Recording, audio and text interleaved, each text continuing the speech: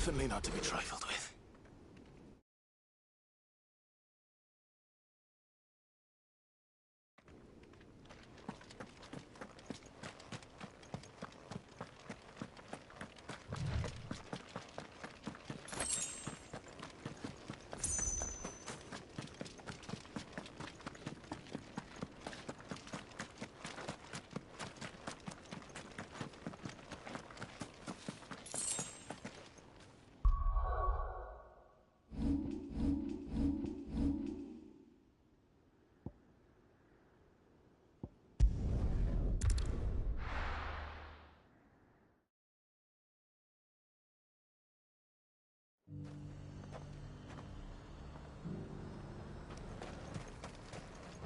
Do you see anything you like?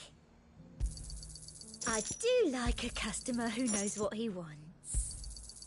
You've a keen eye. An excellent choice. I'll be here if you need me. Do you see anything you like? Oh! But there were ghosts at the gates not days ago.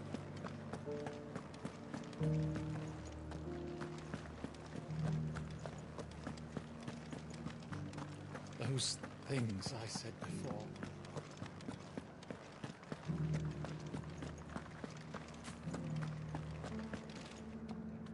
Oh, Clive. What am I to do? My wards and I may soon be without a home. What's happened? The High Cardinal has descended from his lofty throne and taken up residence here in Northreach. The High Cardinal? Leader of the Council of Elders, second only to his Radiance at the head of the Imperial government. Not that any of those things still exist. Now he goes by his noble title, the Duke of Oriflamme. And what does he want with Northreach? He wants to transform it into a military stronghold, a foundation upon which to build a new Sambrec. He's already secured the support of the various army remnants, with promises that they shall be afforded the respect they deserve in his empire. One built on the confiscated property of the people. He would rob the populace to pay for it. Believe me, I have used every means of persuasion to discourage him from this folly. But for whatever reason, he will not listen to me. What does Captain Philippe make of this? When the town was under attack, it was him the soldiers rallied around. Couldn't he use that influence again? How? By speaking out against one of the most powerful men in Sambrec. A man whose stated aim is to revive the empire Philippe's comrades swore to serve, and to improve the soldiers' lot within it. The captain can offer them a regular supply of gruel, and an occasional trip to the Vale to help them forget the terrors they face each day. The Duke offers them a vision of strength and safety. No.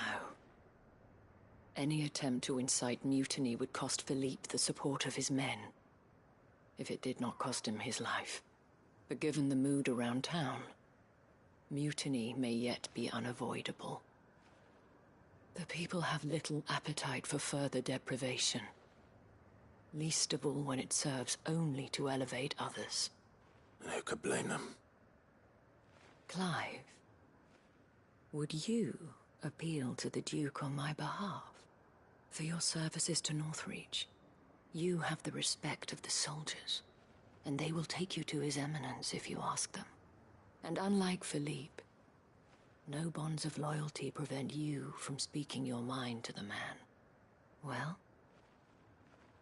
will you try? You could hardly fare any worse than I did. I'll see what I can do. Thank you, Clive. Tell me then, where will I find this Duke of Oriflamme? In the garrison? Overseeing the troops, yes. All right. Wish me luck.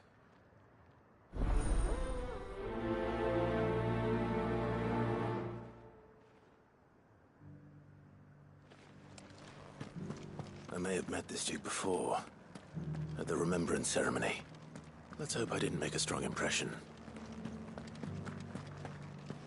Those things I said before. You needn't fret. The creatures have been dealt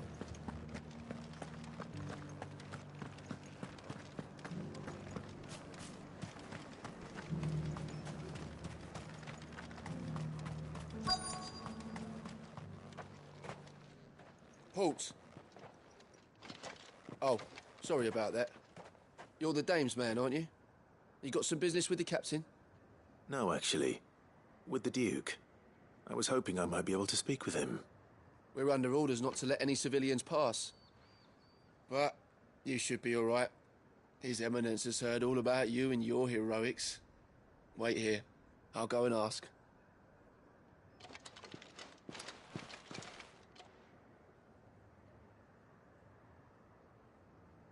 So, you are the sellsword who lent his aid to the garrison.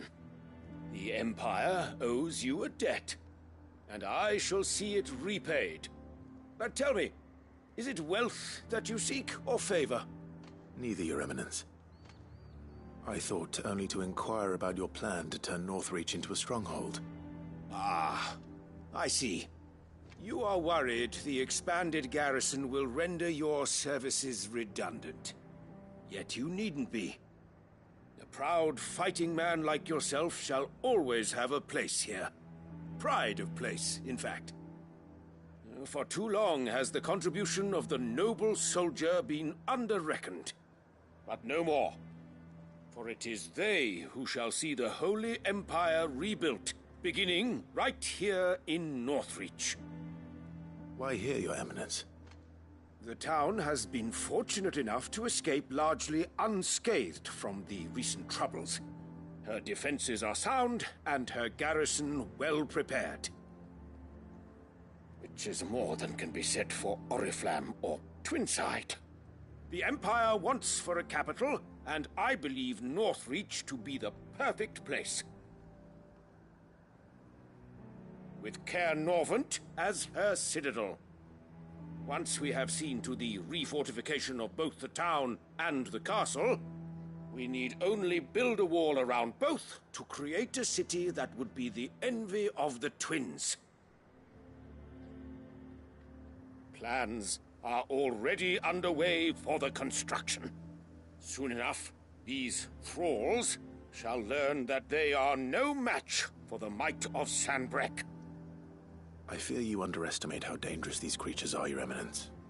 Should they return in force, you will need all the people of Northreach to come together in defense of the town. Something they may be loath to do if they've been deprived of their worldly goods. The people will do as their leaders command. If Sanbreque is to be rebuilt, she will require a functioning government. One whose authority is beyond question. That is why this levy is necessary. So that any man who wishes to join the army might do so and be fed, outfitted, and paid as befits a defender of the Empire. And yet there are those who persist in peddling the treasonous lie that I seek to steal from the people and drive them from their homes. I suspect they're afraid of losing what little they have left. Precisely. The common folk have little and less, and you mean to deprive them of even that. You would sow the seeds of your new empire in your own salted earth. Sabine, we have discussed this. Yes, and I told you then how putting the empire before her citizens would lead only to revolt. Without an empire, there are no citizens. And in yours, there will be only beggars.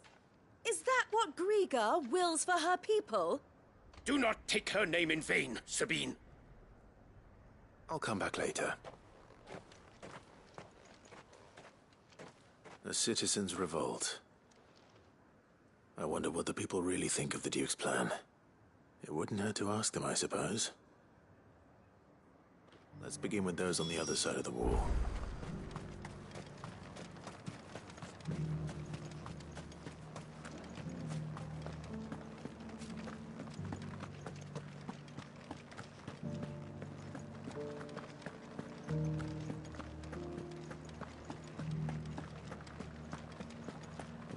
There were ghosts at the gates not days ago. All right there. What is it you're after, sir? Just your opinion, actually. I wondered what you thought of the Duke of Oriflamme. Oh, him. Not much. None of us traders do.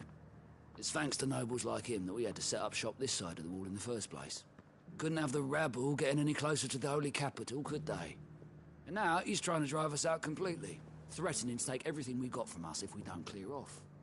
If the dame said she wanted him run out of town, I'd be straight through that checkpoint, tar bucket in hand.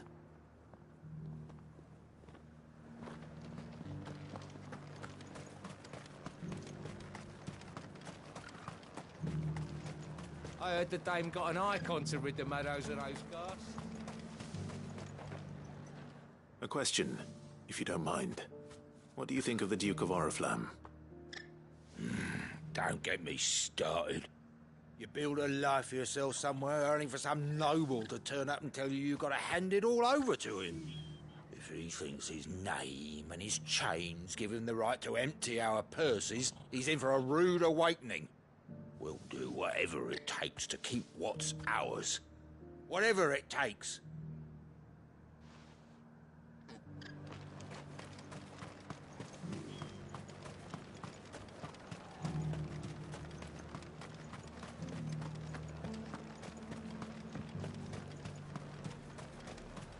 Why, your stall is as... I've been hearing a lot of talk about a certain duke. Nothing good, I'll wager. Going around acting like he owns the place. And with hardly a word to the dame. This is her town, not his. I take it you'd rather she was in charge. As far as I'm concerned, she still is. Just need his eminence to sod off back to Oriflamme. Well, the people seem united enough. What about the soldiers?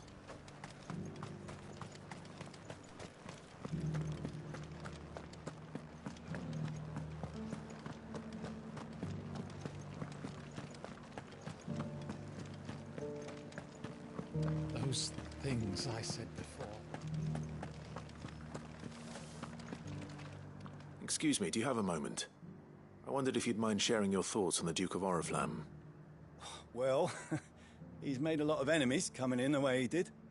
I mean, look around us. You can see the state the realm's in. The traders might not like having the screws put on them, but if they volunteered a few more of their hard-earned gil before things got bad, maybe they wouldn't have to. I think the Duke's got a point when he says rebuilding the Empire's the best way of making sure we're all protected. And if that means people who don't know one end of a sword from another have to make way for those who do, well, that's just how it goes.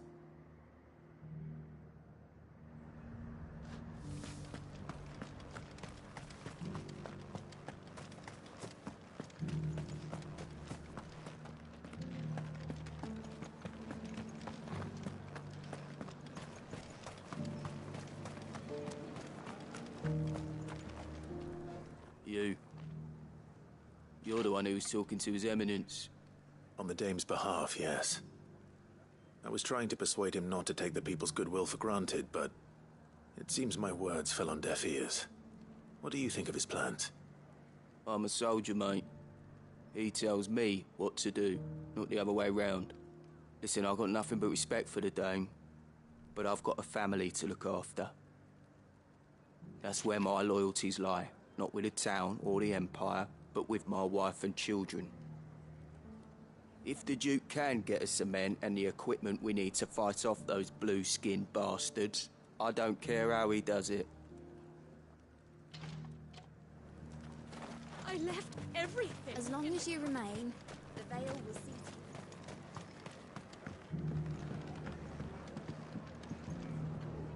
you. I hear the Duke of Oriflamme plans to turn this town into some sort of fortress. Do you think that's a good idea? It's not for me to say. All I know is that unless the Emperor orders me otherwise, His Eminence's word is law. Look, no one likes all these taxes and tariffs, but empires don't come for free. Once Sanbreque is back on her feet, we'll all reap the benefits. Let's see what Philippe makes of all this. Sabine, you are embarrassing me.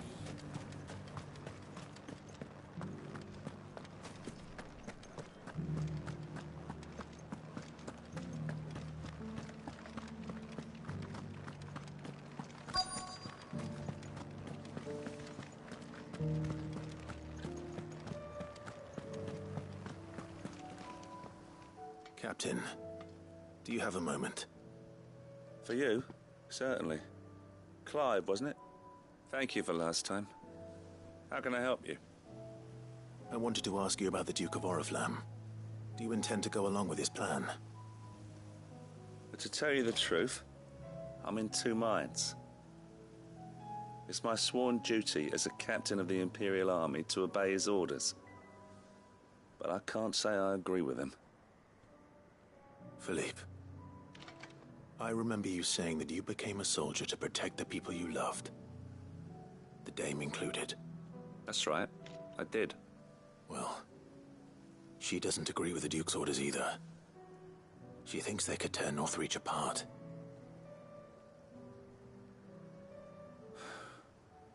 And she's probably right. Thank you, Clive. I know what I need to do now. Protecting the people I love is what matters. Doesn't matter how. Well, duty calls, so I better go. Thanks again.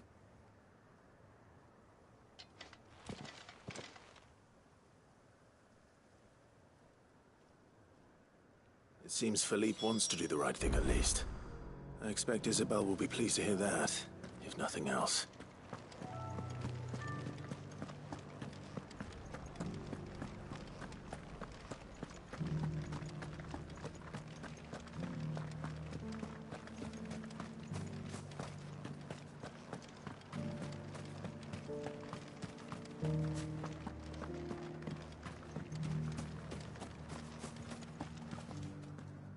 Ah, Clive.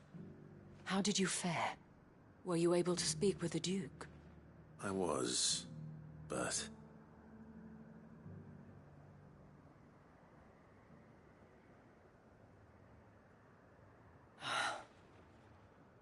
So Northreach is to be a fortress after all. Well, it will certainly help to hold back the thralls. There's no denying that.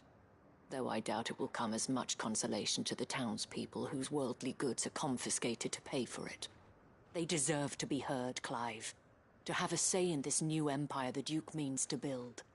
Sadly, His Eminence values their obedience more than their opinions, and hopes to reassert the authority of the state.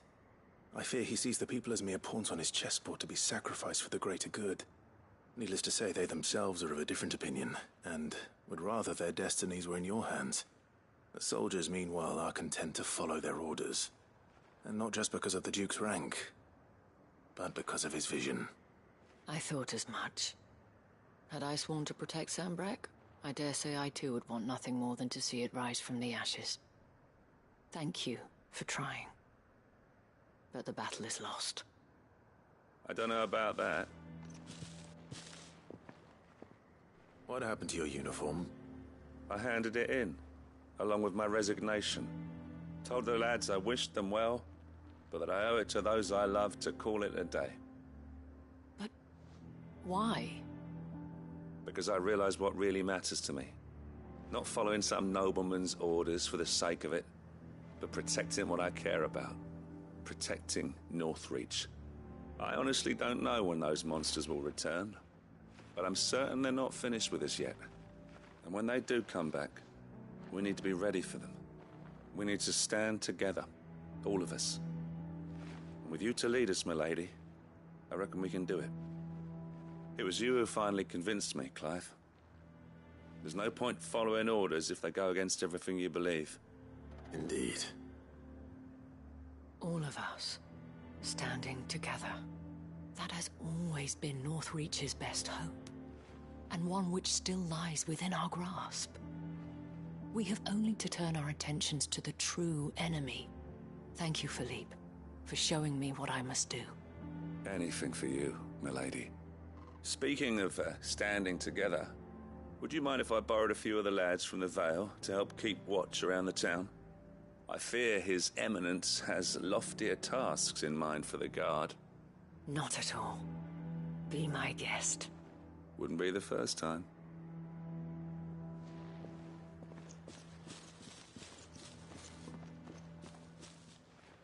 There may be hope for Northreach yet. Especially with men like you and Philippe to champion our cause. I, for my part, shall continue to work upon the Duke, in the stubborn belief that I might still tempt him into joining hands. But I suspect I shall have to call upon your aid again. Until then, Clive. Until then.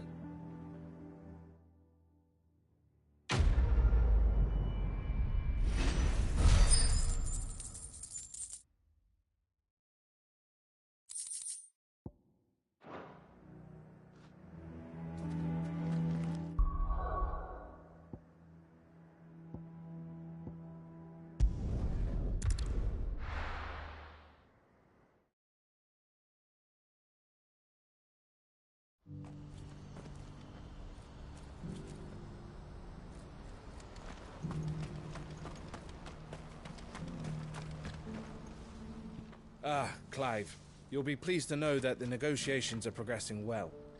That is good news. Yes. Our comrade in Randala has just sent word that the contract should be signed very soon. But I still have much and more to prepare. It's a huge undertaking moving this many bearers at once. You couldn't do me a quick favor, could you? What is it this time? More wild beasts? Nothing like that. I just need you to go over to the caravans and ask El how long we have until the bearers arrive. Find out exactly how much faster I need to get all these supplies moved. All right. I'll go and ask. Thanks, Clive. I owe you one.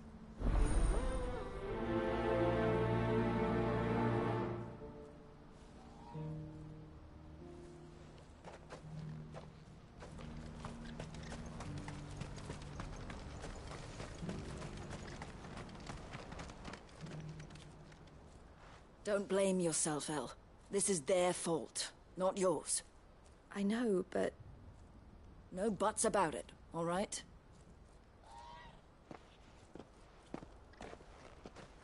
Is something wrong? Vonnie came to give me a message from our intermediary. The talks with the Republican Army have fallen through. They've reached an agreement with the Silver Peak Consortium instead.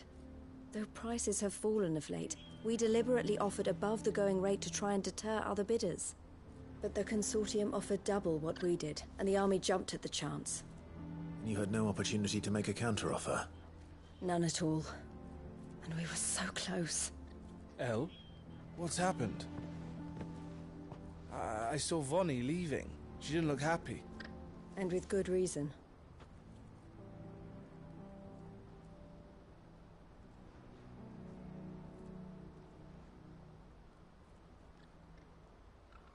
But I thought we were the only ones the Fist were speaking to about the bearers.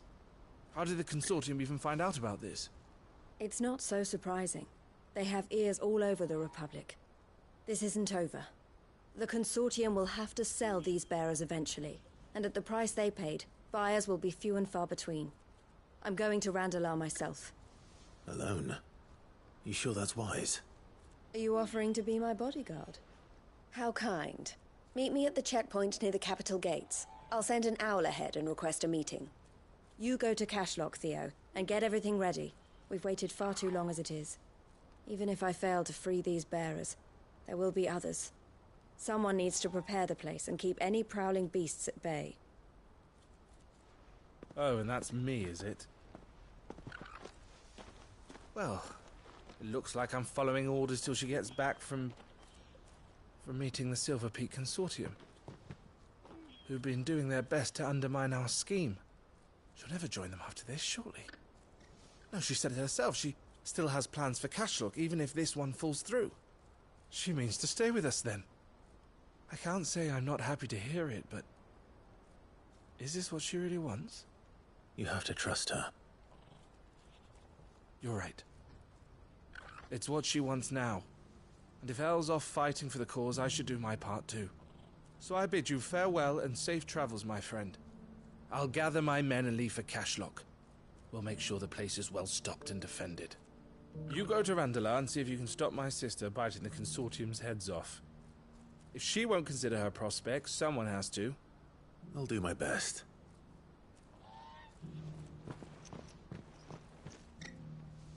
All right. To Randalar, then. And better not keep Eloise waiting.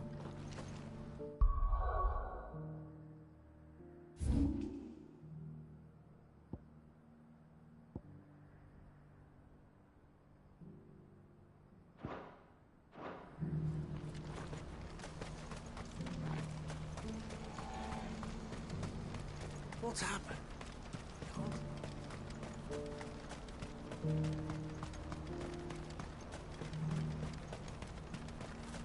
What I wouldn't give for a hug.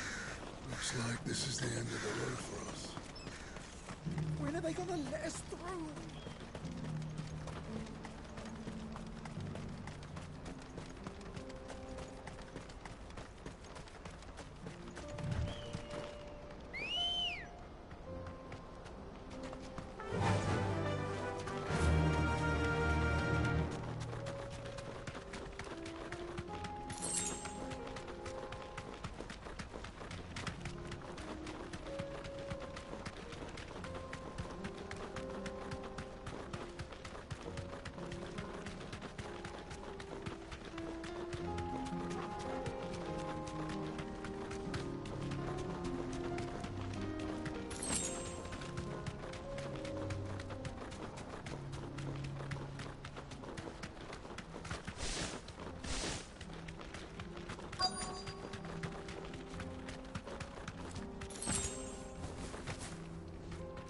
You deserve a rest.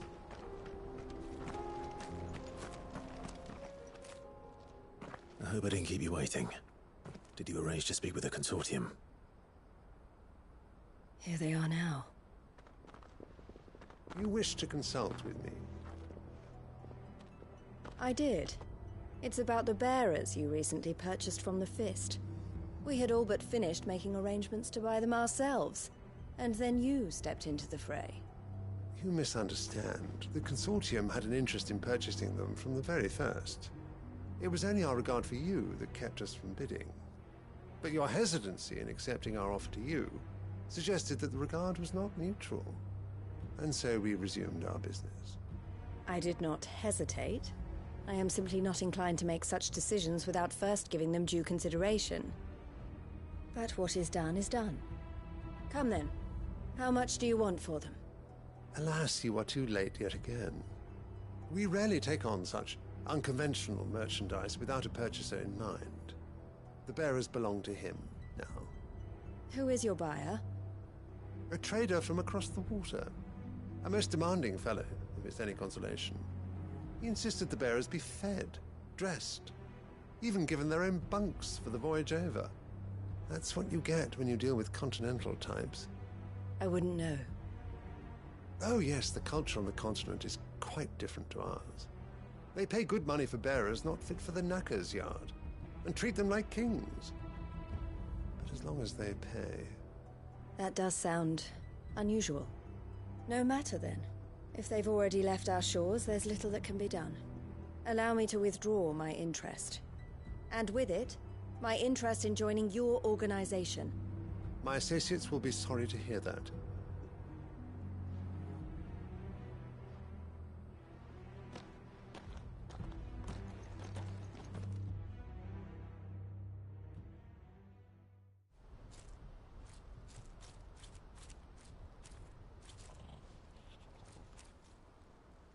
I'm sorry you weren't able to save them.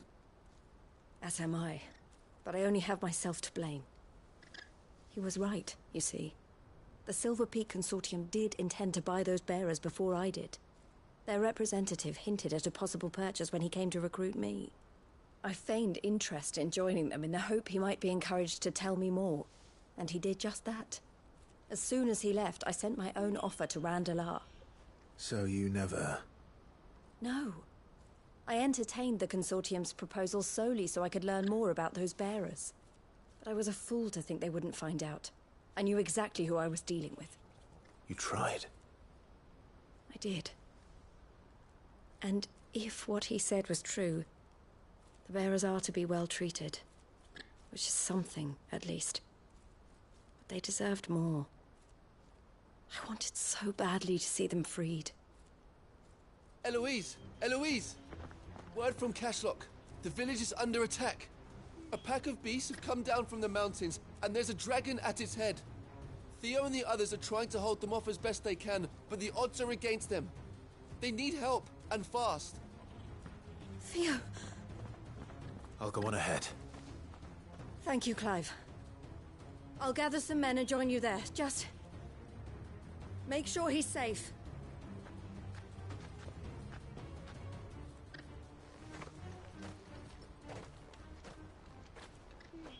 on, Theo.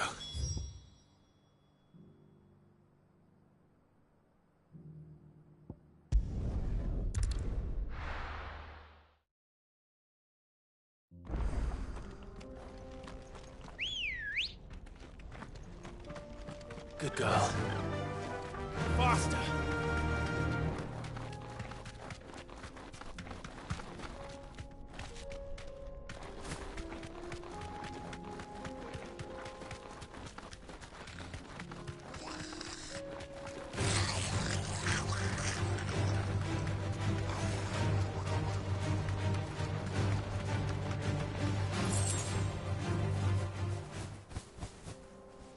No need to ride from here.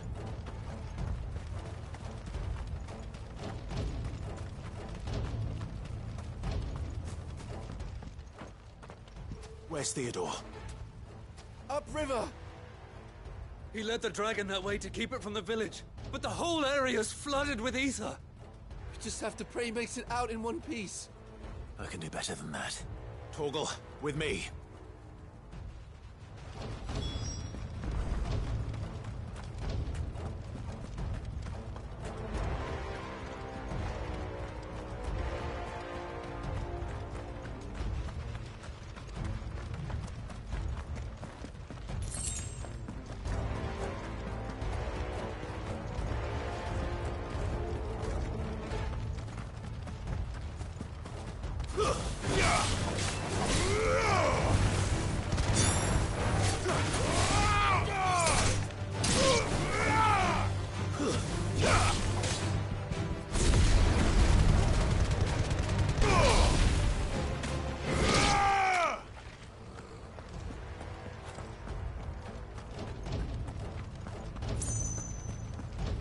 Where are you, Theo?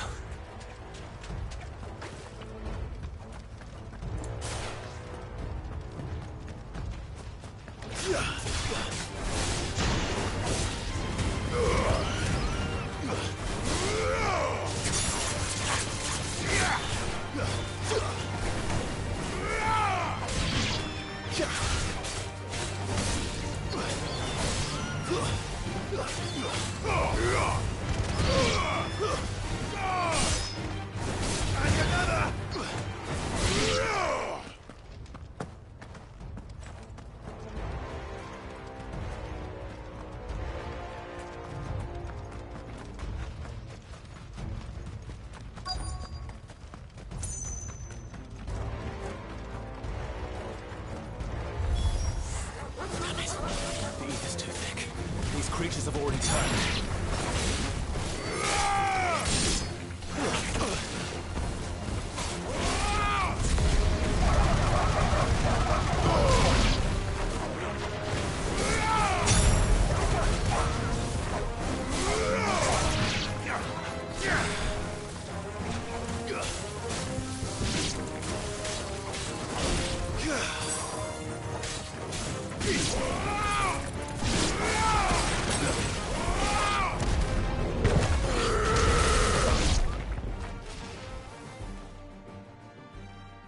I can't waste any more time. I need to find Theodore before that dragon does.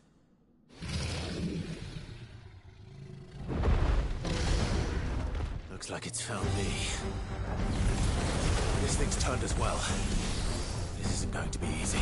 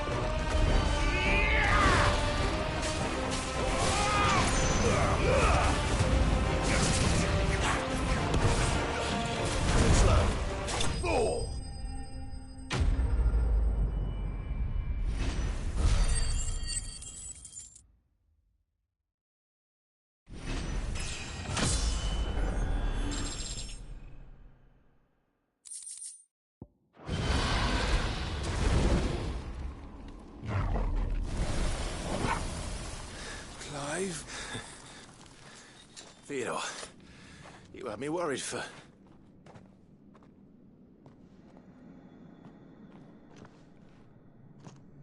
We have to get you out of here.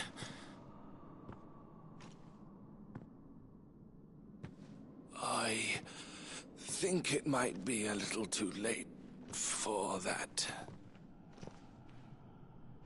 Bearer or no, there's only so much ether a man can take, and that Drake just wouldn't let me leave. You have my thanks, Sid, for finishing what I could not. For keeping Elle's dream. Theodore!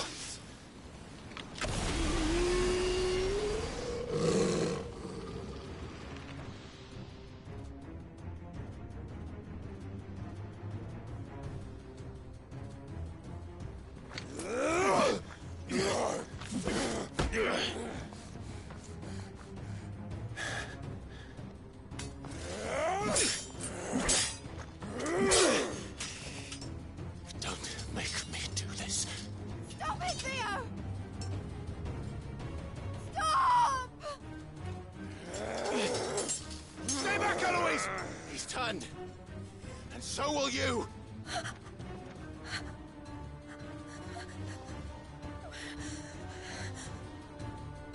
Elle. Theodore.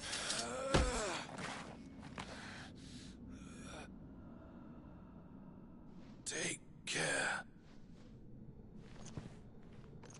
of my sister.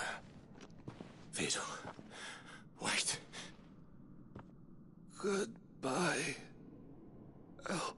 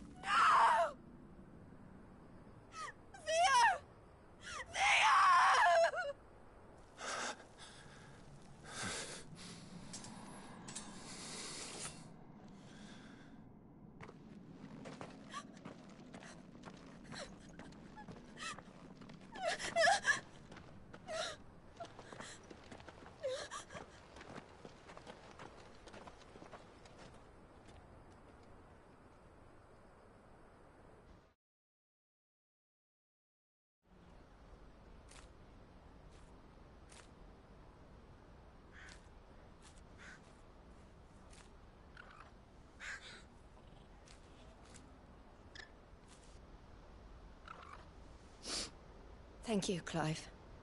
I think I'll be all right now. That was true bravery he showed. Leading the dragon away from the village like that. His first instinct was always to protect people. To put others' well-being before his own. And now he's gone. Because I sent him to that place, against his will.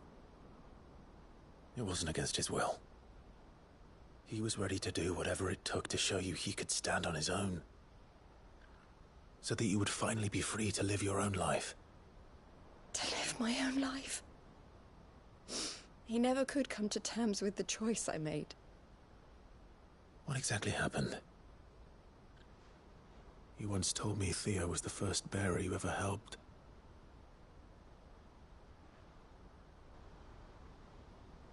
We grew up in Canva. We were born to one of the great trading houses. And I was chosen to inherit the family business. I had my father's head for figures, you see.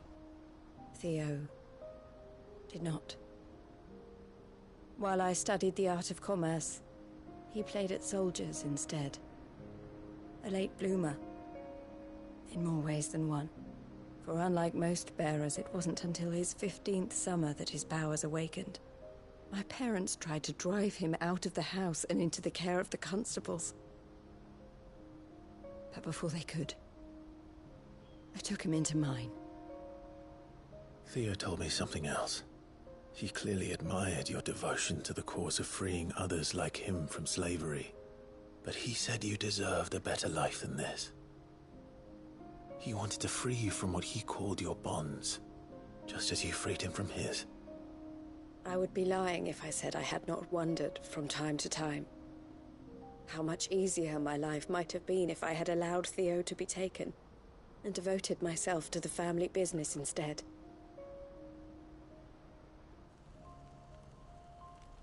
But I have never regretted the decision I made. Being with my brother meant more to me than tradition or reputation. I only had to look at him to remind myself of that night and the choice I made, and the fact that I would make the same choice again in a heartbeat.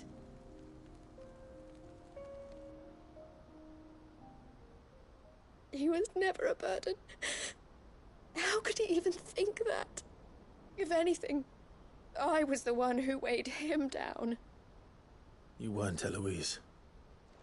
He said it himself, that he had always been grateful to you for saving him, and that he wanted to repay you by letting you live the life you were denied. Neither you nor Theo weighed each other down. You loved one another.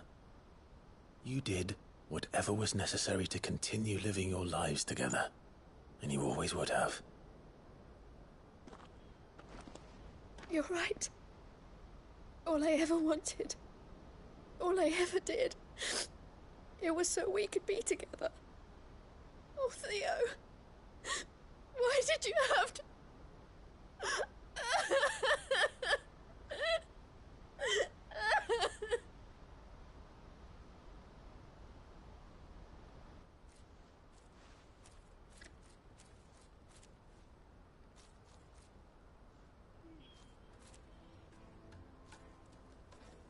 I know Theo wanted me to move on, but I'm staying here at the Crimson Caravans to continue our work. We can make a difference here. We can help people, save them. I need nothing more from life than that. So I'll carry on doing what we do, ensuring that goods, people, bearers get where they need to be, bringing smiles to people's faces just like we always have, and to Theo's. Wherever he is. This is the life I have chosen. The life I will always choose. I've made a choice of my own. To continue helping you however I can. Whenever you need it. Thank you, Clive. Let's go on together then. For Theodore.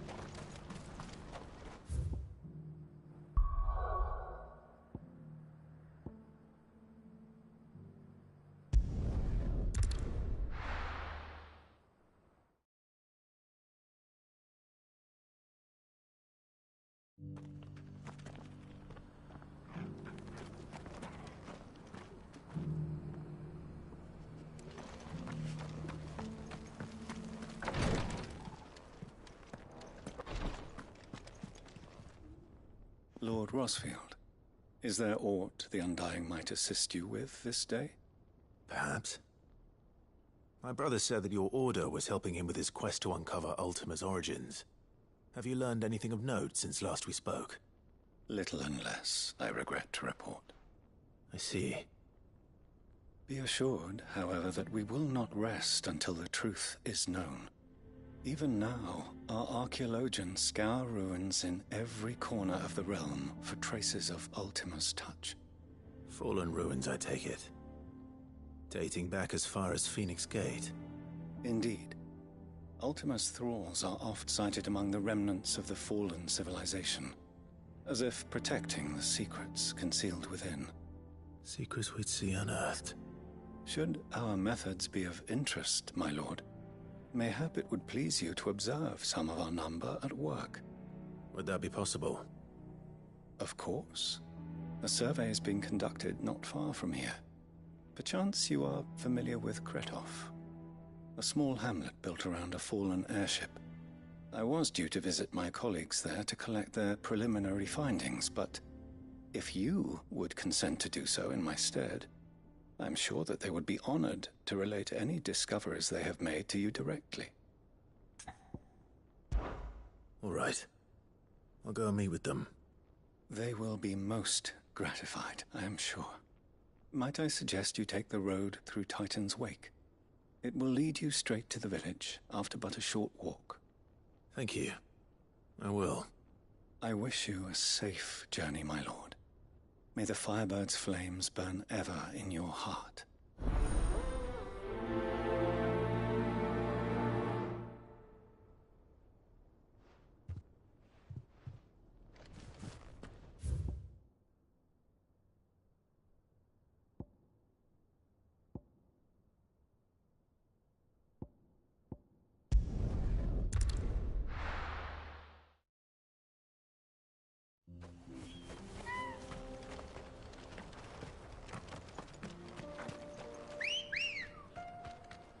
Let's go.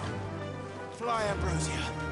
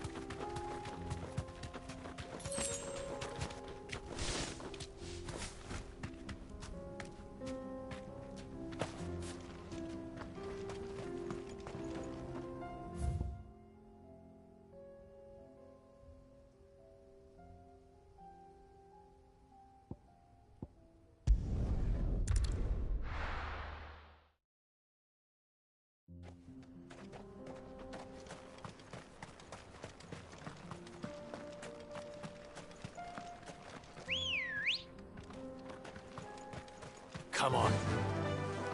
Fly, Ambrosia.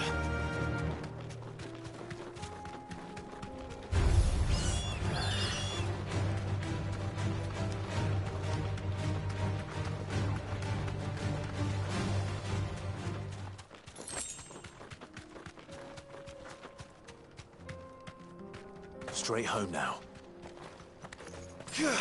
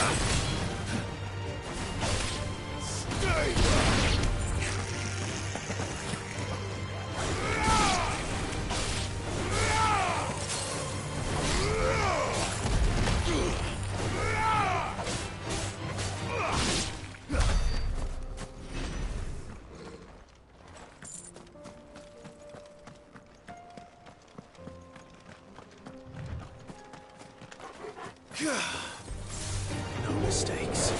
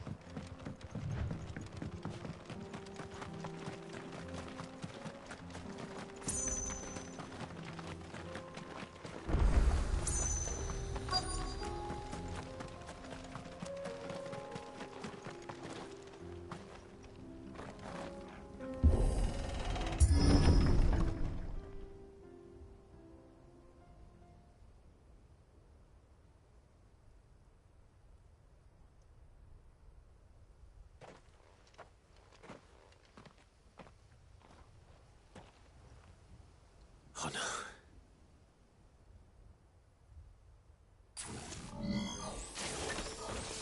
You'll pay for this. May still be survivors.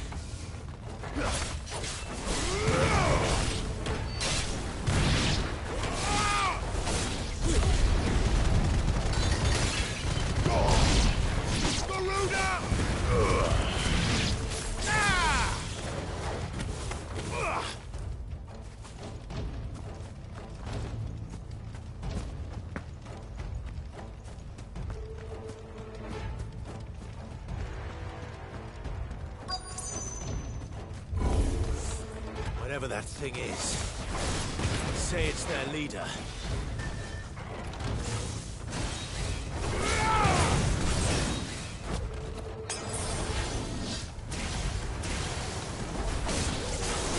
Let's try.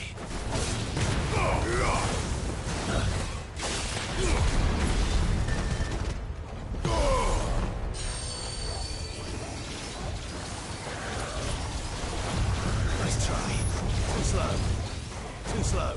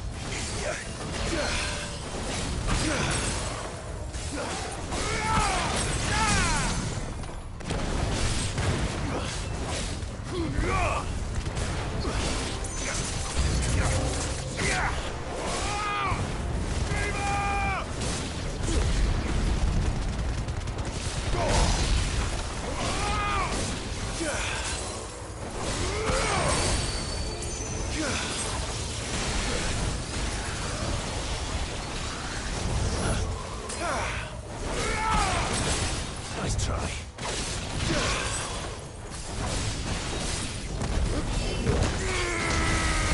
Not good. I needed that.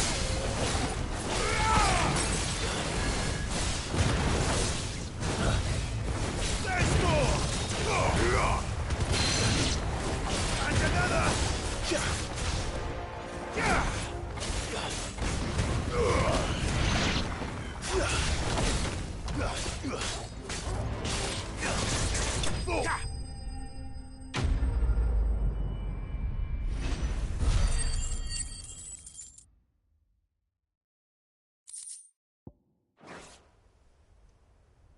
Should have stayed in the past.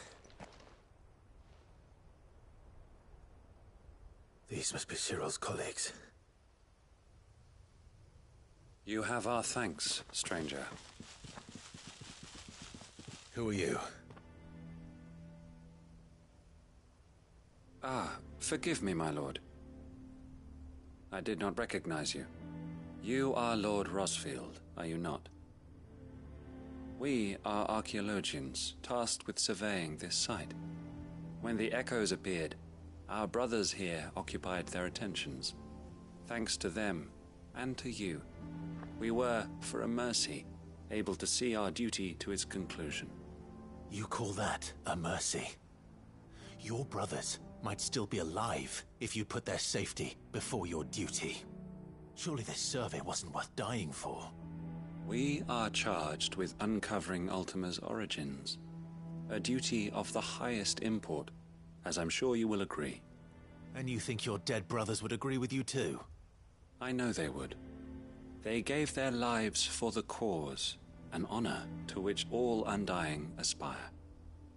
Now, to what do we owe the honor of your presence, Lord Marquis? Cyril told me of your work here, and I agreed to collect your findings in his stead. I see. That is most kind. Pray, take them then, with our humble thanks. May the Firebird's flame burn ever in your heart, as it does in ours.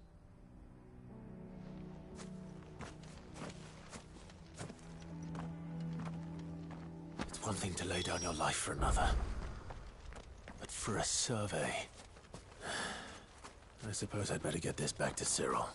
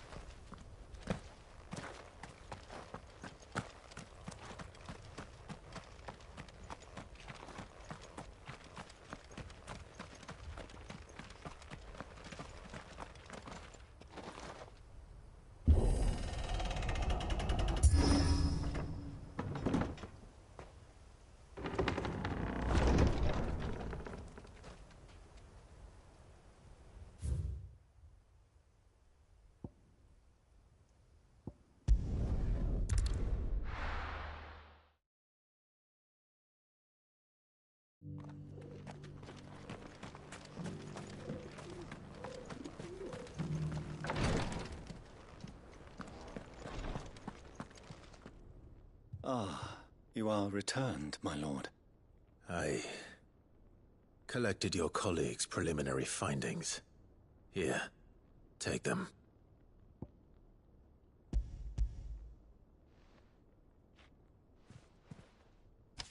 My thanks. I shall study them, and inform you forthwith if I discover aught that might aid you in your fight against Ultima. Cyril, your survey party suffered several losses in Kretov. Losses which could have been avoided, had the others not chosen to complete their work, instead of saving their friends. Were these your orders? No. This was their choice. Every Undying devotes his life to the service of the Phoenix. It is our sole duty, and should we die in discharging it, so be it. Even when death is avoidable. My lord, I fear that this is not a point over which it would be fruitful to argue. The Undying have served the Phoenix for countless generations, and your opinion of our methods, however earnest, is not like to change them. We live to serve the Phoenix.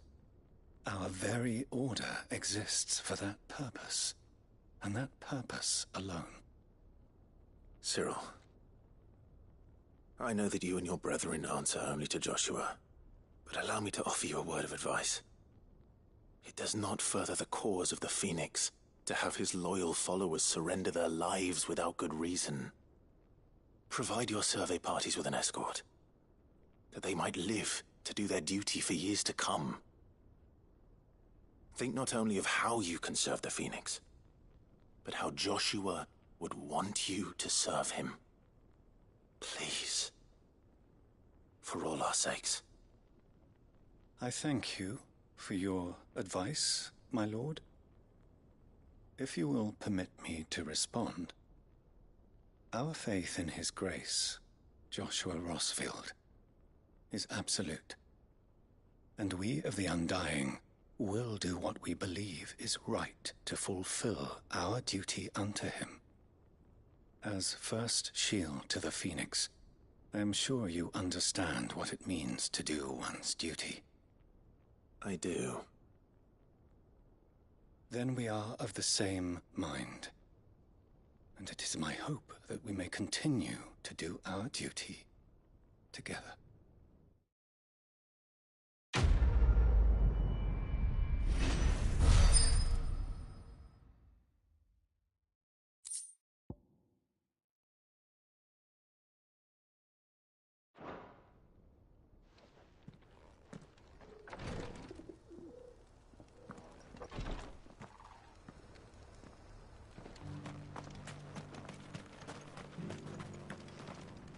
Here, take a look at my wares. Of course. A fine choice.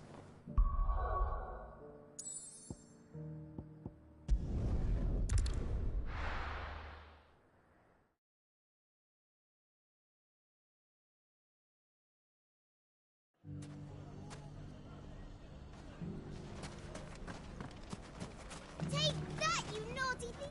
Clive! To what do I owe the pleasure? I just wanted to see how the town's been faring since you brought everyone together. Since we brought everyone together, all is absolutely wonderful. Conrad and Natalie's hands remain safely away from each other's throats and firmly at the helm. Our stores are full, and the bandits still too disorganized to raid them. Just as the good Lady Jane and Lord Underhill intended. Are you a lord? Lubor's going to be one too. They're going to make him the Lord of Dalimil, because of how he stopped all the grown-ups from fighting. It's the mayor of Dalimil, dear child, and the vote hasn't taken place just yet. But if the people wish me to lead them, I shall. And my first act will be to build a school so that menaces like you two learn not to interrupt your elders. Speaking of menaces, there may be a rather worrying one just over the horizon. May there indeed. I'm afraid the example Conrad and Natalie set in putting aside their differences and presenting a united front might have caught the bandits' attention. And they might have elected to take a similar approach. They have formed what one could call a League of Outlaws, and they grow more organized by the day. But we'll fight them all off just like last time, no matter how many of them there are. Won't we, Lubor? Of course we will. If we continue to work together, we can overcome any challenge we choose to face. The longer we avoid facing this one, the more difficult it will be, until the only way to overcome it might be to run for the hills. Our best hope is to nip these efforts at organization in the bud, by finding those ne'er-do-wells who have yet to join the cause, and ensuring that they never do. Perhaps a certain Lord Underhill might be willing to lend us his aid once more? How could I refuse? Thank you, my lord. Victor will fill you in on the particulars. I have him stationed by the desert gate, receiving and collating reports from my scouts. Such an amenable soul. He reminds me of you. I'll go and speak with him.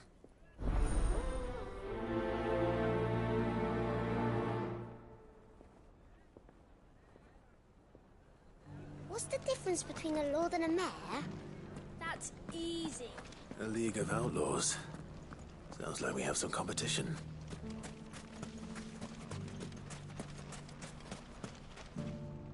Still in Dalimil, Victor? Ah, Sid. I thought you'd have returned to Cosnis by now. I did. Then I came back. I've developed something of a fondness for the place.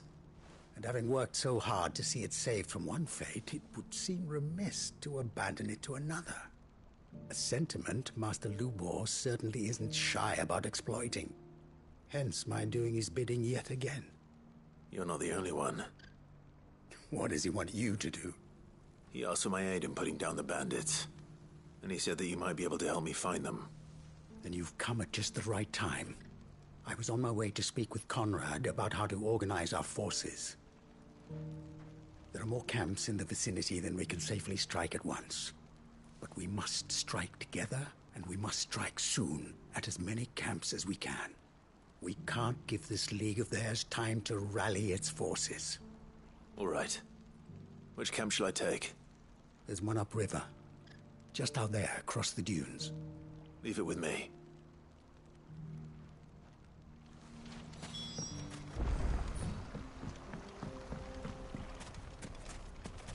Those ne'er-do-wells want to band together.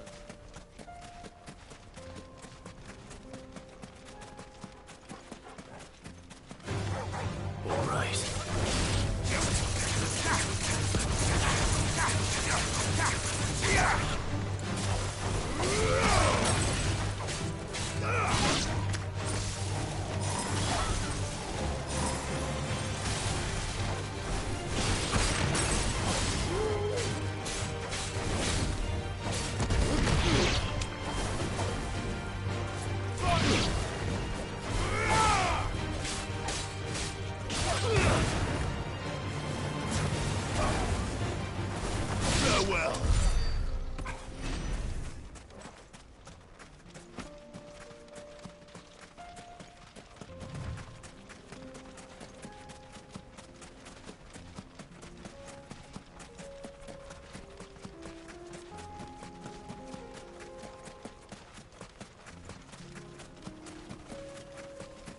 must be the camp Victor mentioned. Come on then, Torgal. That's him! The one who killed Locke and Fingers! Take his head off!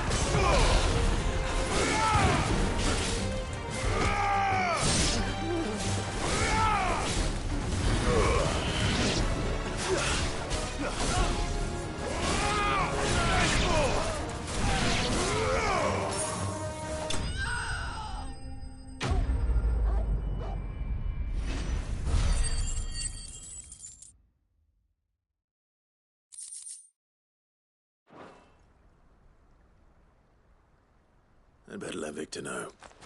Sid, where are you? Ah, I see the bandits didn't pose you any trouble. No, but that's not why you're here, is it? No. Something's happened. We need you back in Dalimil. What is it? The whole town's in uproar. They're saying that Lubor is a bearer. What? Seems that one of our parties wasn't as thorough as they should have been. They let one of the bandits escape, and his escape route took him right through Dalimil.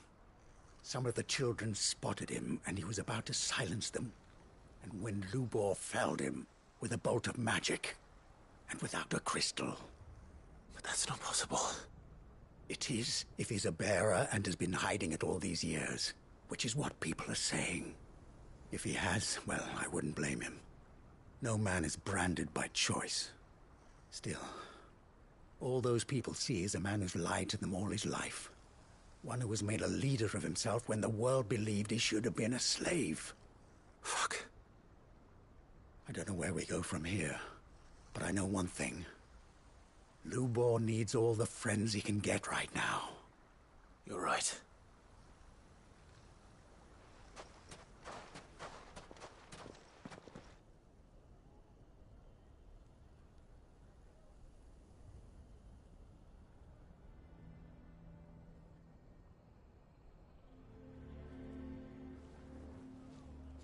And now everyone knows. I made it a habit to keep a crystal close at hand for just such an occasion. And when that occasion arose, I forgot to reach for it. Well, it was bound to come out sooner or later. We're sorry, Lubor. We tried to keep running. But we just couldn't anymore. There's nothing to be sorry for. I rather enjoyed playing the hero for once. All that matters to me is that you two are safe. Look at him talking to his betters like it's nothing. All lies, I'll wager. Just like the ones he fed us all these years. Once people make up their minds, it's hard to change them. We need to do something, and quickly. Convince the people not to let their prejudices blind them. Convince them that nothing has changed. That their enemy lies outside these walls, not within them. You're right. We should speak to everyone.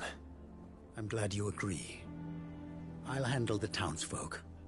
I'm a Dalmec born and bred. They'll listen to me. You head to the tavern. Make Conrad and Natalie remember who Lubor really is.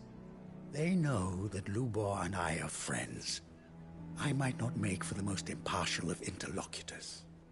Lord Underhill of Randalar's League of Merchants, however, is a trusted and impartial mediator of note. I'll do what I can.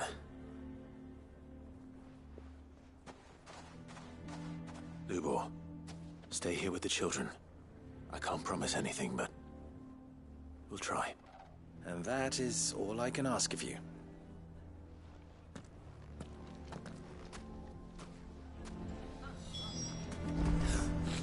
you taking the bearer's side, Victor? Are you one too?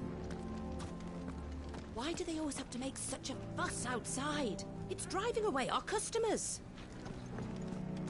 He knew all along that he was playing us for fools. And we've... Forgive me for disturbing you, but could I have a moment of your time? I've seen your face before. As have I. Lord Underhill, wasn't it? Of the League of Merchants. That's right. I wanted to speak to you about Lubor. The rumors that he's a bearer. All true, I'm afraid. He'll never be mayor now. Not if I have anything to do with it. But what of his wares? Bearer or no, his steel is highly valued throughout the Republic. In this, at least, he's done the town a service.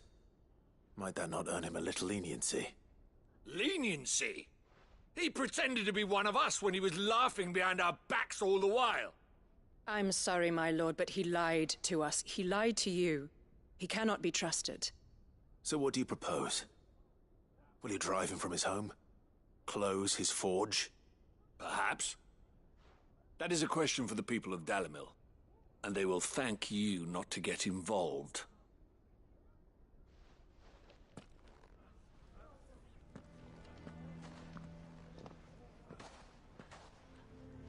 The townsfolk have made their minds up. There was nothing I could do. Nor I.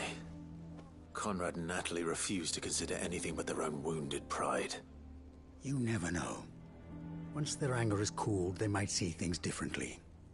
For now, we should report back to Lubor. All right.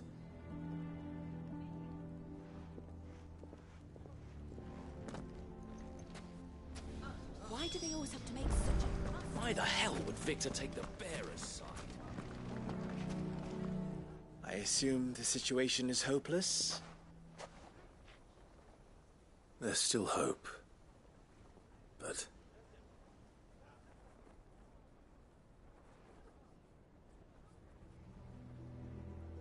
But perhaps not in this lifetime, I think it's fair to say. You mustn't think like that, Lubor. Give them time. They'll come around.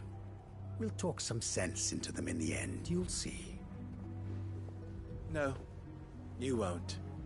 And your efforts would be better spent elsewhere. But Lubor... Rosina would often tell me that steel does not lie, that a blade is a reflection of the smith who forged it. To yourself be true, that was her point. Rather an ironic one when you consider that her life was taken with a blade of her own making. But I do not doubt that she was always true to herself and what she believed in, right to the end. And so must I be. I must do what I know to be right, no matter what others might think of me. And now, I know what that is. I must embrace my new role of villain so that the people of Dalimil have something to unite against. For only united can they hope to stand against the threat that awaits them. I'll need to make a suitably dramatic exit, of course. Don't go, Lubor. You're the only one who was ever kind to us. We'll be all alone. Again. Trust me, little ones. It is for the best that I go. Not only for the town, but for you, too. How could it possibly be for the best? These children need you. The least you can do is give the townspeople a chance to change their minds. I would not take it, Victor. It's over. Over, you say? And so just like that, you're going to throw this town and these children to the wolves? I thought you were better than this. But it seems you had me fooled as well. Victor. Forget it. Do what you will. You sure you're making the right choice, Lubor? Of those available to me, I believe it's the best one. Yes. Ah, but where are my manners? Here. A reward for clearing out that bandit camp. Right then. I have packing to do. If there's anything I can do. Anything. I'll bear it in mind. Thank you.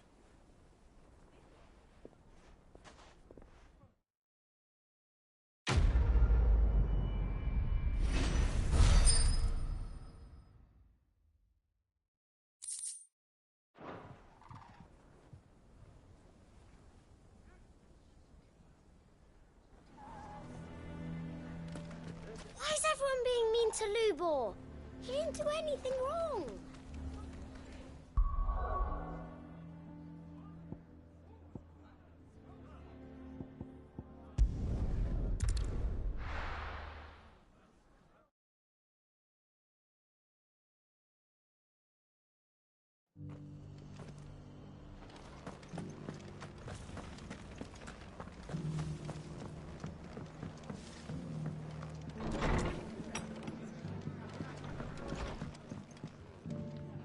Ah, Clive, I was just about to send for you. I'd like you to take something to Sir Wade up in Eastpool.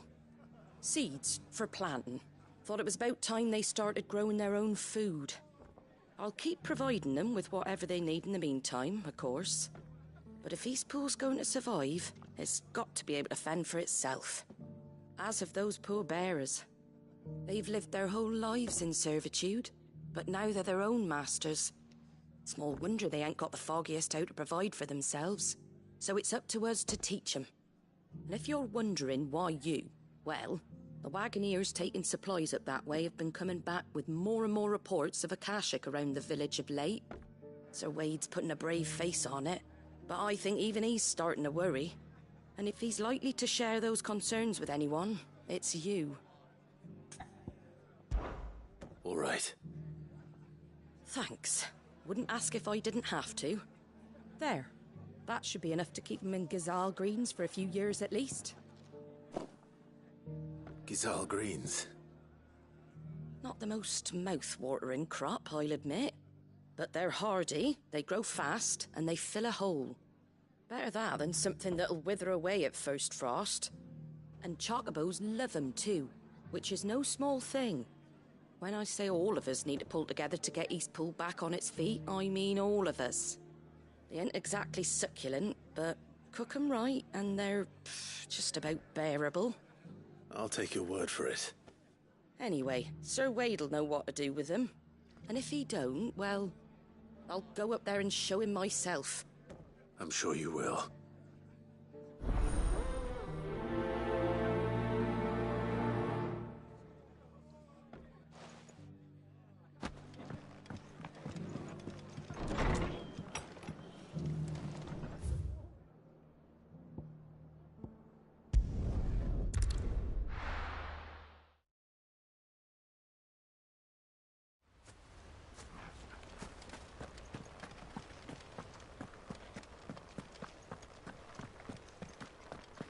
The Guardian saying we're supposed to...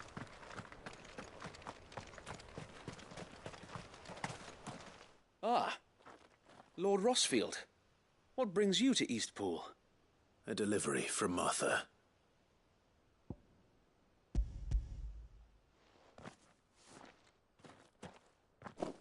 These are Gazal green seeds. Martha's keen to cut the apron strings, then, is she? I jest, of course. You see, I had thought we might be able to revive the old wheat fields, but they'd long since gone to seed, only without the seeds. Martha was hoping he might be able to show the bearers how to plant and tend these, so that they'll be able to fend for themselves. That's not a bad idea. These bearers had only recently escaped their bonds before we brought them here. They know little of freedom, of providing for themselves and their loved ones. Unless we teach them how to live like free men, I fear that all we have achieved in bringing them here is to exchange one master for another. Not that myself and the Guardians have been the best example to them so far, subsisting almost entirely on Martha's charity as we do. It's about time we all started to provide for ourselves, bearers and Guardians alike. Unfortunately, we've been a little too busy of late to focus on much besides bolstering our defenses. There have been alarming reports of... The Horde is closing in. They're coming, Sir Wade. All of them. Damn it all. I thought we'd have more time. Gather the men in the square. Send to the rest for reinforcements. Yes, Sir Wade. The Horde. A Kashek, a veritable legion of them. They've been seen prowling around the northern reaches for a while now. We don't have the numbers to hold back a swarm that size. I had hoped to build a perimeter wall so that myself and the Guardians might be able to defend the village, but... Now you're out of time. Precisely. If reinforcements from the rest arrive before they do, we may just scrape through, but I fear that's rather an enormous if. What if you could call on reinforcements from Eastpool? You mean the bearers? We brought them here so they might live, not die, fighting for their lives. So wait. You said you lacked men to defend the village. Are the bearers not men? Do they not wish to see Eastpool saved? Though they may not be trained soldiers like your Guardians. What help they are able to offer could still prove the difference between victory and defeat. You're right, my lord. I will appeal to them.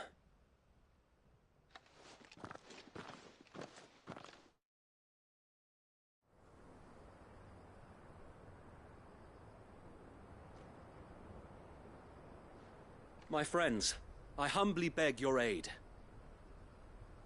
We Guardians are few and our enemies many. But I swear we can defeat them with you at our side.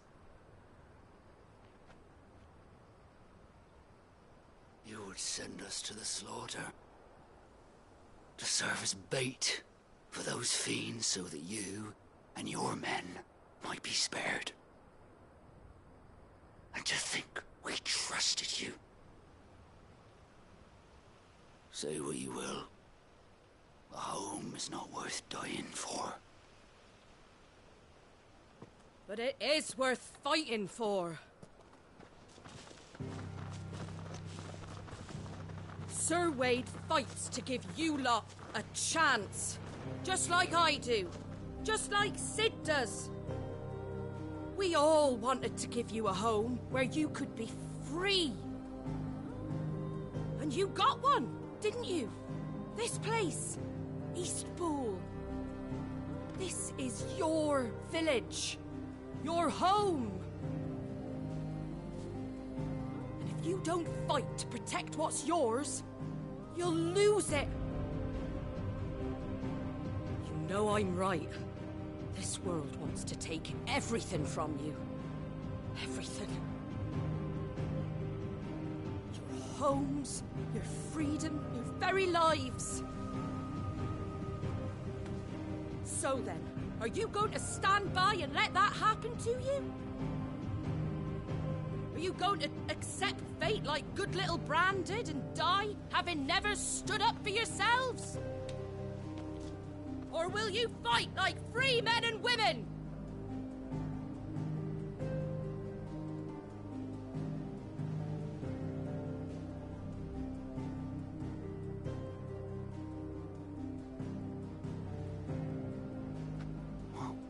What are you doing? All right.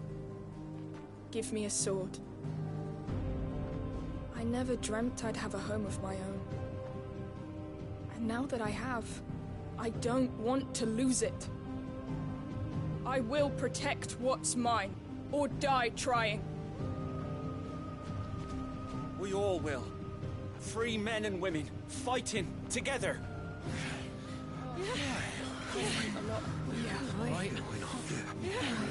For Eastpool! For Eastpool!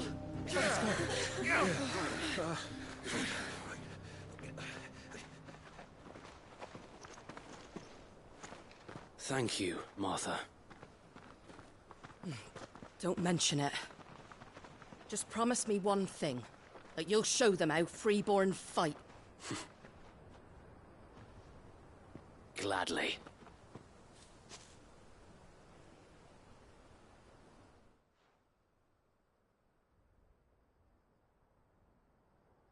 Well, if it was numbers you were lacking, you certainly won't be now. Thanks to you. Me? Oh, I just love the sound of my own voice. Lord Rossfield, my lady, We're ready. So what's the plan of action? We'll divide our forces into several small detachments, each made up of guardians, bearers, and guards from the rest. These will position themselves at strategic points around the village. Upon engaging with the Akashek, each detachment will keep the creatures occupied as best they can, steadily retreating all the while. You're going to lure them into the village? I am. We will have neither the time nor the resources to treat the wounded, so injuries must be avoided at all costs. Instead, we will focus purely on defense at first. By coordinating our withdrawal through the use of messengers drawn from among the bearers, we will aim to have the swarm converge at a point of our choosing. With luck, that point will be the village square, the perfect place for our most able warriors to surround them and fall upon them, and for you and I to finish them off. A sound plan, but one that'll require a leader with a cool head and strong nerves to coordinate the retreat. I'd say you have both in abundance, await, but you'll be needed. Please, leave the last of the fighting to me. Ha! And let you have all the glory. Sir Wade! They're here! Then you know what you must do. We work together, everyone playing their part, each shielding the other that no man might fall, that Eastpool might live on. For Rosaria! For Rosaria! We've no time to argue, my lord. I'll do as you ask. And I will do as you ask. Suppose we'd better do our bit too then, eh? Right you are, Martha.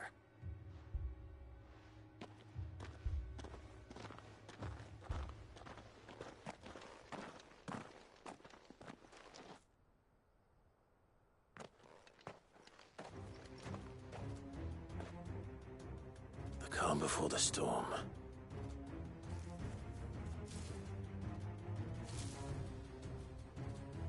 And here it comes. Not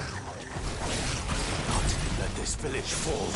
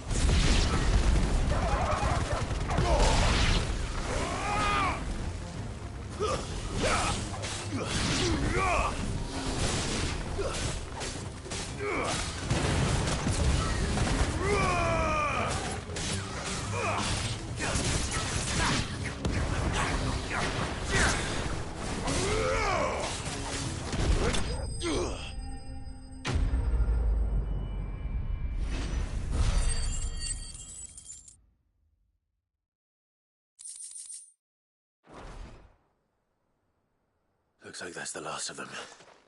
Lord Rossfield! Change of plan! What is it? Owl from the rest. An Akashic curl's been sighted on Rhiannon's ride and is headed in their direction. Well, the better half of her guard is here. So wait, how many Akashic remain in Eastpool? Hard to say. My men are still facing some resistance, but I think the worst is behind us. I could order a detachment or two to fall back and... No. Let them finish the job. You stay here too, Sir Wade. Your men need you. I'll go after the Curl. Join me only when Eastpool is won. If you're sure, my lord. May the Founder protect you.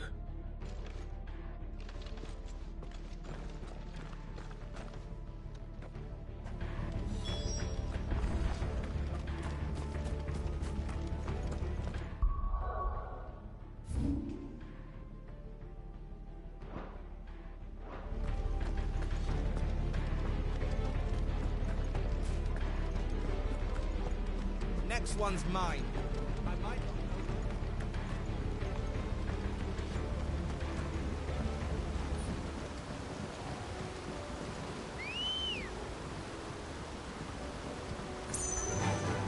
Yeah!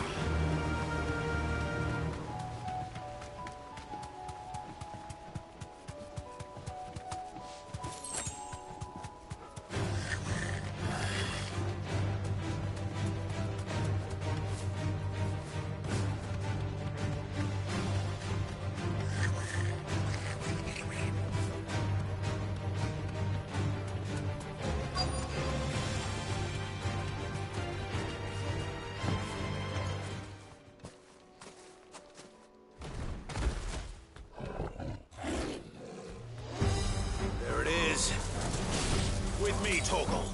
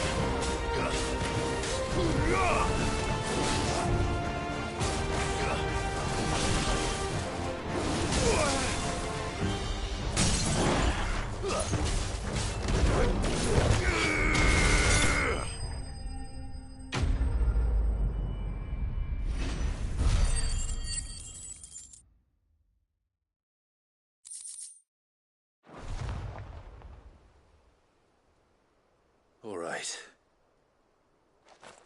Back to Eastpool.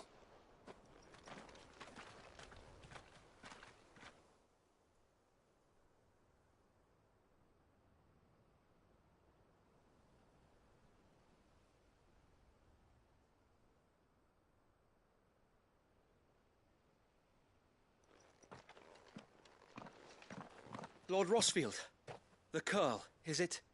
It's dead. Thank the Founder for that. And for you, my lord. We were able to eradicate the rest of the Horde. I have guardians posted around the village to keep watch for further attacks, but all seems quiet for now. I hesitate to say it, but I think it might be over. I think it might.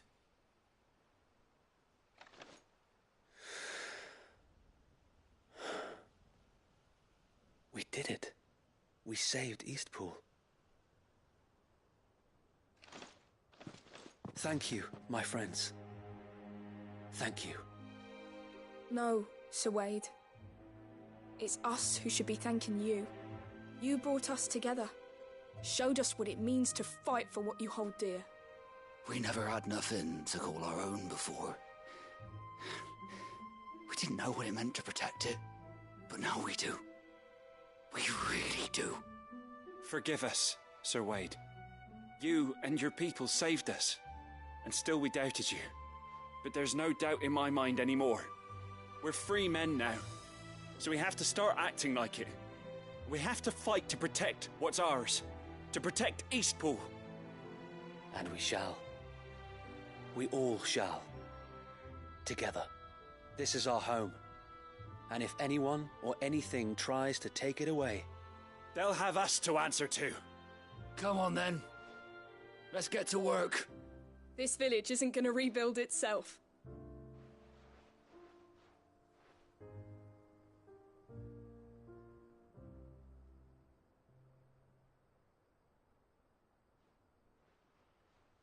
They're not slaves anymore. No. They're Rosarians. Your father took pity on the bearer's plight, and I believe if he were still with us today, this is what he would have wanted. I believe you might be right. I shall remain here, my lord, and do what I can to help rebuild the village.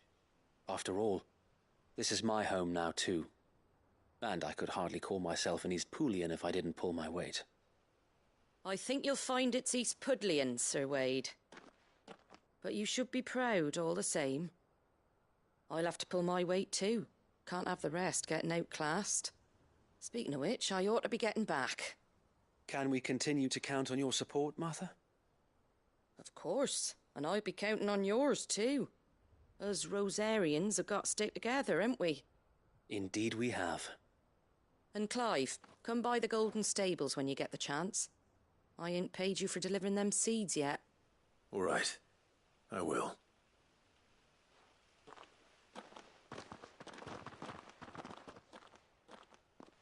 Lord Rossfield, do you remember our very first mission together? Clearing the goblins from the Stillwind marshes? How could I forget?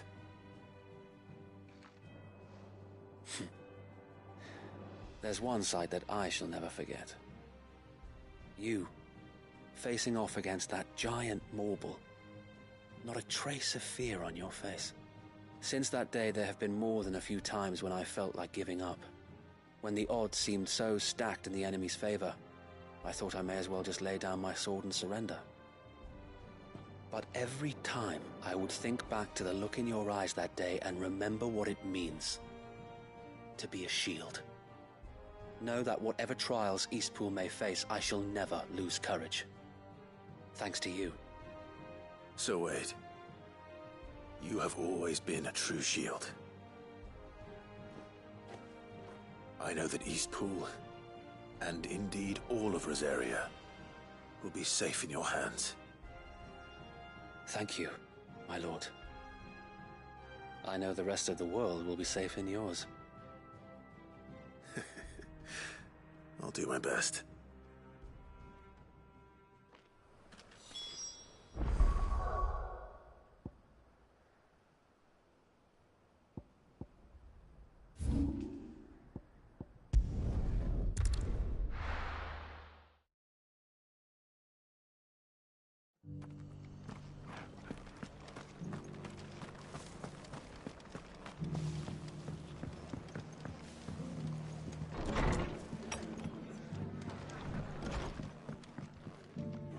The hero returns.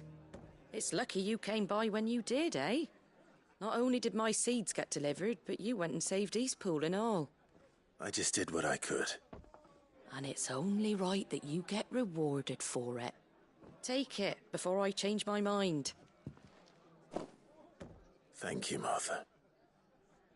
So, Eastpool's finally back on its feet again. And a home to free bearers. Who'd have thought we'd see the day, eh? Well, it was your idea. I know that, but I never stopped to think what it would mean. Bearers in charge of themselves, thinking for themselves, working for themselves. Like your hideaway, but not even hidden away. Though I suppose the rest ain't much different nowadays. You know, bearers living free like that reminds me of when I first met Sid. Loath as I am to recall that particular day. I take it you didn't always see eye to eye. What happened? Well, if you really want to know, I started doing what I do long before I met Sid. In fact, that's how I met him. Or at least how he came to meet me. He showed up at the stables one day, asking questions about who'd been buying up bearers. Founder knows what he thought I was doing with them. Running a hunt, poking around in their innards. Something awful, anyway. Me, I thought he was a new constable. Thought the game was up. But somehow we both managed to work out what each other was about. And before I knew it, the cheeky arse was rattling on at me about how I was doing it all wrong. After all my hard work. Told me I was giving them relief, but not freedom. That my bearers were still dying as slaves. Got right under my skin, it did. Told him if he didn't like it, he could bugger off and report me to the garrison. And do you know what he did? He smiled. And then he laughed. And then I did the same. We made a pact that day, that whenever one of us was in need, the other would always be there for him. And you were? Well, we both wanted the same thing. To make life better for bearers. Just like your dad. Do you know I was born right around the time Elwyn became Archduke? Growing up, I saw how he tried to change things. He certainly didn't lack for ambition, that one. Indeed. But the loftier one's ambitions, the harder they are to achieve. Which is why those of us who follow in their footsteps need to finish what people like Sid and my father started. Suppose you're right, aye. And if we don't manage it, there's always them who come after us. Good thing we've got a few half-decent sorts waiting in the wings, eh? It's almost enough to give you a little bit of hope. Just a little. Anyway, enough nattering. Better get back to work. Let's see about making everyone some dinner, shall we? The least the folks who saved Eastpool deserve is a hot meal.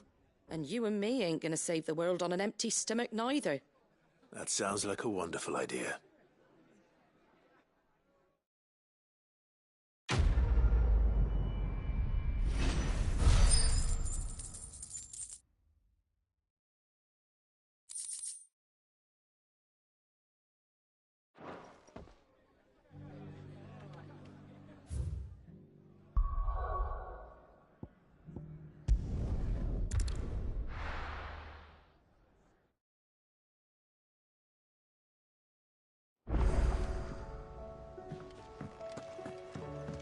Come back.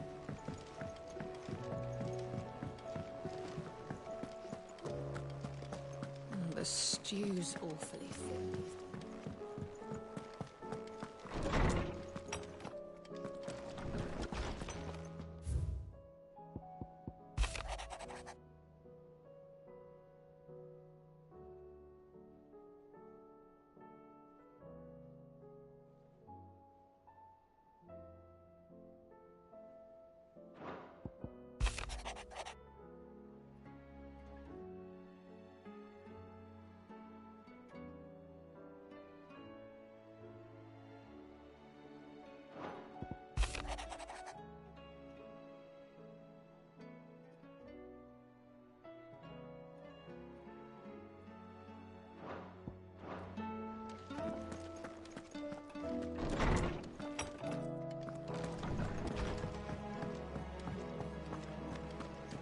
Don't tell me we've run out of Pepio nuts and all. Clive. If you're gonna buy something, be quick about it. Is that all?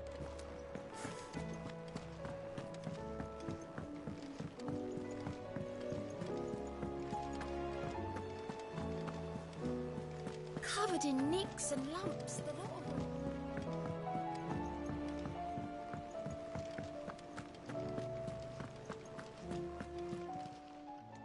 Welcome to the Patron's Whisper.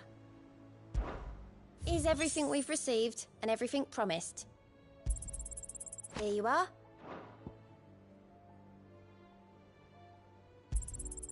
You earned this.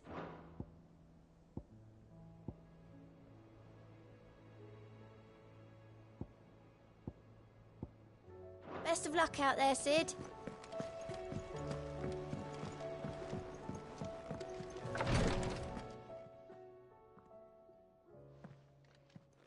How are you feeling, Joshua? Better than I was. But not nearly as well as you should be. Your cuts and burns may have healed, but your body still bears the burden of every spell cast. And what would you have had me do? It was no ordinary foe we faced. It was the Warden of Darkness. Yet still, it was not enough. The king could have ended me at any moment, but instead chose to toy with me like a curl does a mouse. You underestimate yourself. Oh, it was crystal clear. Only one man established his dominance that day, and that man was Barnabas. I'm sorry, brother. That was ill-spoken. It's just, I have never felt so powerless. And when so many are looking to us for strength, perhaps the prince feels the same.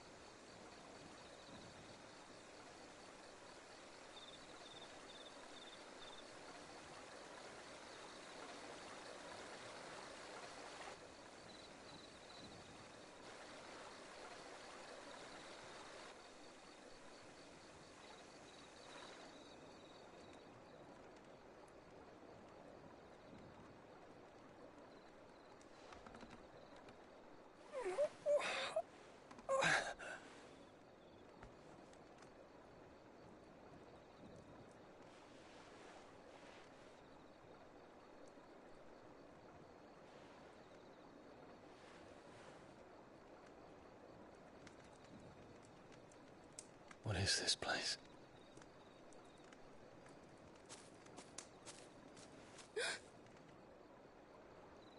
Don't move.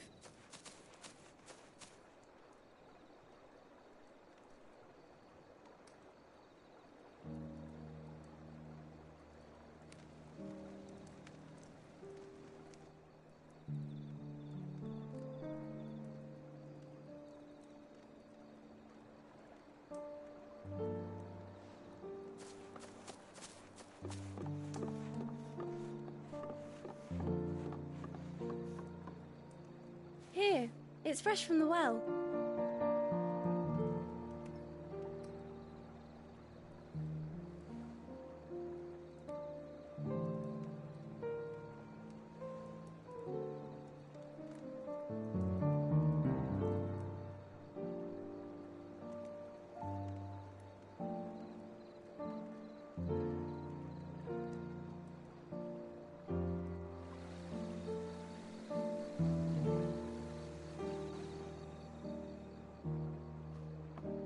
Grandmother told me spirits sometimes get lost, and that the lanterns guide them to their proper place. I set one on the river for her when she passed away.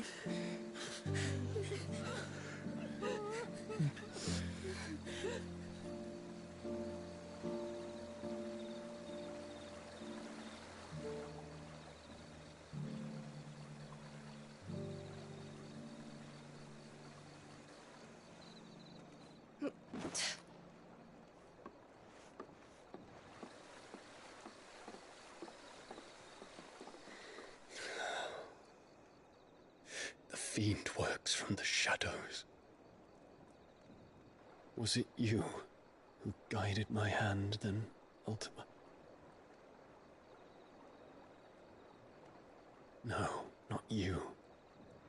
This is my doing, my fault, my sin to bear. And for it, I must atone. Your hurts are healing nicely. It was my poultices that saw you well. You make them? And sell them, or try to. Earns me enough for bread, most days. Forgive me. I have nothing to... I know, but I couldn't just leave you lying there.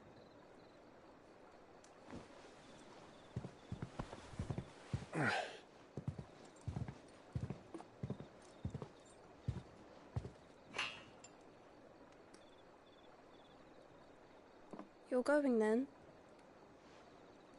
Of course. I'm healed. Thanks to you and your poultices.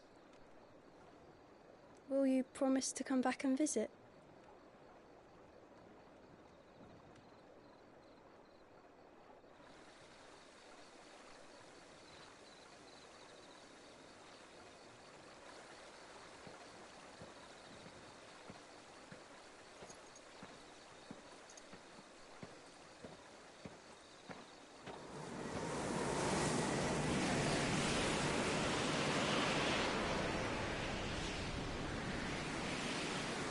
Well, Phoenix, it would seem that I owe you my wings.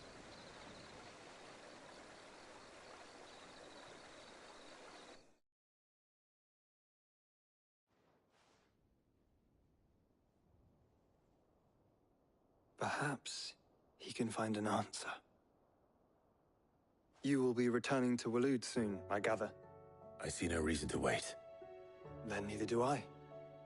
I can think of a few, but I doubt they'll stop you. You will take your medicine. Of course, Lady Daya. Set on leaving already, are you? How long will it take us to get back to Ash? Dunno, about the same amount of time it took us to get here. Maybe less, if your uncle can find someone trustworthy to patch up the Enterprise. All depends on where we're putting into port, mind. Yes. It's not as if we can put ashore wherever we choose. We have to assume that the whole of Ash is hostile, and that we'll be attacked on sight. Then we must find a place they won't think to look. And I have an idea who might know of one. The Professor! I'll go and tell you coming! While you're plotting our course, I'll be in the shelves with your lawsman. I wish to pick his brains about Ultima. Then I'll talk to Karen about supplies for the journey. They may not be easy to come by in Ash.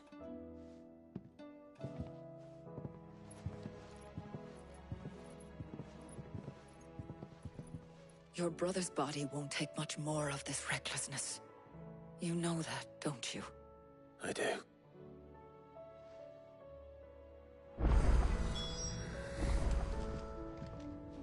You've seen more of the world these past 5 years than most do in a lifetime. It's a shame you never had a moment to enjoy it.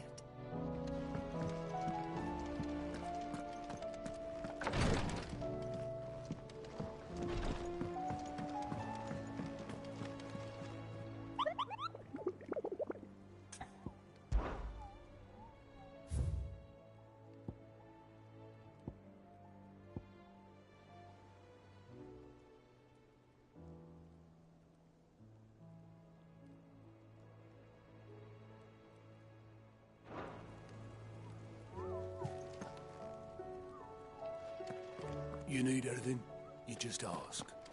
We might not have your uncle's resources, but resourcefulness, we've got in spades.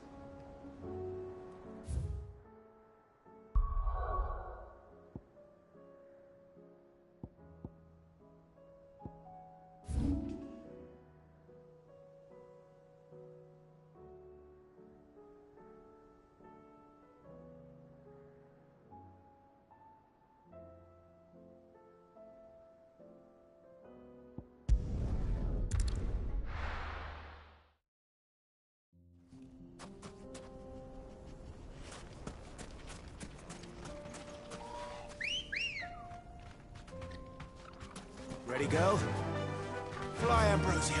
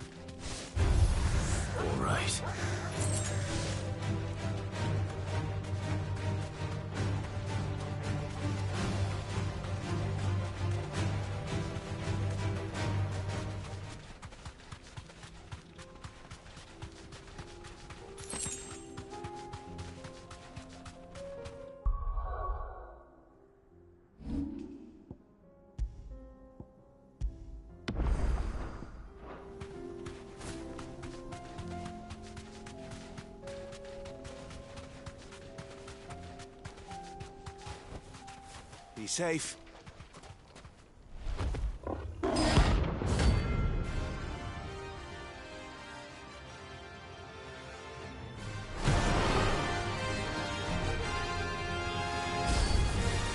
We're not going to outrun this one. Stay close, Torgal.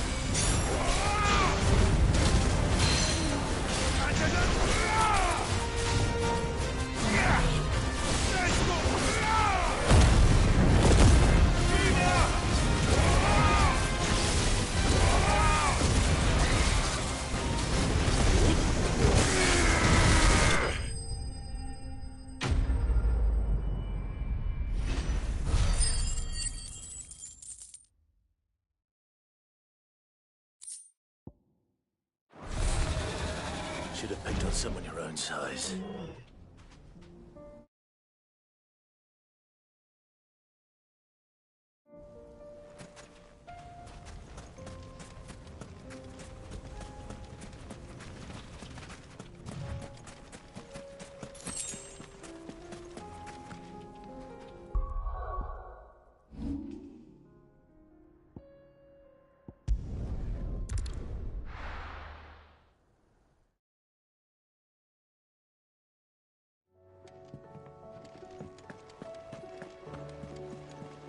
Covered in nicks and lumps.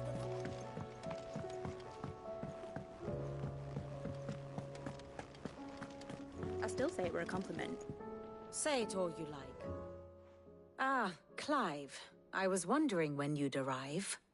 Please tell me you've come to take our young prodigy here off my hands. I'm not here for Mid. I need information on Ash.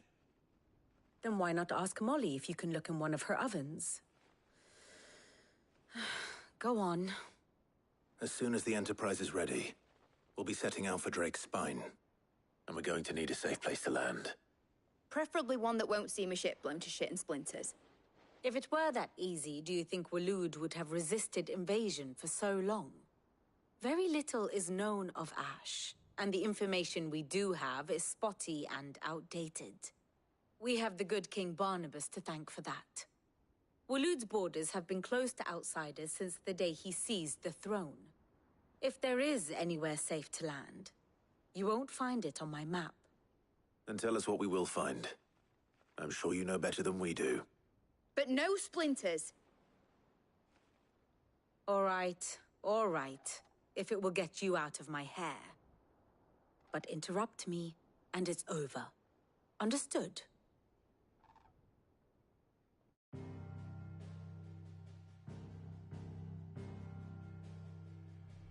Barnabas Tham, the one they call the Last King. Understand him, and you will understand the kingdom of Waloed. Barnabas was only a boy when he arrived from beyond the southern seas, and barely a man before he united the ragged tribes of Ash. And having unleashed them upon the formidable Veldamark, he set his throne upon the ancient kingdom's ruins. The victory sent shockwaves around Valisthea, tales of Odin's might spreading through every court, parlor, and drinking hole in the realm. Note that this was in the year 843, and that the king still sits upon his throne some 40 years later, quite untouched by time.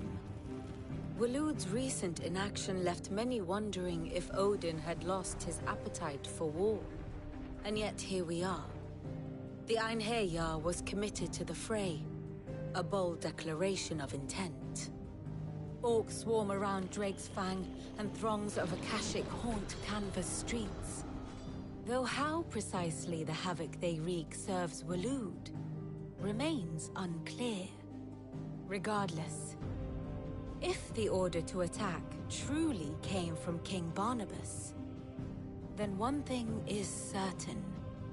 Waloed has achieved the impossible, and made bedfellows of beastmen and the ether-addled alike. All of which is a roundabout way of saying that you will be in unknown territory when you set foot on Ash. Much of the continent has already been lost to the Blight, and what few ports remain will be fiercely guarded. And that is to say naught of its natural defenses. Offshore currents will cast an ill-equipped ship out to sea one moment, and dash it against the rocks the next. But then the Enterprise is anything but ill-equipped, and Mid has made land there before. Now, if only there were someone with an intimate knowledge of the Shadow Coast, and where a daring gentleman might put ashore.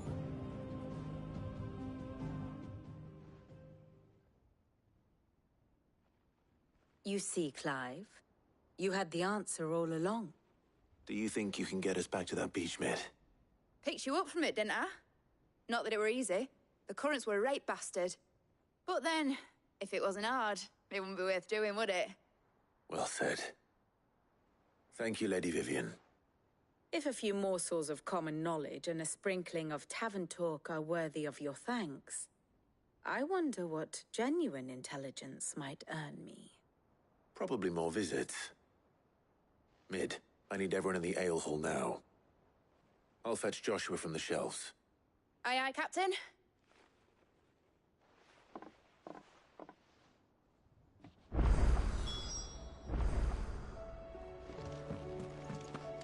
How do you split the sea, you reckon? I reckon we're better off not knowing.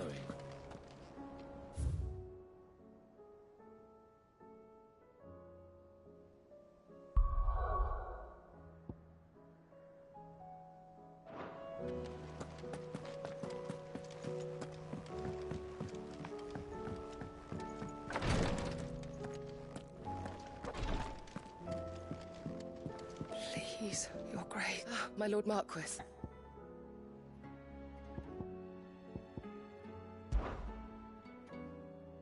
Yote, is anything the matter?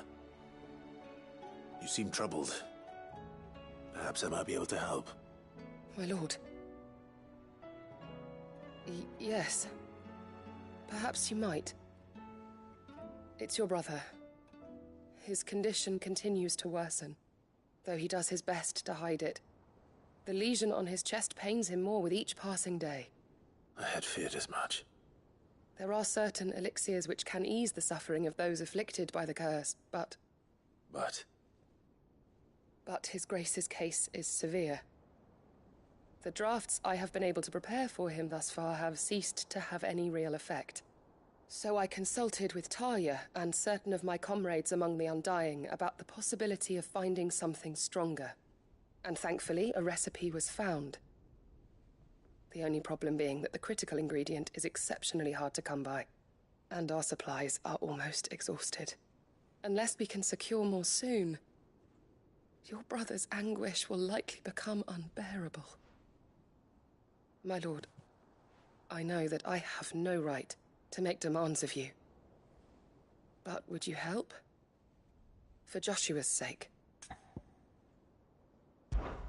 For Joshua?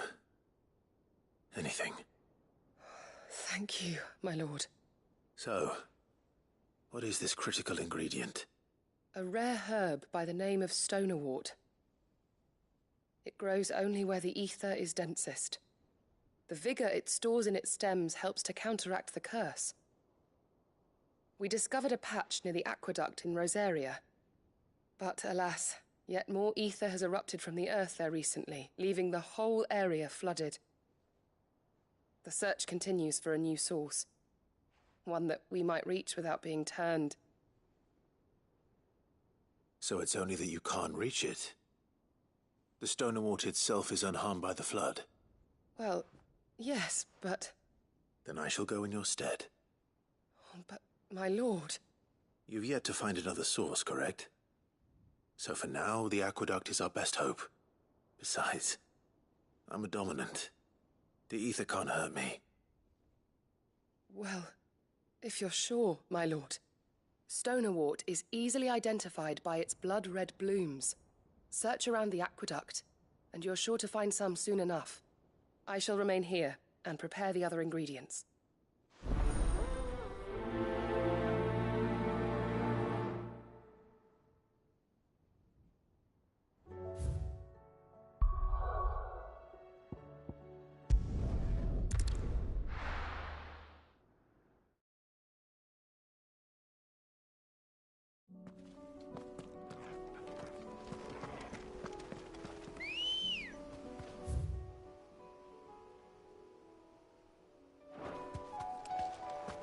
Let's go. Fly, Ambrosia.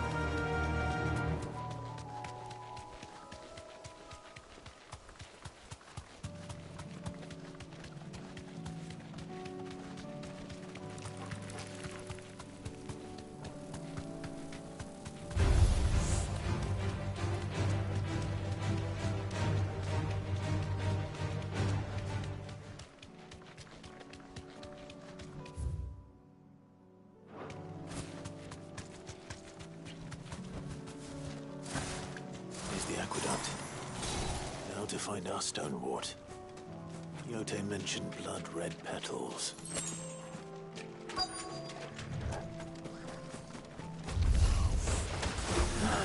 Just my luck. Well, I won't be picking anything till they're gone. There's only one thing for it.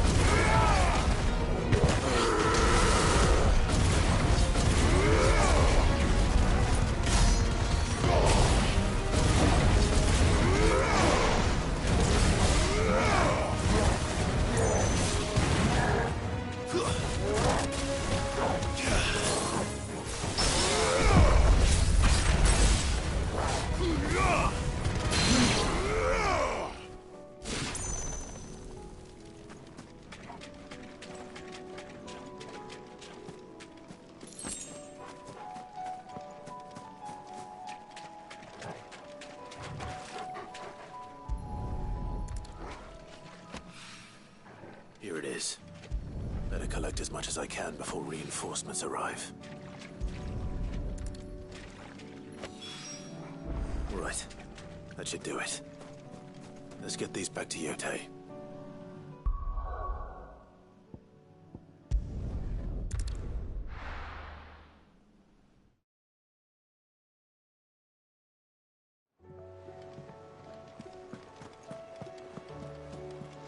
Covered in nicks and lumps.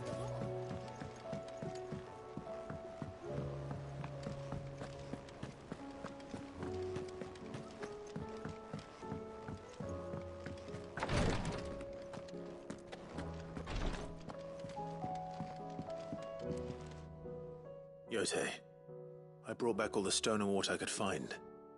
Will this be enough?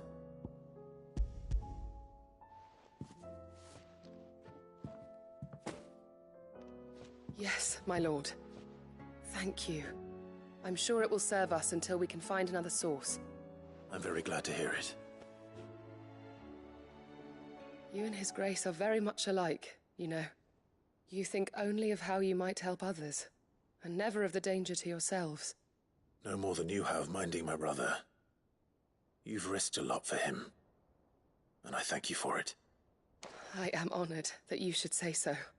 But I beg you, my lord, do not give too much of yourself for the sake of others. We could not afford to lose you. I'll keep that in mind.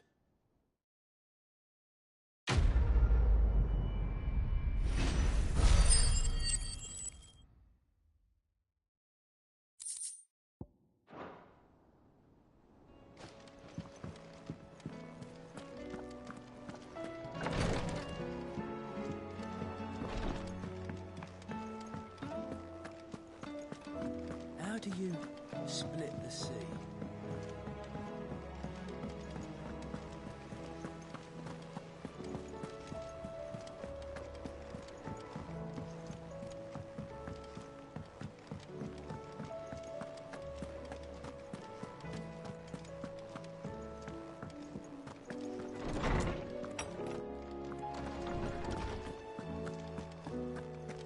I have no reason to assume otherwise. Well, then that changes it. Clive, you must listen to this. Lawsman, tell him. Do you recall when we spoke before on the divinity of Ultima? Well, it inspired me to delve deeper into the subject. and what I discovered appears to agree with the findings of His Grace. You will recall that my quest to uncover Ultima's origins began with the mural at Phoenix Gate. But while I've always known it to be important, its secrets have heretofore eluded me. Now, however, I believe I know where to find the more complete example, one that will reveal all we seek. Master Clive, have you ever in your travels chanced to hear of the Circle of Malleus? I would think not, few have.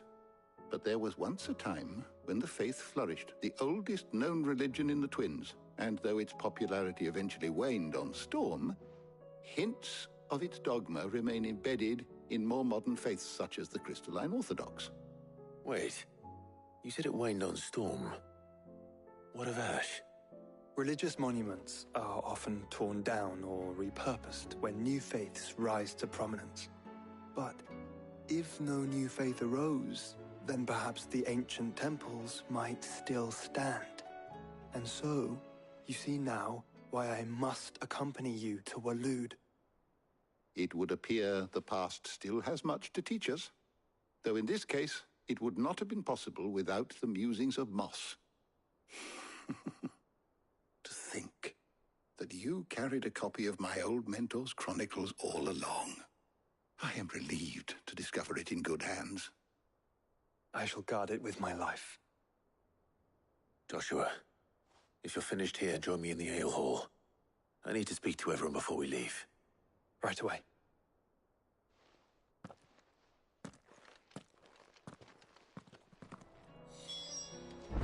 Mid said I could ride the Enterprise next.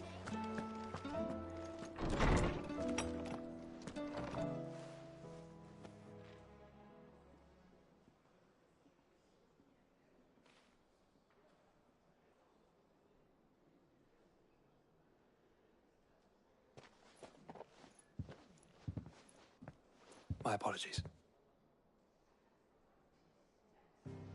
By now you've all heard where we're going and why. So I won't bother you with the boring details, only the important ones.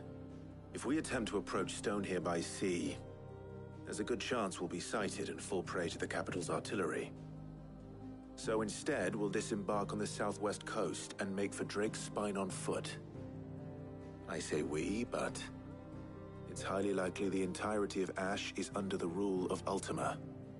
A large party would only attract unwanted attention, as well as slow our march and require supplies which may be difficult to obtain.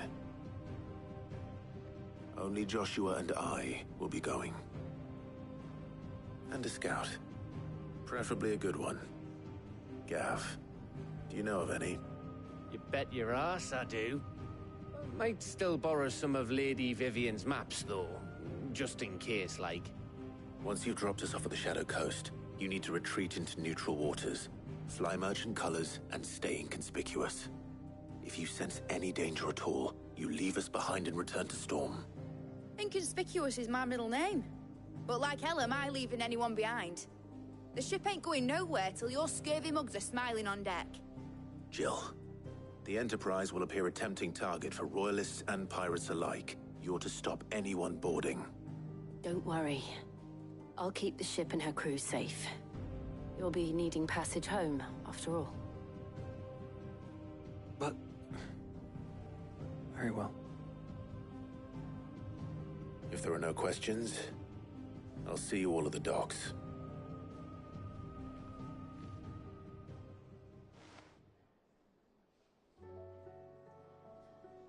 Let me know when you're leaving. I want a word before you go. Of course.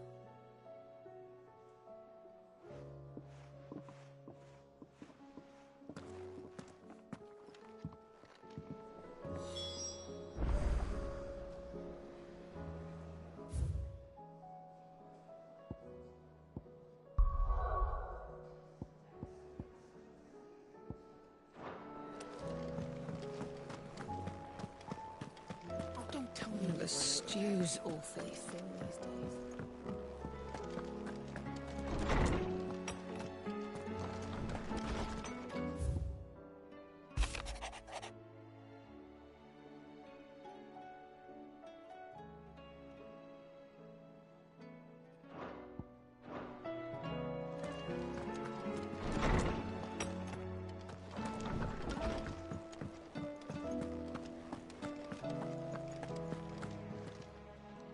Still alive, are you?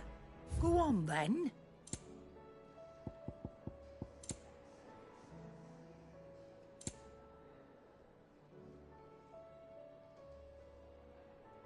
Finished, are you?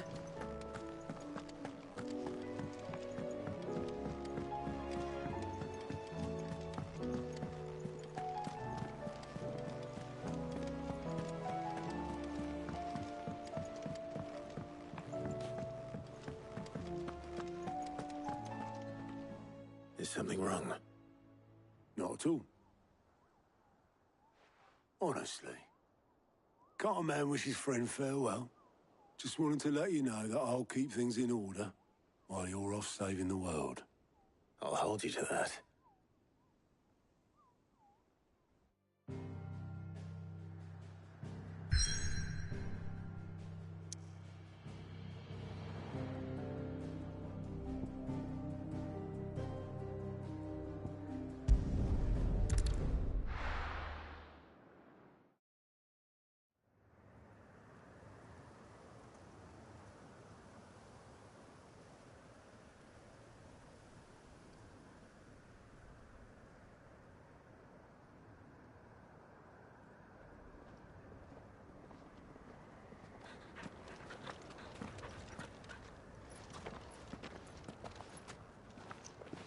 Reckon it'll be a long walk to the capital if we follow the cliffs.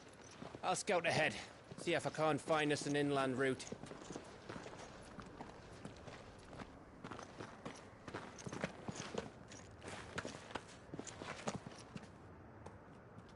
Clive.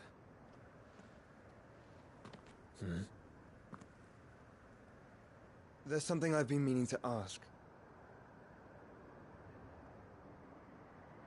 You took her icon, didn't you? Yes, I did. She understood.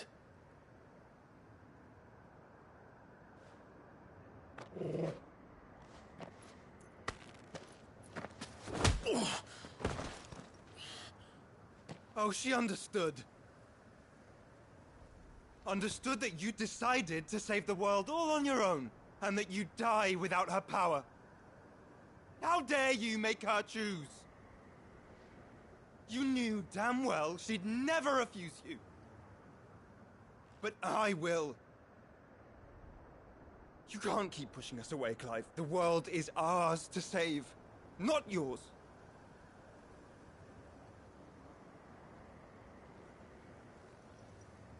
I used my gift because I thought it was the right thing to do.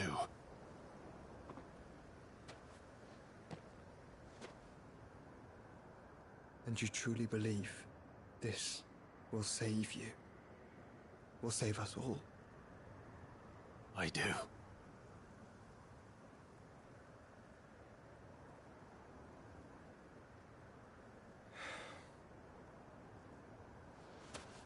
Then so be it.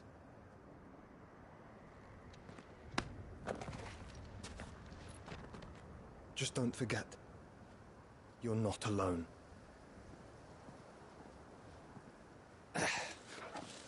Think I found us a trail. Did I miss something?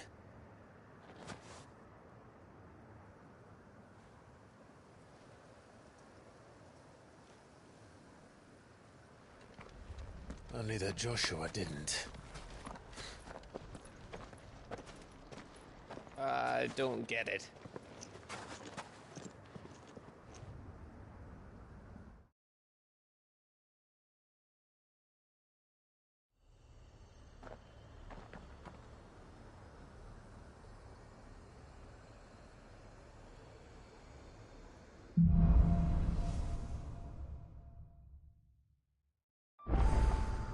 Always wanted to visit Ash. We're in Waluda territory now. Don't expect a warm welcome. Oh, I don't know, Clive. That castle over there looks inviting enough. Shall we sample its inhabitants' hospitality?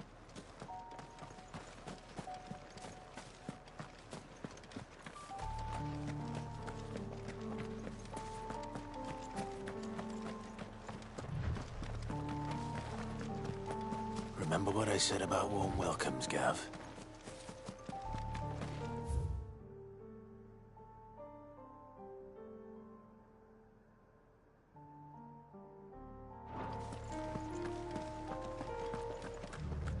This place is as dead as Grieger's ghost.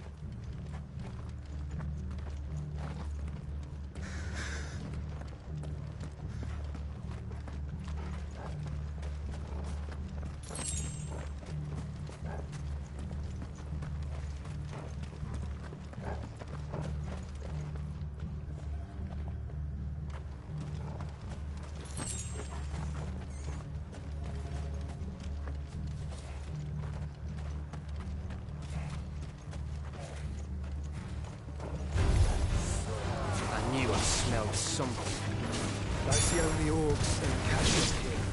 Let's hope the villagers make it out in time.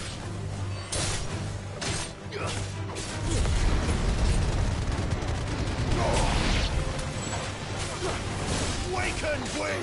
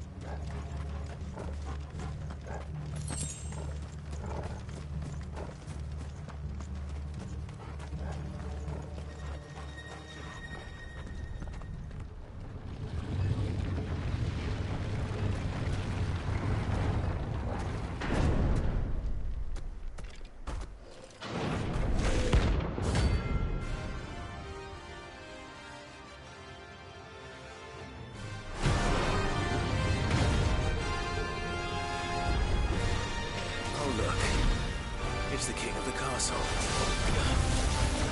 Too slow.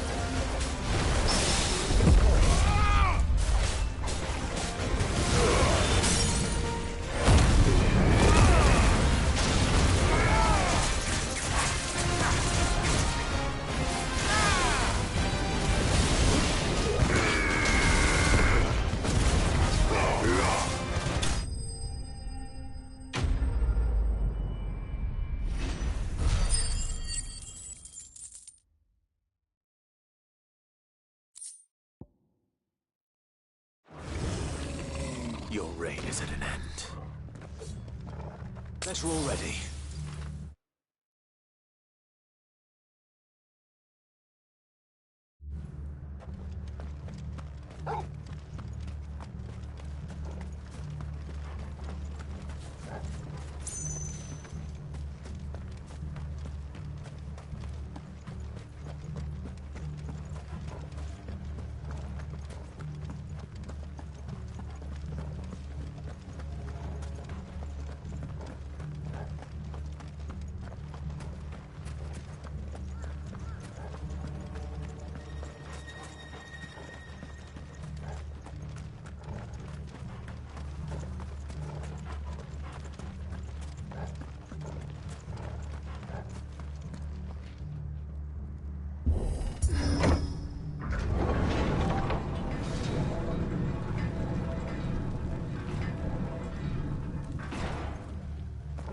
It's Camber all over again. Where the hell are the Royalists? Seems you were right about that welcome after all, Clive.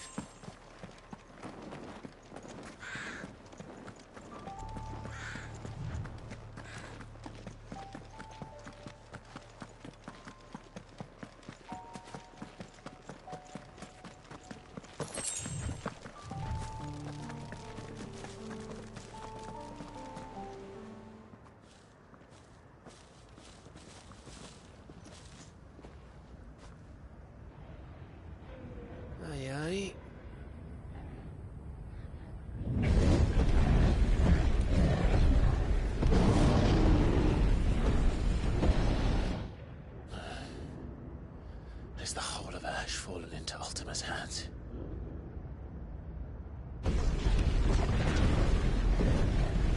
That's no peace delegation. We should send a warning to the others. No. My uncle will have an eye on the coast. I trust he'll find a way to entertain any uninvited guests. Our mark is Drake's Spine, and there's a lot of road between us and it. We press on to Stone here. Aye, you never know. It might not be a nest of slabbering monsters.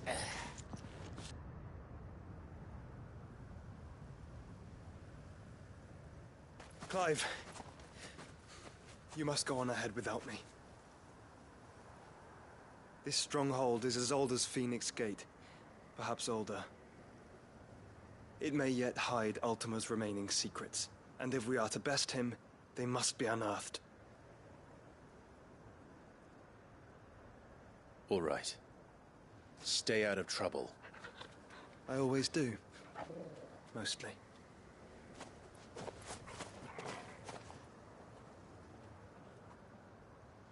You sure about this? About leaving my brother on his own? Of course. Mostly.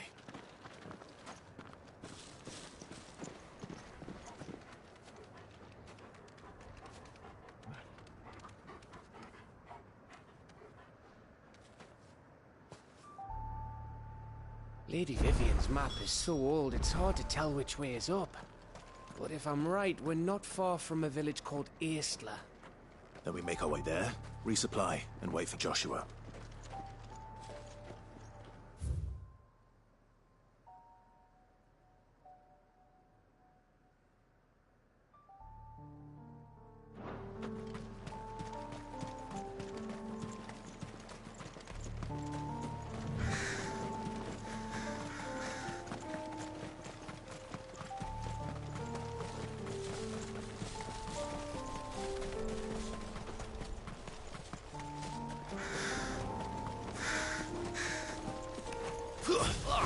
This reeks like a morble's arsehole.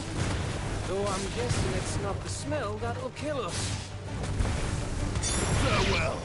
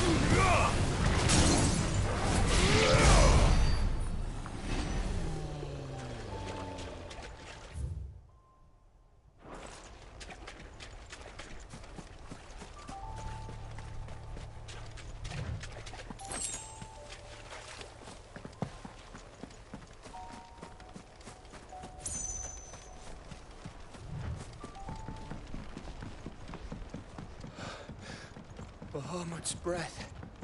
Don't look down, Torgal.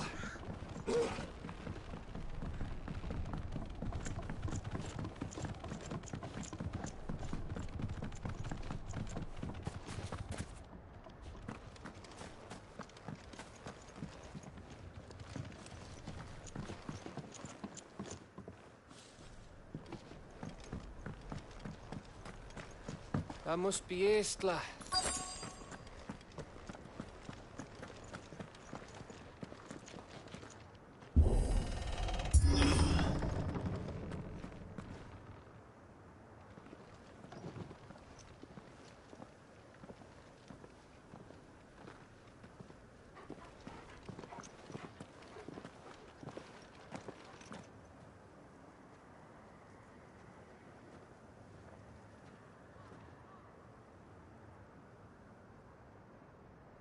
What do you think, Clive? Then we're too late.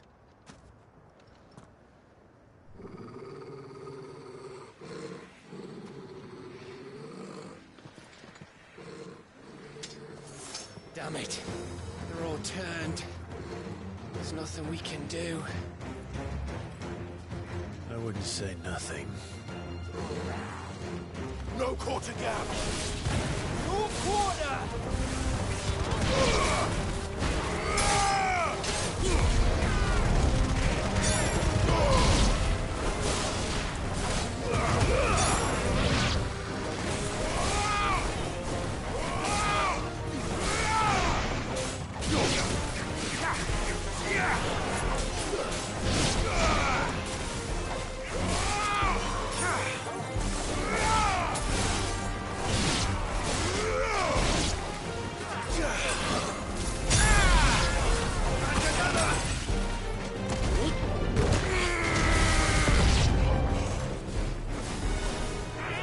All the villages in Ash are like this? A question for Lady Cap.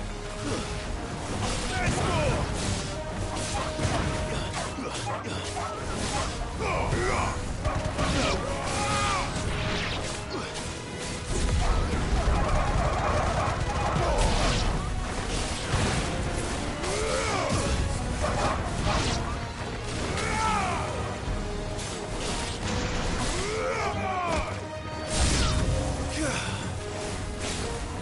Here they come! And come.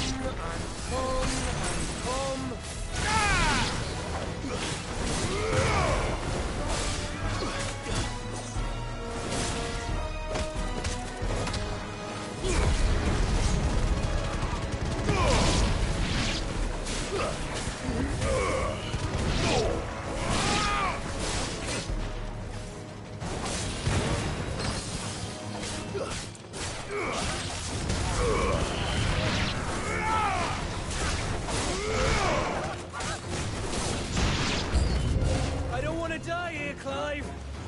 Then don't!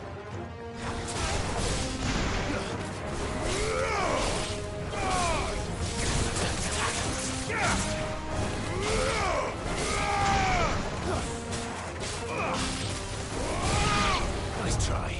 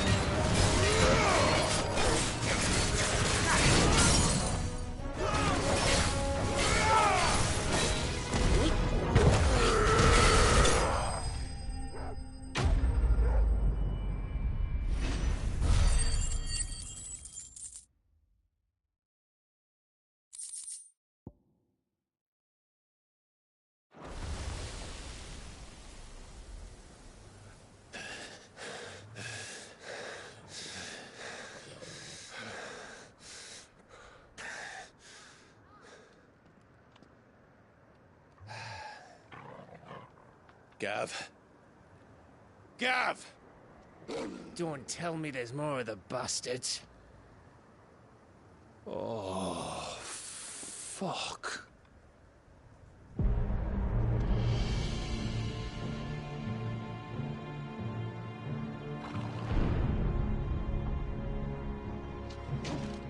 Have you come to watch, Odin?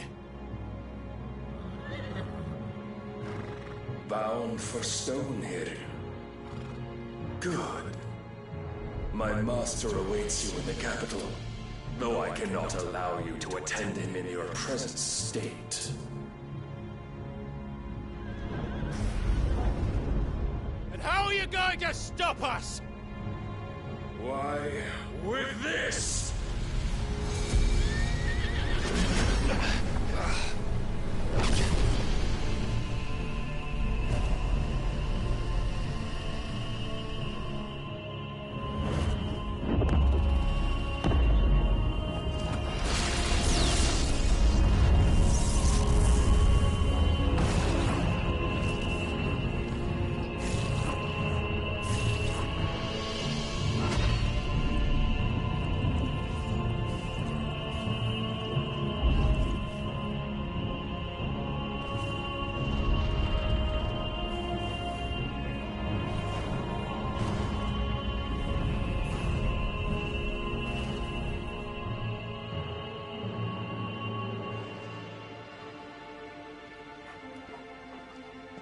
What did you do?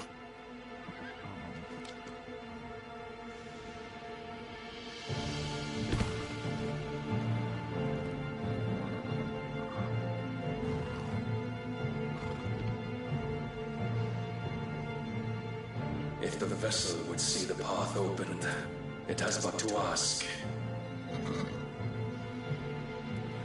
I shall see that my master's prize is made presentable.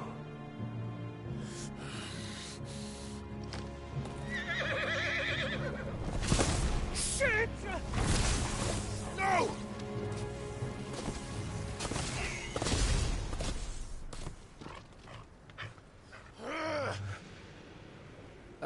Clive, would you mind telling me what the fuck just happened?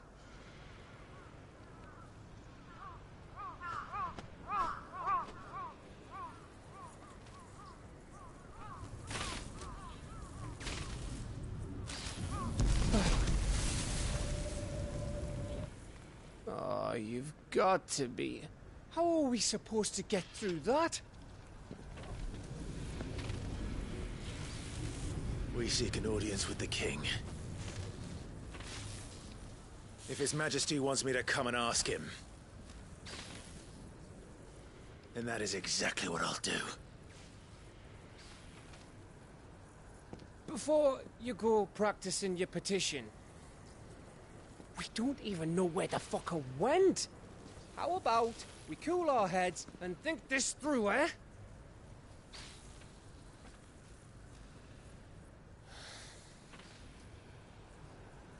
All right. Maybe there's something here we can use.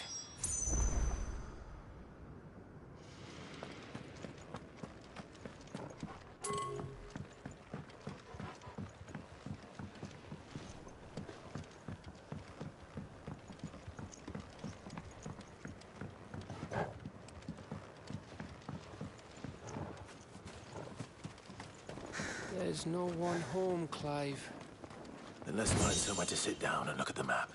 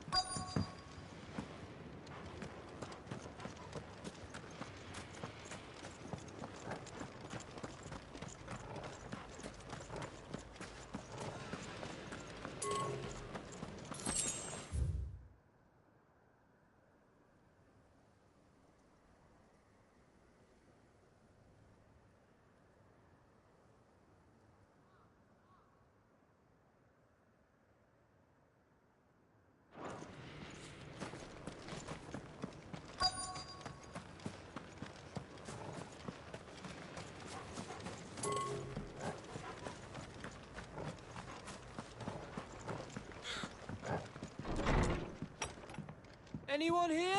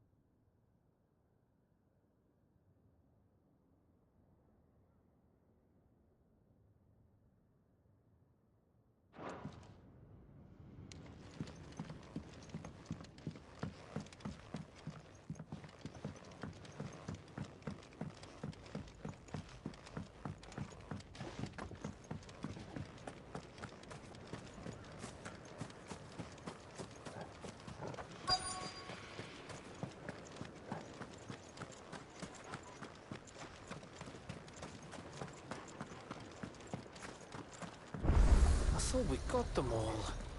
So did I.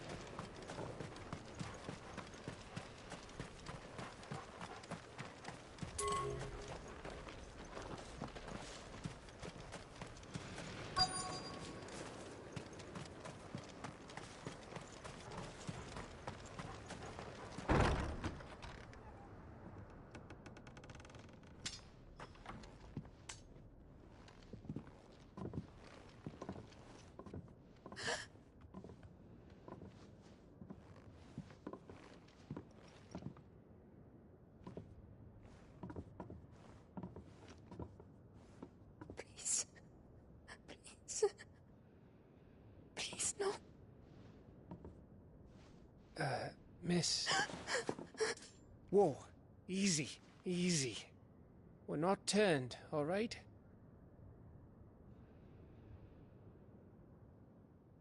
Who?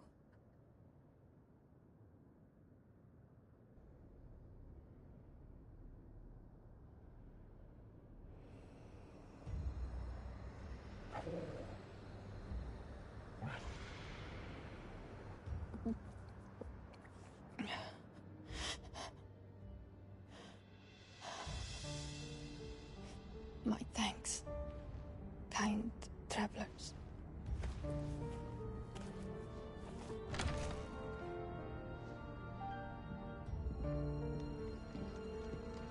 Edda, forgive me for asking, but what went on here?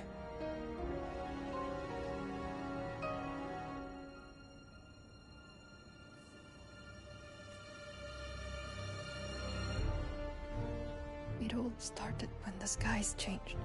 The elders said it was the Arcade. One by one, people went mad. Minds taken by ether. Till only I remained.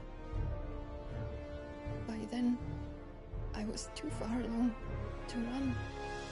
And then the nights came. And I didn't know what to do.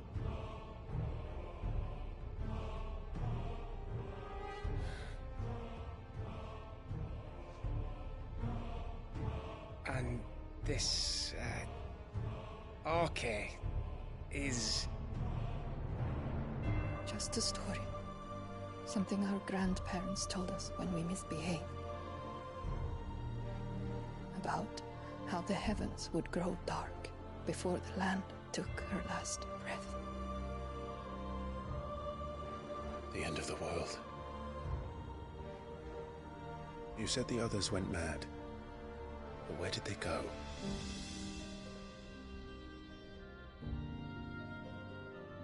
They all left. Drawn east to the tower. to reverie. The elders, the healer, the blacksmith, my husband.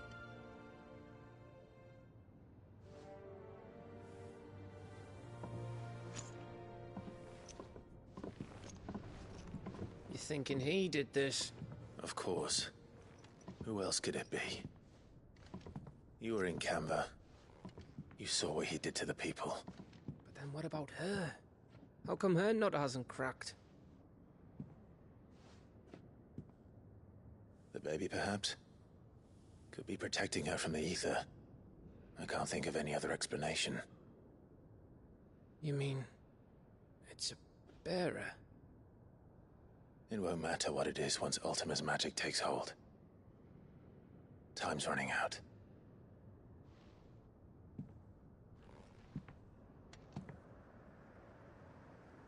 This tower. That's where we'll find the king.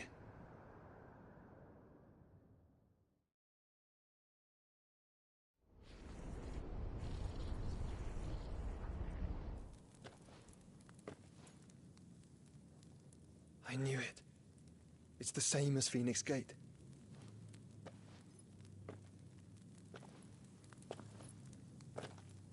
Which means at the end of these stairs should be...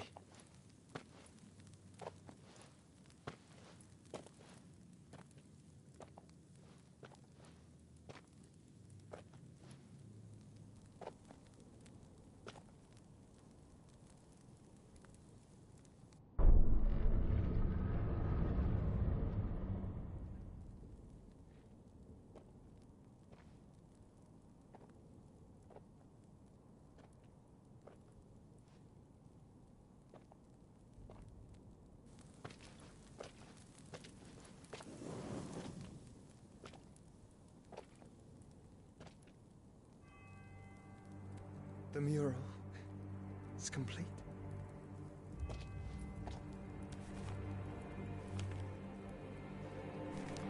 Ultima and this vessel, Ifrit. Garuda, Ramu, Shiva, Titan, Bahamut, Odin. Even Leviathan the Lost is here. But where is the Phoenix?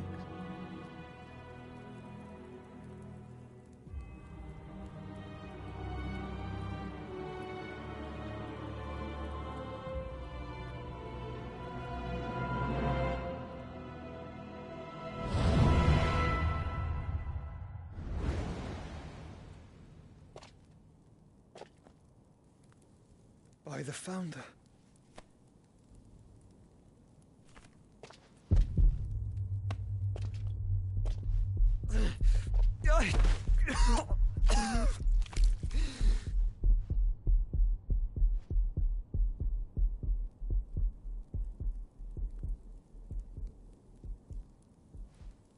So that's what you want, isn't it, Ultima?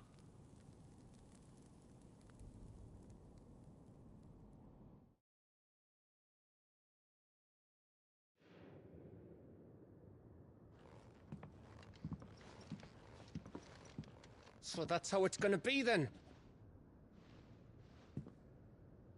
I'm not asking, Gav. I need you to stay with Edda. What? I must do this alone. If I don't return, you're to find Joshua and make for the Enterprise. Understood? Aye.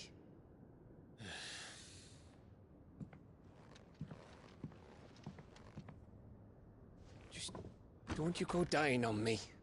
Sid's name suits your miserable mug better than mine. Don't worry. I haven't finished with it yet.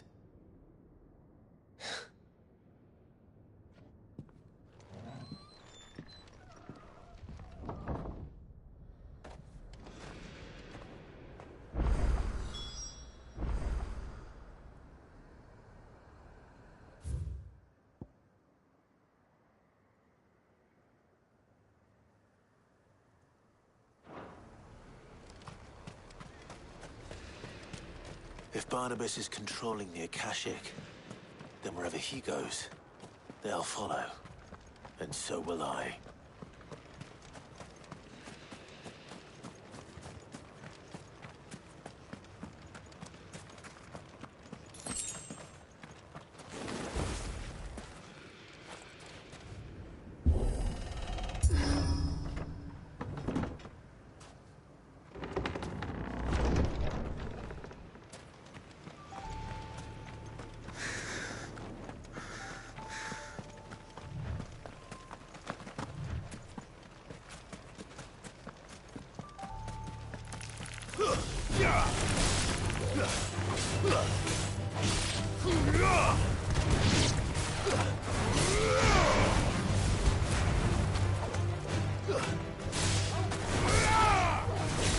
Stay down!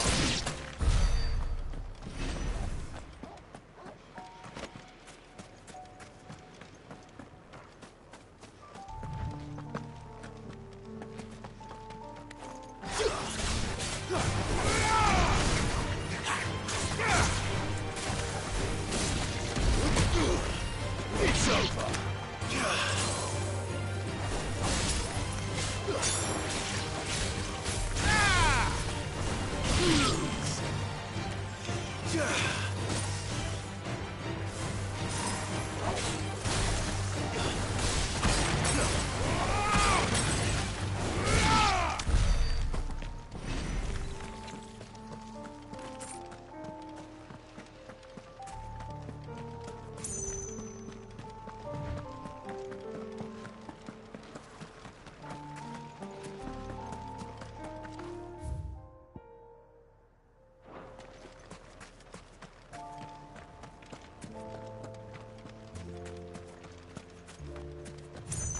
There's something there. I can feel it. But now's not the time.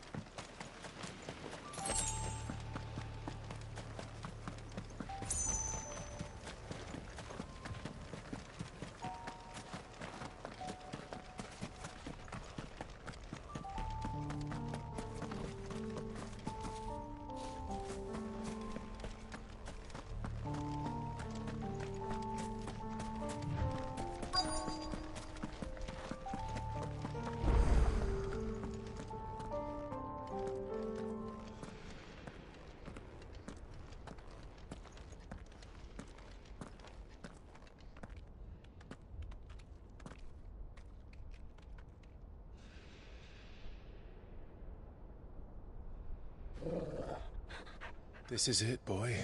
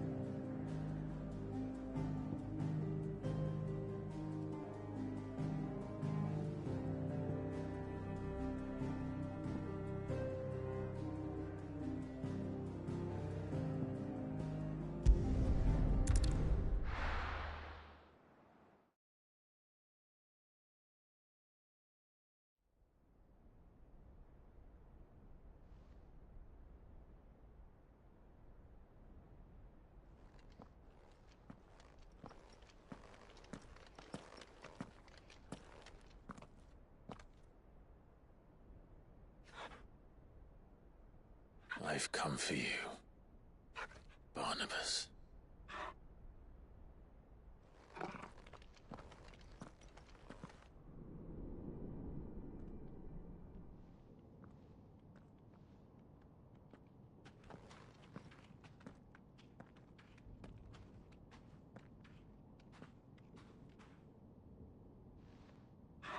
Stay close, Torgal.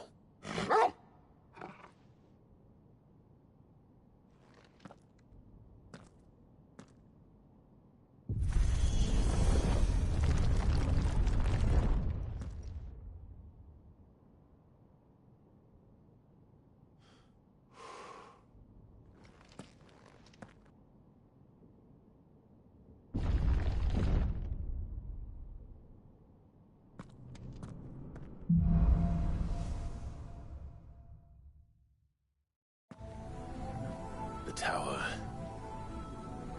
It's alive.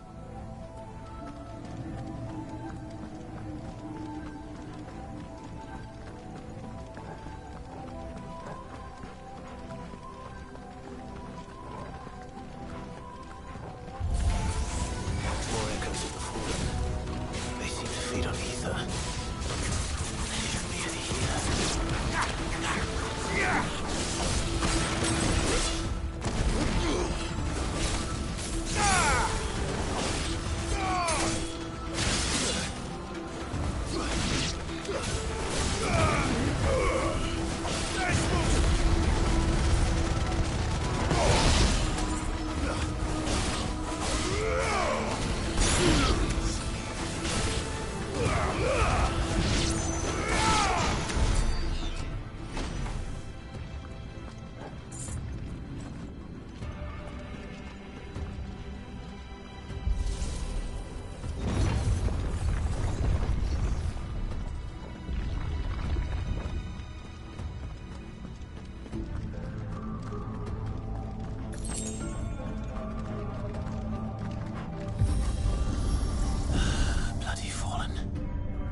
Their flaws seem to have a mind of their own.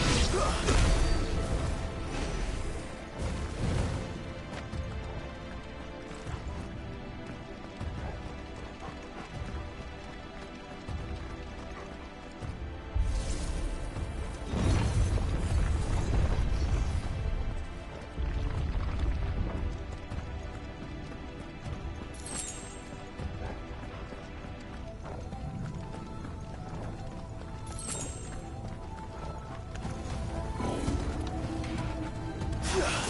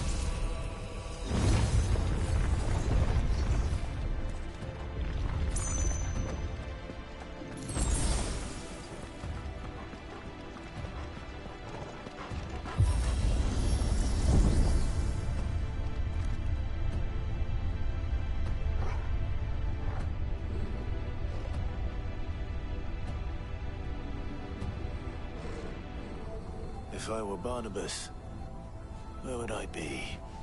The top. So I could look down on the world.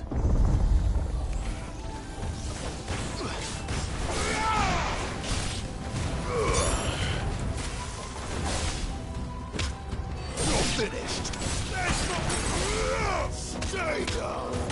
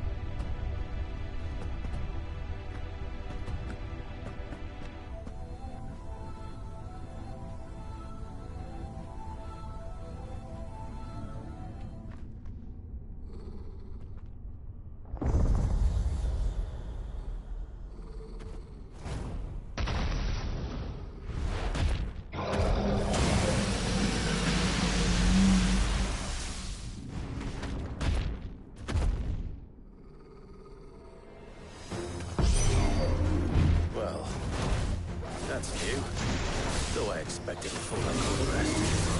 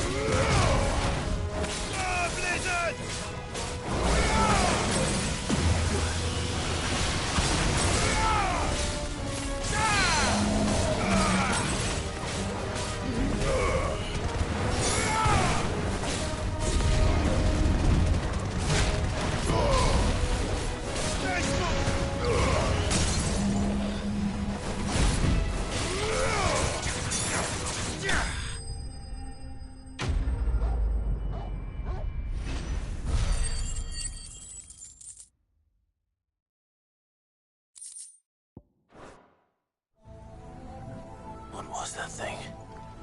Hopefully there aren't any more.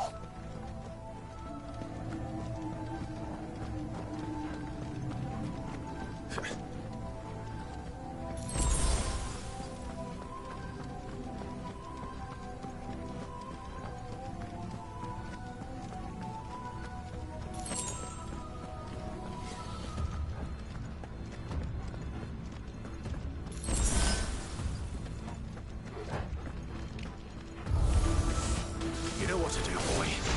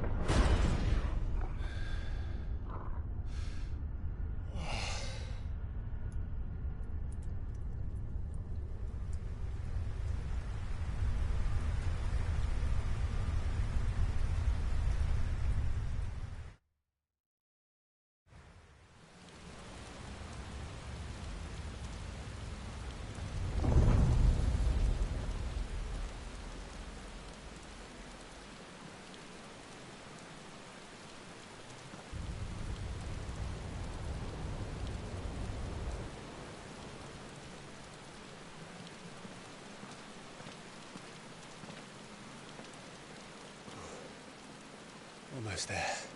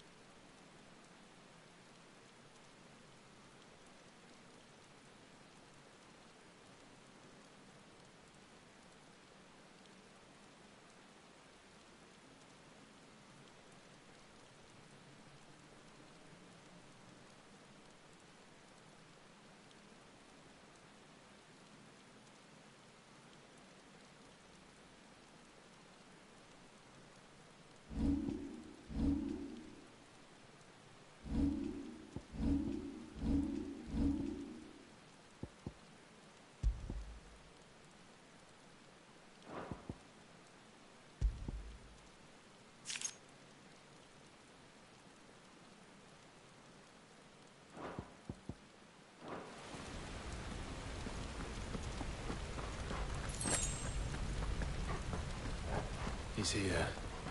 I can feel him.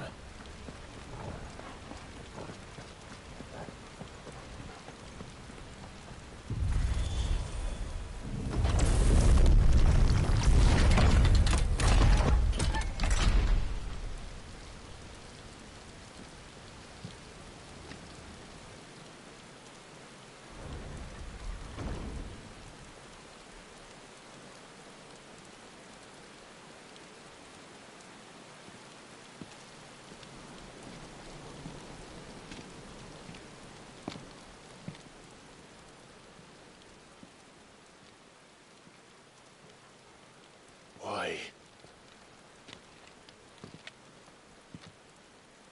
The blade must ever feed if her edge is to remain keen.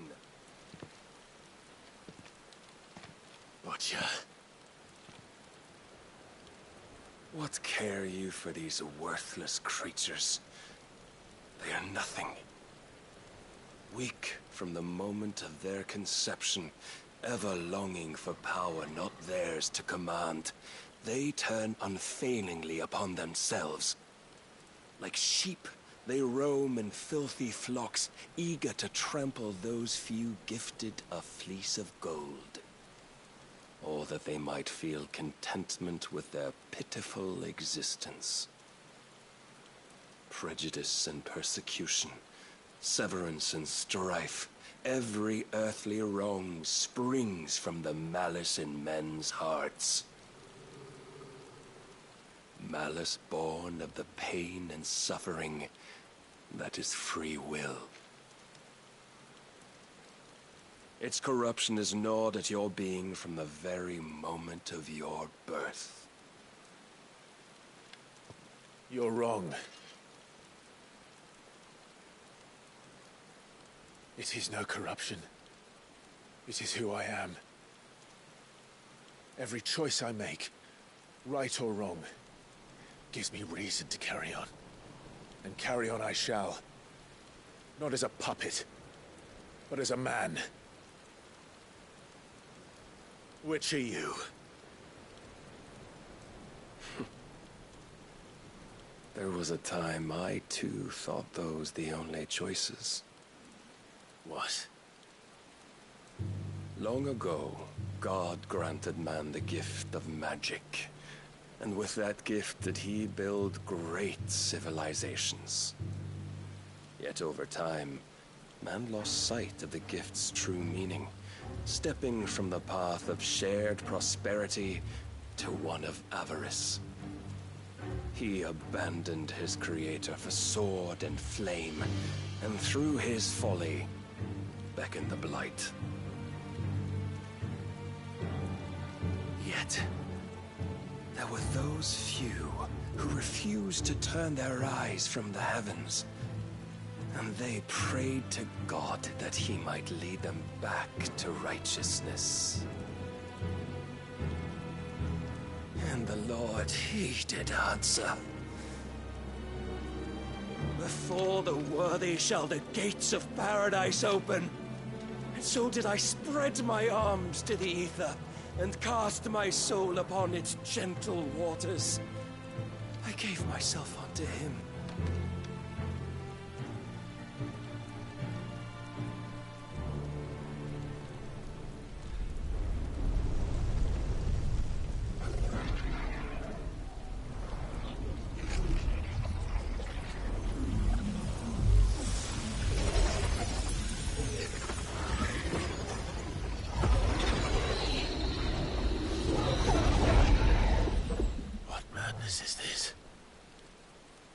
My worth proven, the Lord charged me thus. If your kind are to find salvation, they must be made to serve. You see, paradise lies but a single step away. Could we only take it? Could we only leave our transgressions behind? For none save the pure of heart and mind may set foot in the new world. I will save us. But it all begins and ends with you. You are the key, Mythos. And with this humble offering, shall I prove my faith once more. So you forsook your kingdom. You forsook yourself to serve. Tell me, how is that living?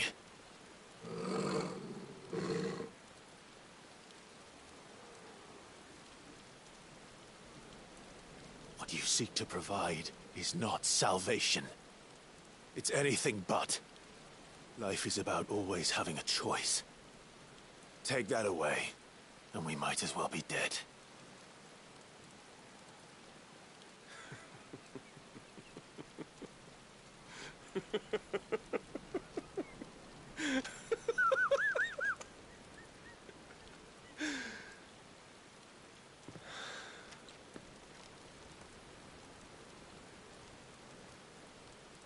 Very well.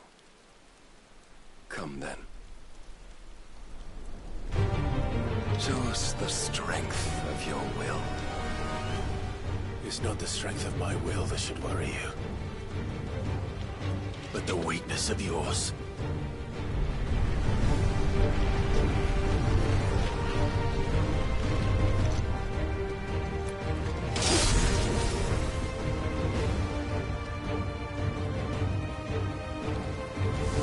If you think your will the stronger, prove it. By this day's end, you shall know the truth.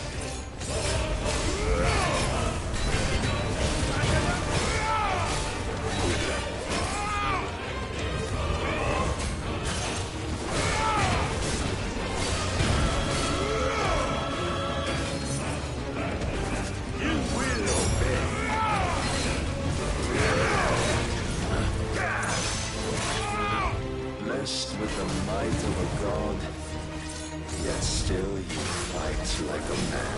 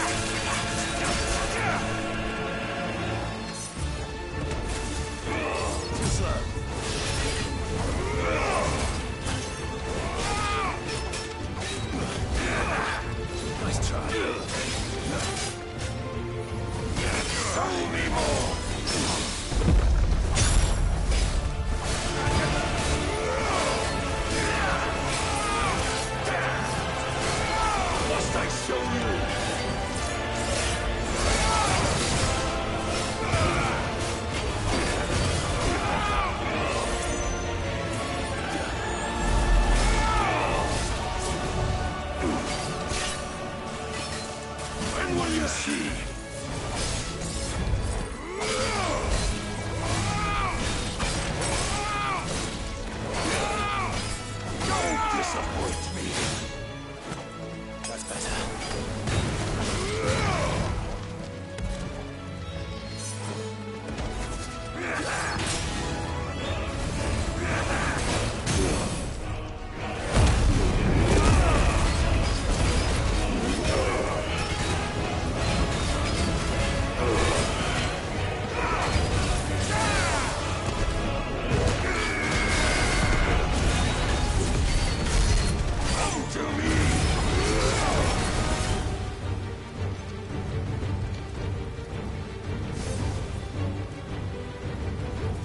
Chose you to serve as his vessel, and you cling to this foolish notion of hope when there is none.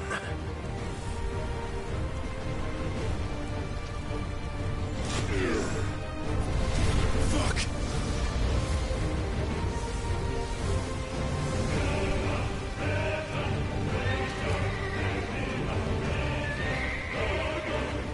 Desperate, are we?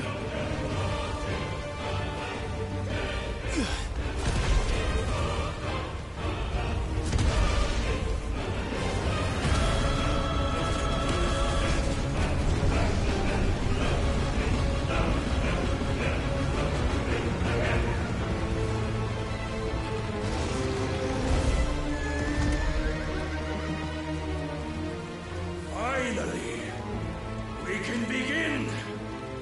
Yeah!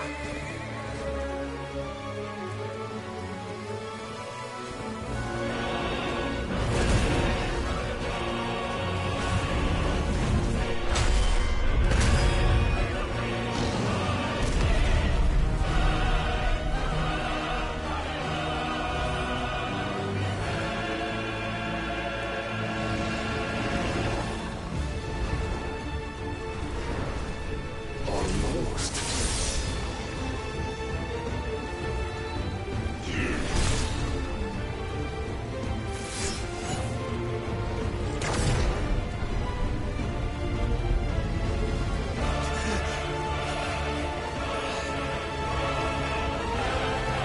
You have been shown the path. Now you must follow it. Free yourself, Mythos. You will not defeat me otherwise. We'll see. Perhaps you still require persuasion.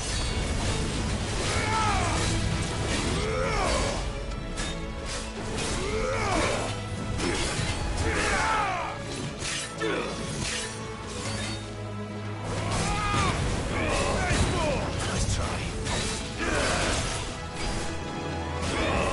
Well done, Torgal.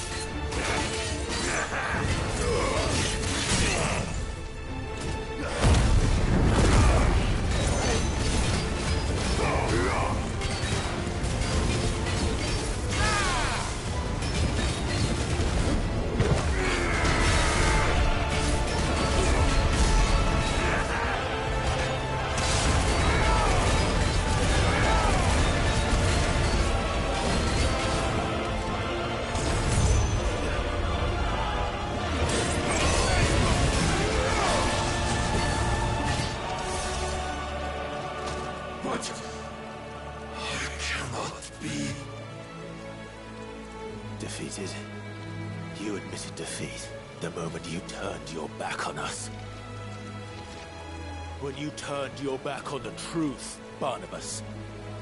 We are not as weak as your god believes.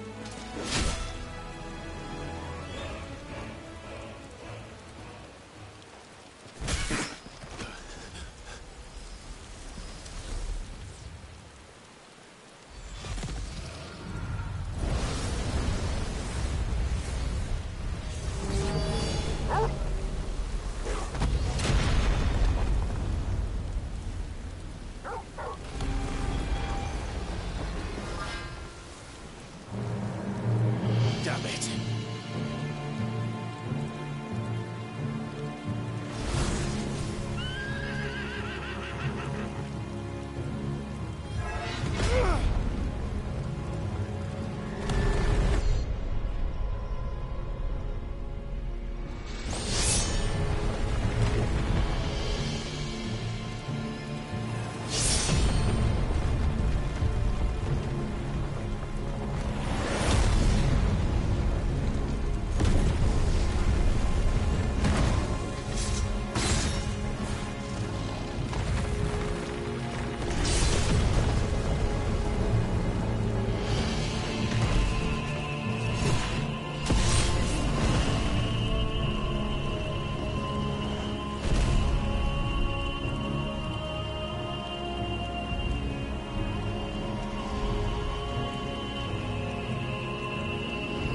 What are you waiting for?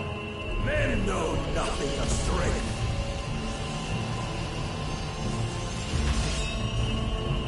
What you will.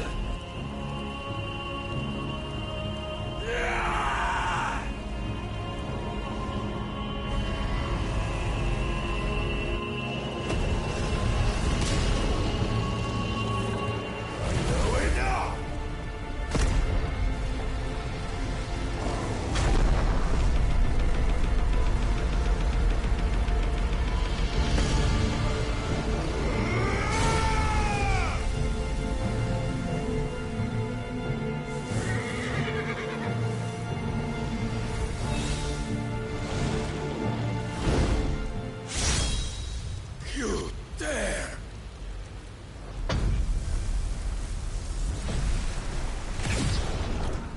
Could it be you've made a weapon of your weakness? My apologies.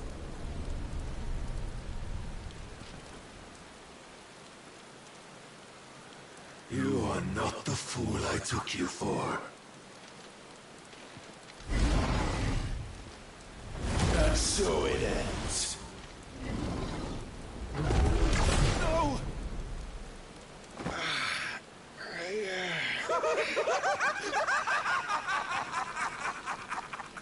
Don't tell me you are tired, Mythos! Your stubborn defiance has stirred my long-becalmed heart, filling it with a joy that I have not known for generations! I had thought the tantalizing kiss of self-indulgence a dream forever out of reach. And now that its sweet ruin courses through my veins, I shall not be quick to relinquish it. Show me your work, Mythos, that I might revel in it!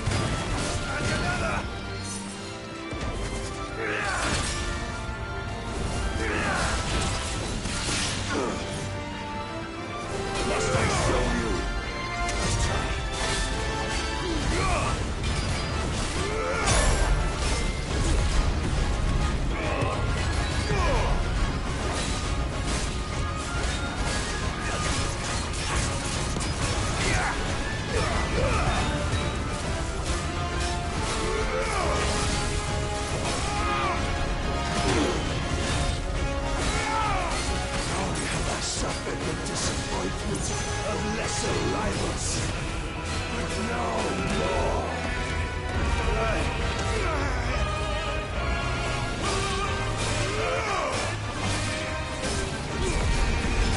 Oh, my conflict congregation, salvation is come.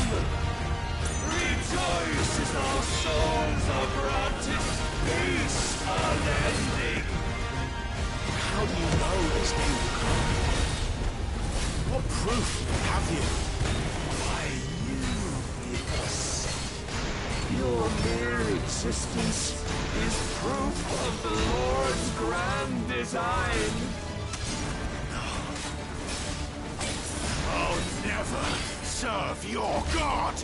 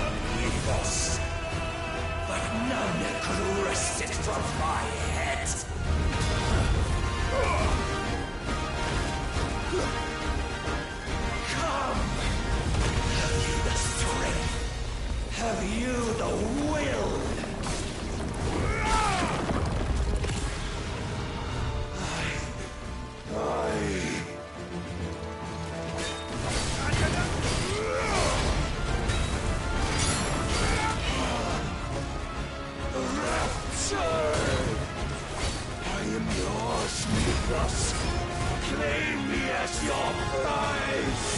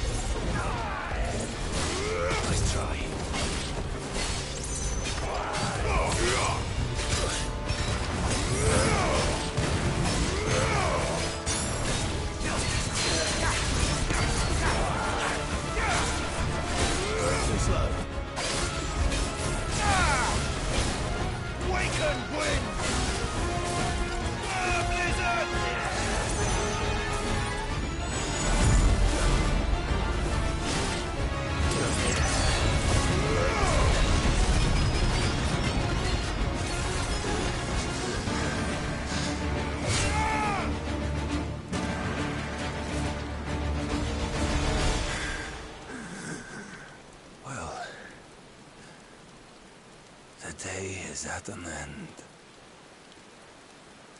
And we both know the truth.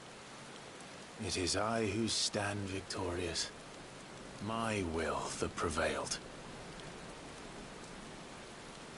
Your will? No. It was his. Clive Rossfield.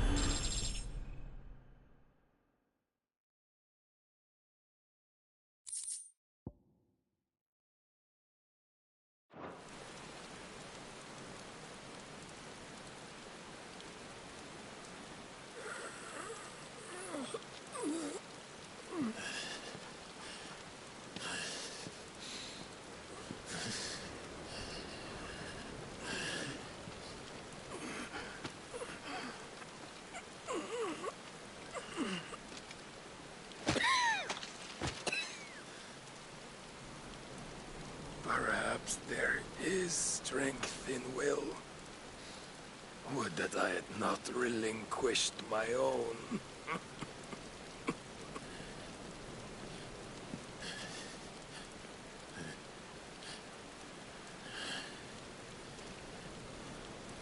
You relinquished nothing.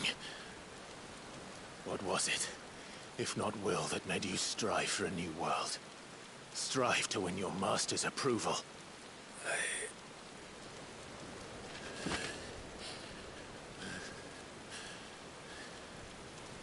You were shown a fantasy, and you chose to believe it. But you were wrong. There is no world but the one we live in. And that world is worth saving. Even if it means killing a god.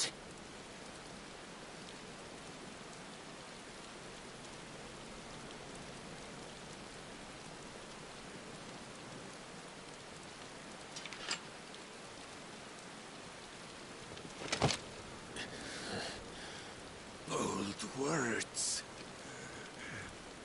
From one who has served the Lord so well. This is pointless.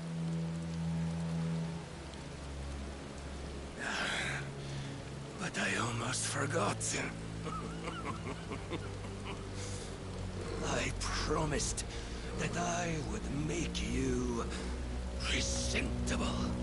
Did I not?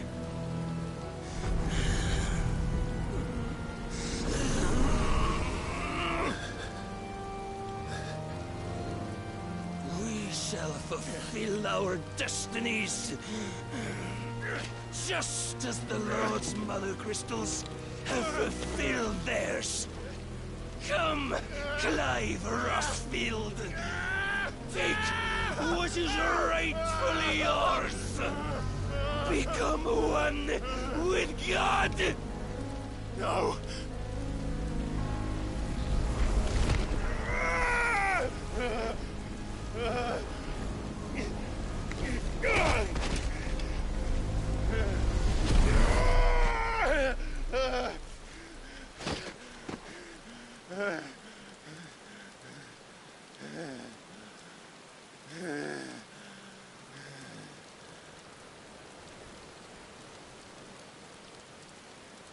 At long last, salvation. I'm coming home. Mother.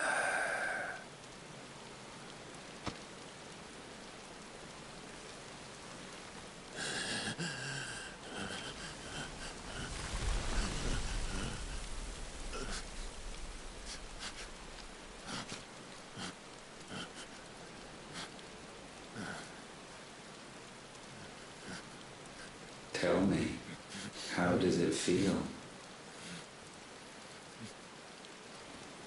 Show yourself! Face me! How does it feel to consume your rival's strength? To gorge yourself on their beam? To edge step by trembling step ever closer to the divine? With or without a will, you are still but a vessel, our vessel. Behold, how your body shudders in anticipation of its fate.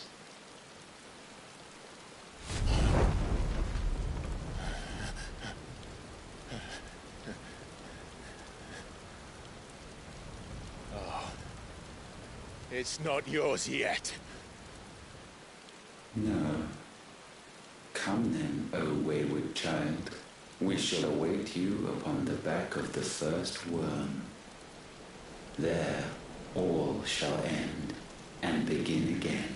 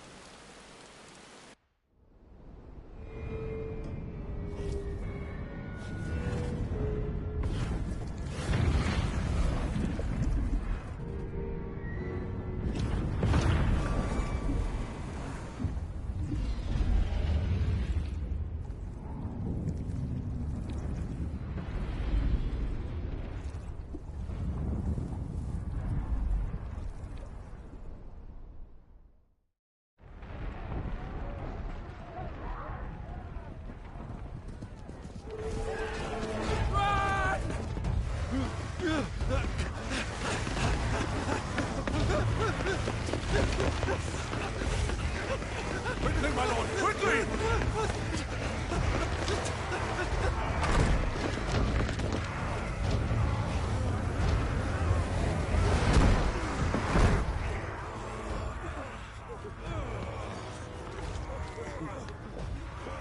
Why the hell is my city falling with the captain? Don't ask me, ask them! Since when was Eugen Hamel one to hide when there was a fight to be had? Since they stripped me of my rank and banished me from the battlefield. Now I'm stuck wiping the backsides of this lot while the city burns and my wife tells off the man half my age! And then you turn up! What the hell are you doing here anyway?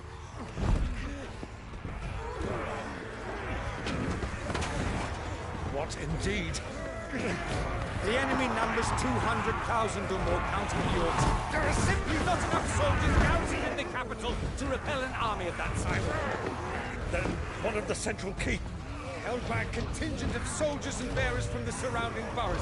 They are the sole reason it still stands. And all it took was an army on their doorstep to bring them together.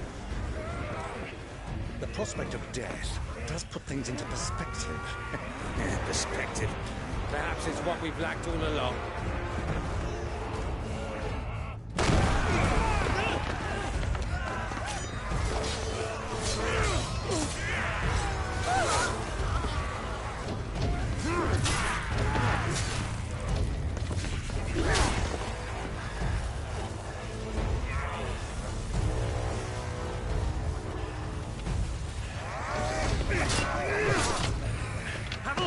I need you to lend me some of your best men, preferably all of them.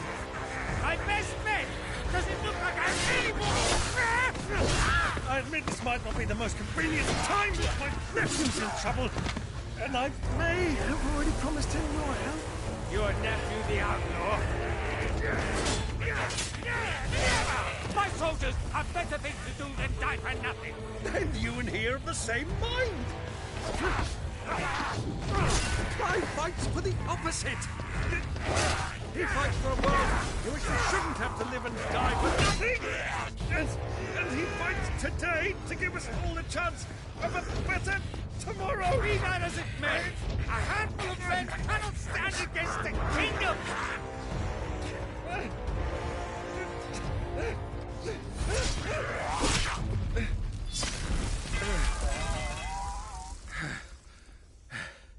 Then mayhap they are the wrong men. Well, I'll be damned. Our numbers are few, but I shall rally as many of my dragoons as I'm able. You, apprise the Lord Strategist of the state of the city's defenses. Yes, Your Radiance. And you would fight alongside us? I owe the Phoenix a debt.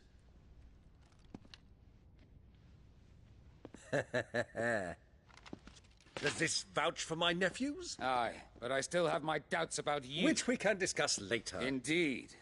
You said you had men garrisoned in the keep. Captain, do you know how many yet remain? Allow me to confirm. Commander? Whatever their number, Randalar will be needing Gather the them bodies all. and build a pyre in the courtyard. Quickly. Terence. My lord.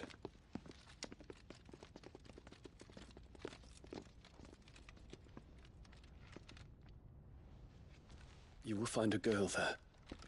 A girl? We are in the middle of a war. I owe her my life, and I always pay my debts. You are to see that she is provided for. Dion, I cannot leave. But you shall. If I am ever to be worthy of the forgiveness of our people, then I must earn it. And I must earn it by my hand, and my hand alone. Know that I do not ask this lightly. And know that I will do it.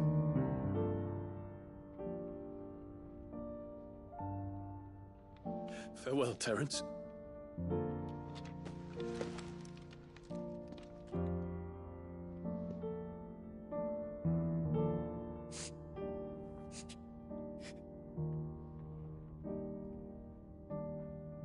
Farewell, my prince.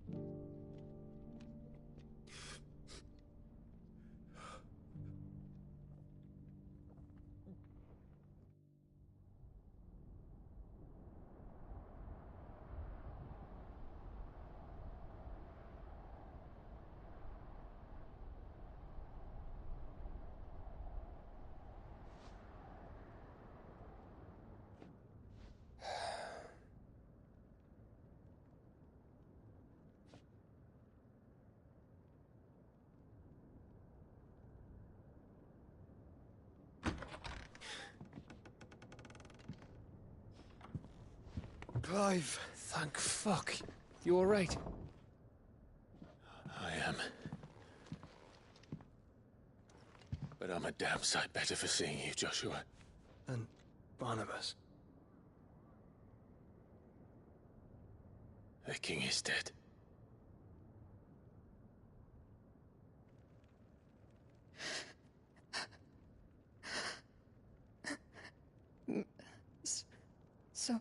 So they're all...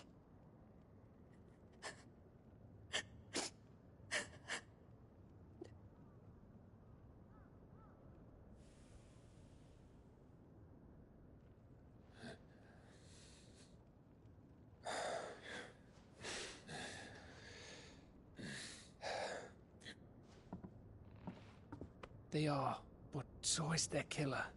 He can't hurt anyone anymore. You're safe.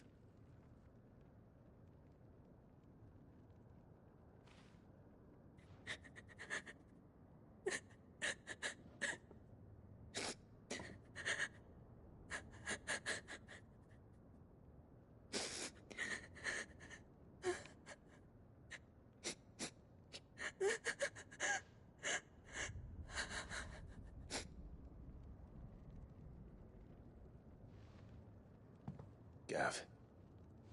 We need to talk.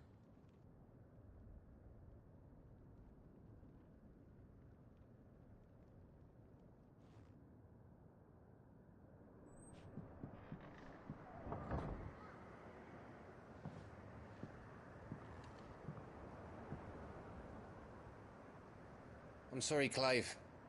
You know I want nothing more than to go with you. I do. But I'm glad you're heading back to the Enterprise nonetheless. And not just for Edda's sake. Our people need to know what happened here.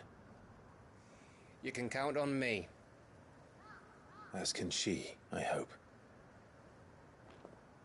Thank you, me lords.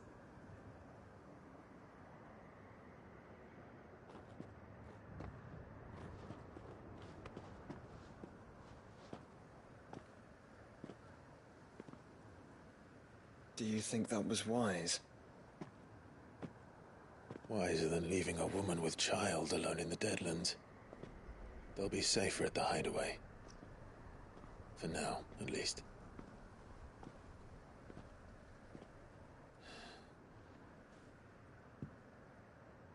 This land is overrun with Akashic. The king himself was long turned, albeit by choice, all to serve Ultima in his damnable quest to forge the perfect vessel.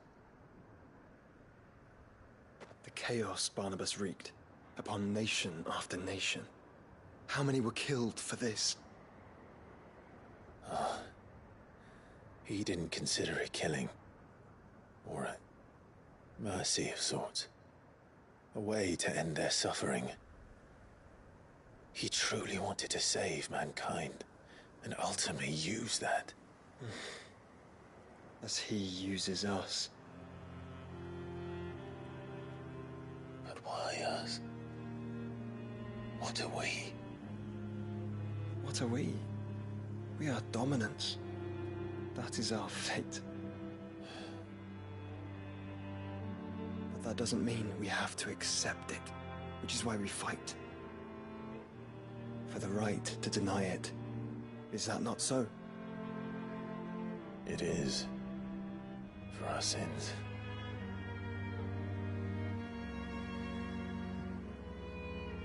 Barnabas said something else. That the Mother Crystals were Ultimas. Ultimas? Are you certain? We know that the Mother Crystals have been leading the land of Ether. And we also know that it's this which hastens the spread of the Blight. But what I cannot fathom is what Ultima stands to gain from that. What did you find at the Stronghold? The truth about Ultima's prize. For so long, I believed it to be you, and you alone. Yet, it is not merely a fruit that he desires, but a fruit and phoenix both. That which we became in the skies over Twinside. Only when the twin flames are joined shall his vessel be complete. Quite why he needs a vessel is another question. Unless there is something he cannot achieve without one. Something his immaterial form precludes.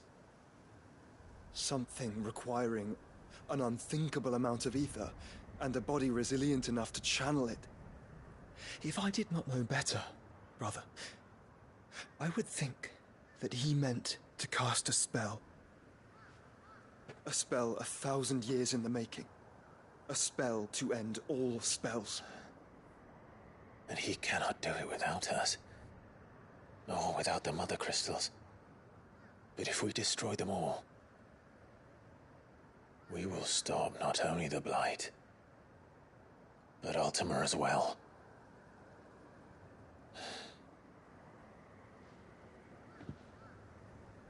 We stick to the plan then.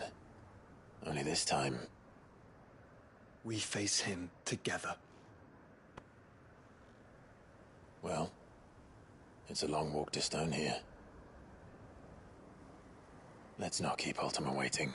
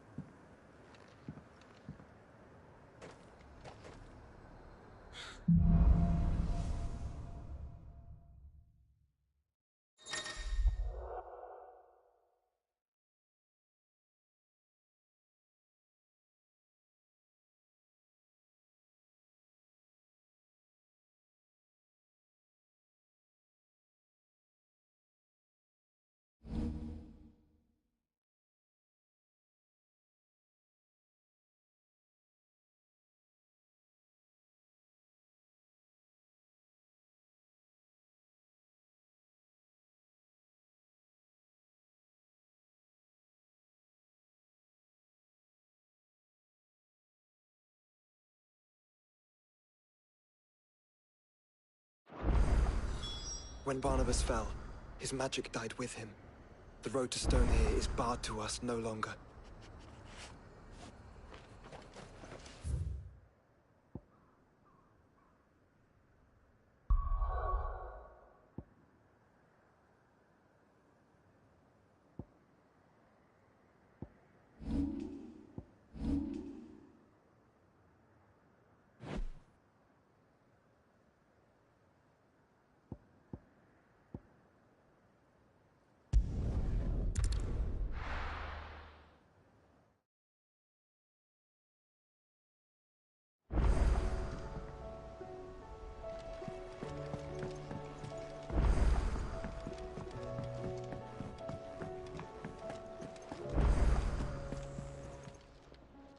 Aye, it's a dangerous world out there. Best not. You'll not find a better price than that. It'd better all be here. The stew's awful. So, what'll it be?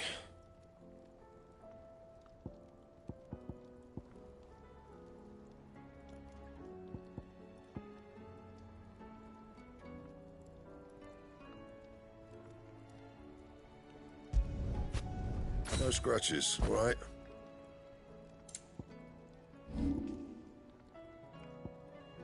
That it? Fine.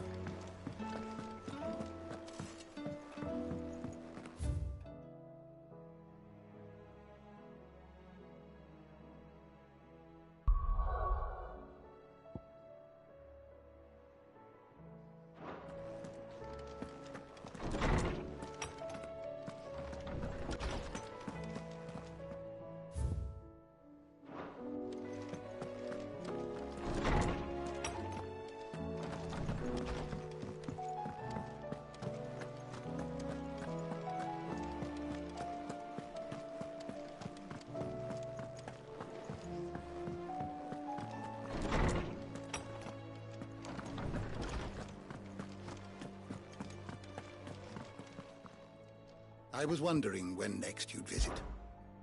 I don't believe you've read this particular chapter before.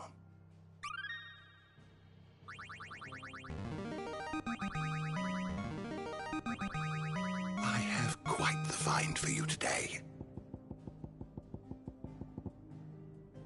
You wish to study the tomes? Did you learn everything you needed?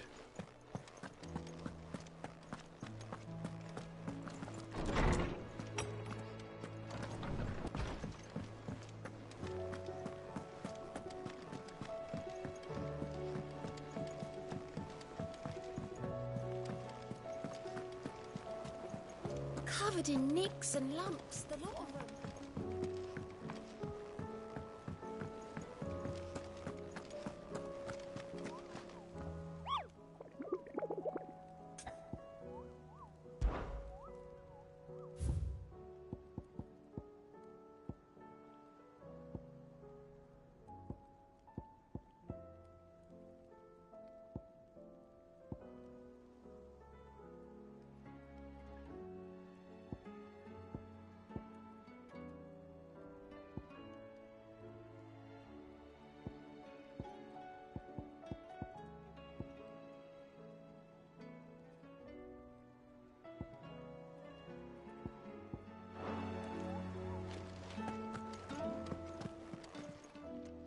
How are you doing?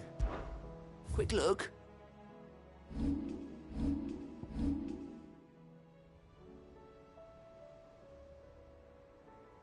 Think you can help?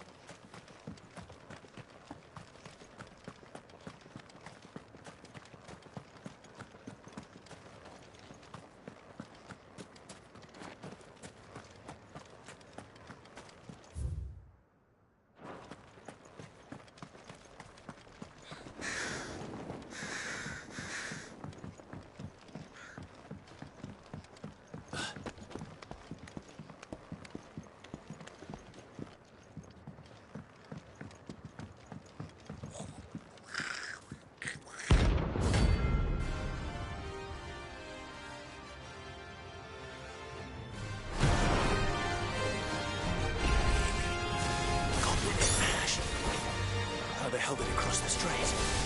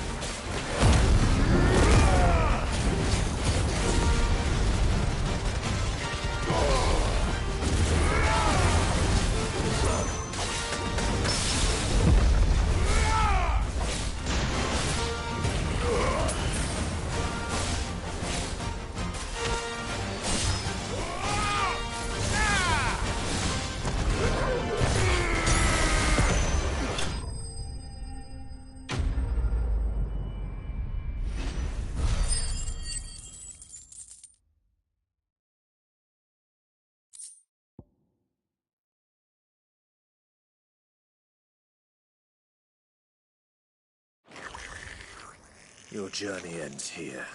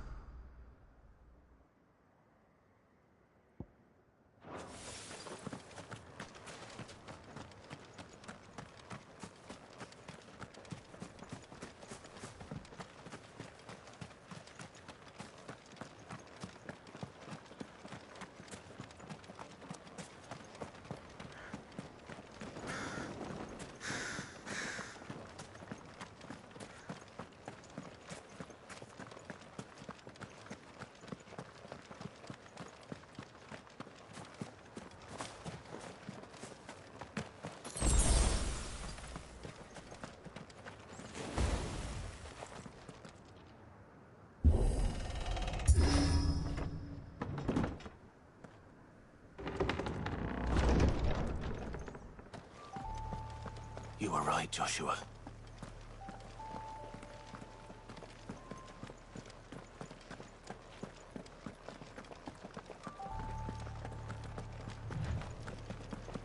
Bodies up ahead.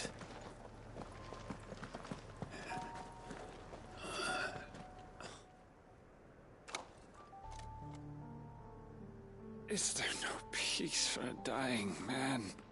What happened here? The ether floods made savage beasts of my companions. And those faithless orcs, I knew they weren't to be trusted. We were told that they would stay loyal to our cause.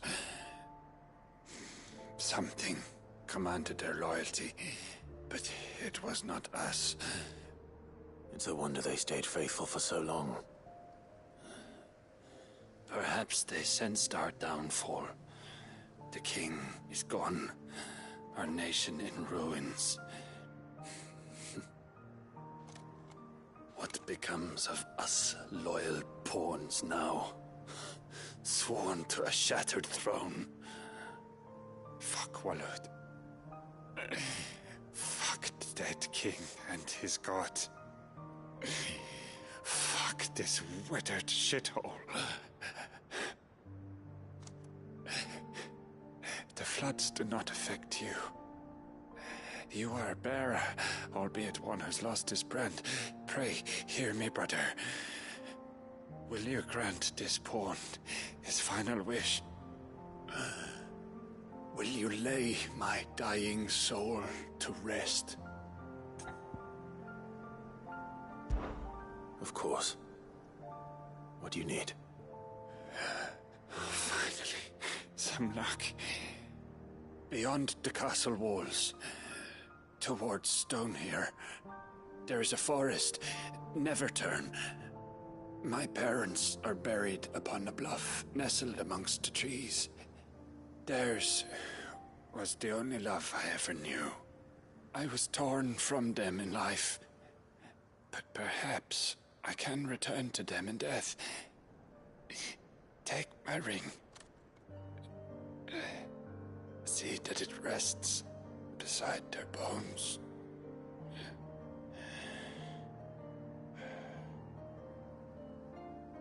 May you find peace at last.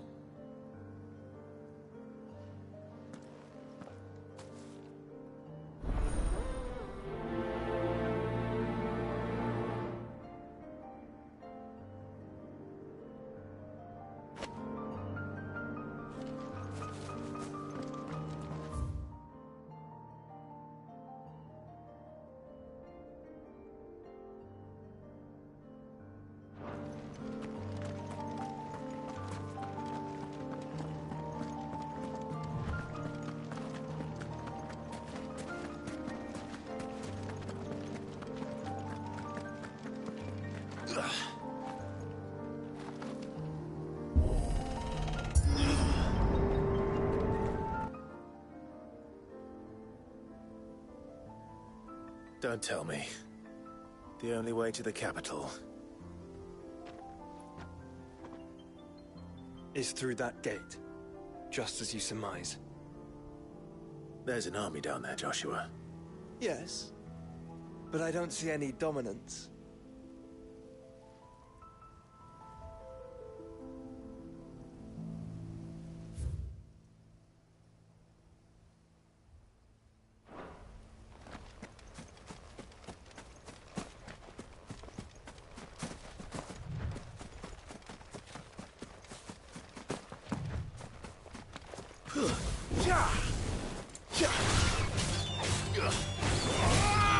Let darkness fall!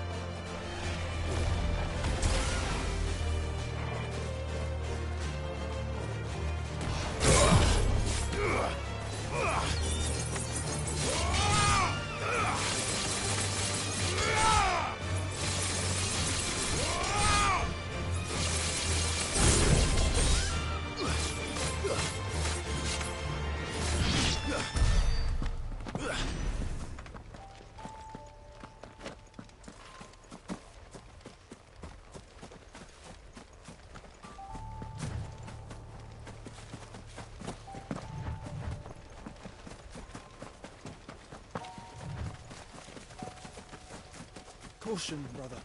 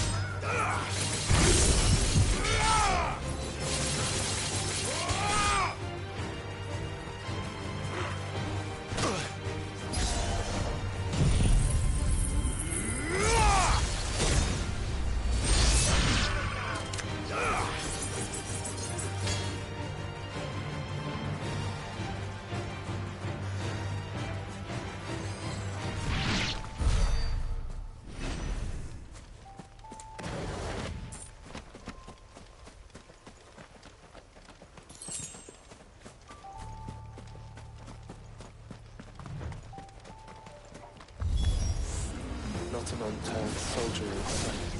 Then we end their suffering.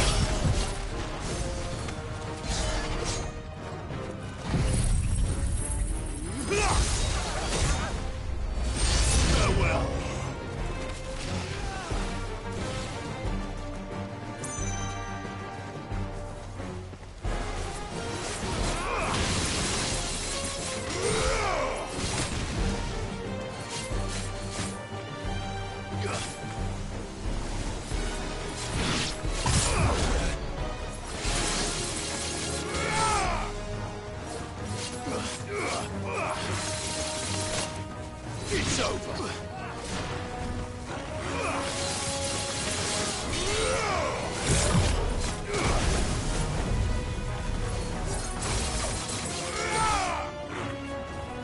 Not good.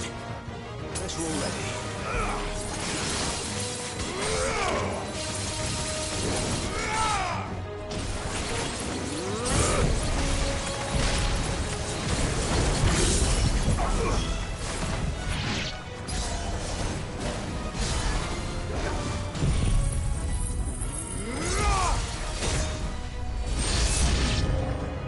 You don't think all this It's for us. I wouldn't put it past Ultima. He's made nothing easy so far.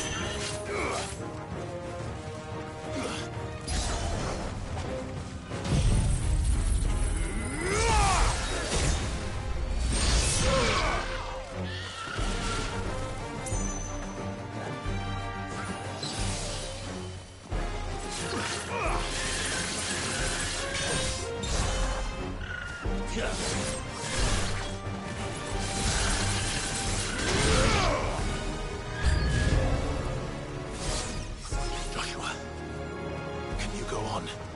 Do I have a choice?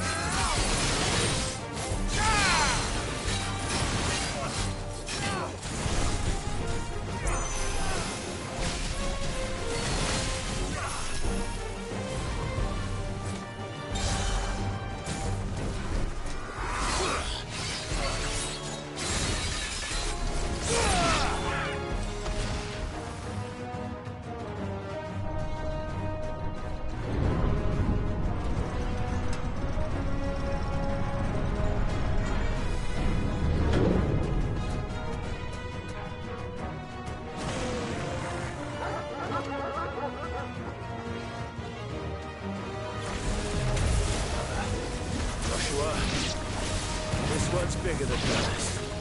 And neither, by the look of it.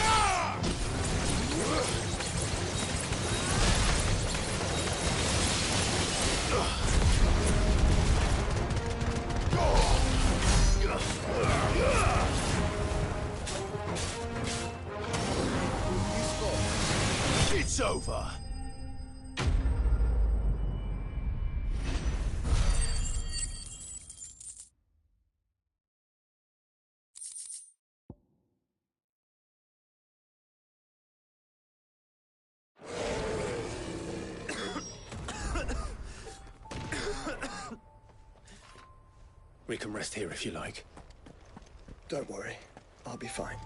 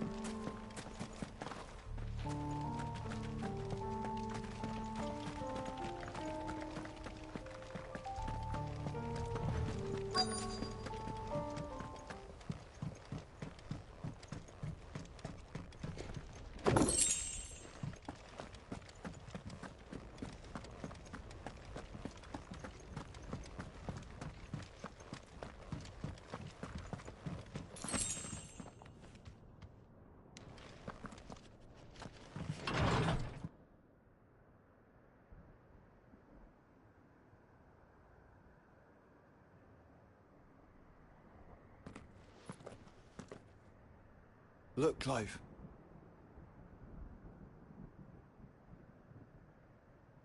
By the Founder. The place is a fortress.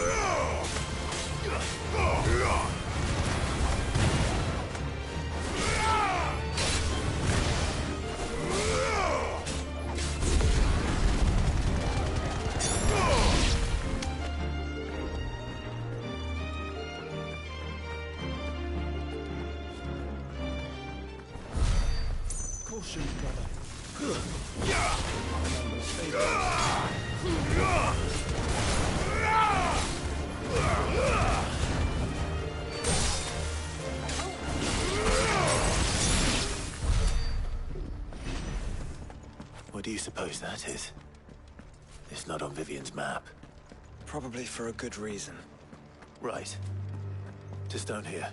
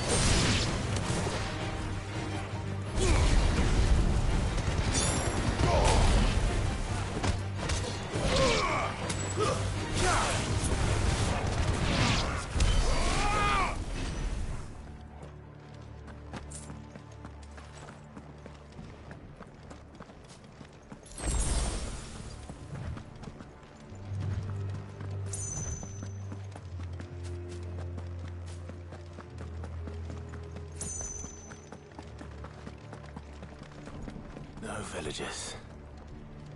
No knights. Not even any bodies.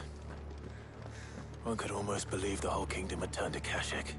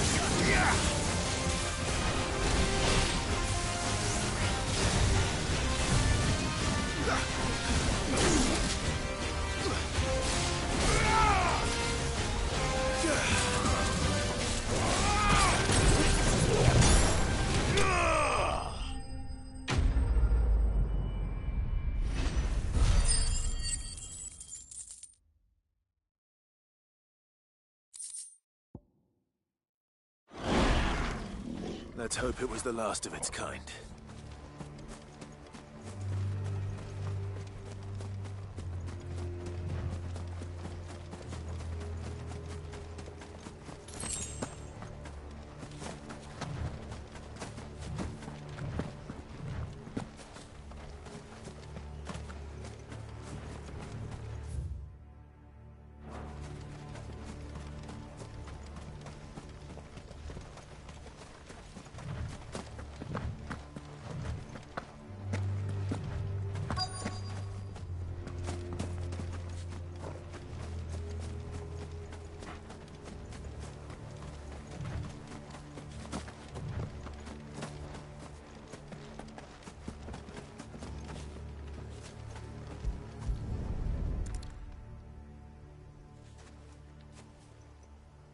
He'll be able to see all the way to Stone here.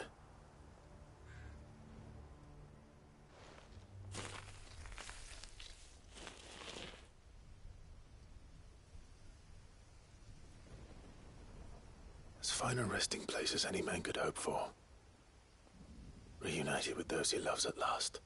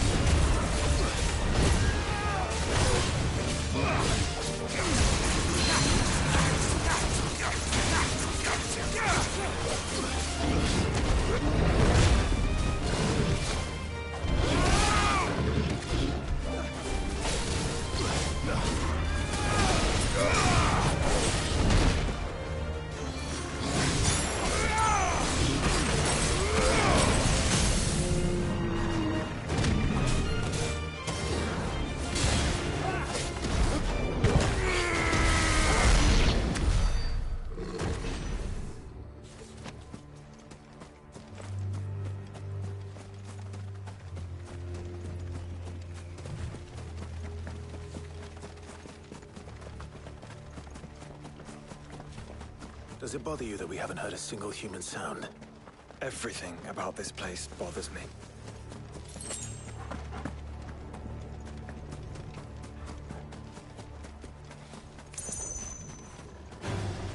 This might take a while.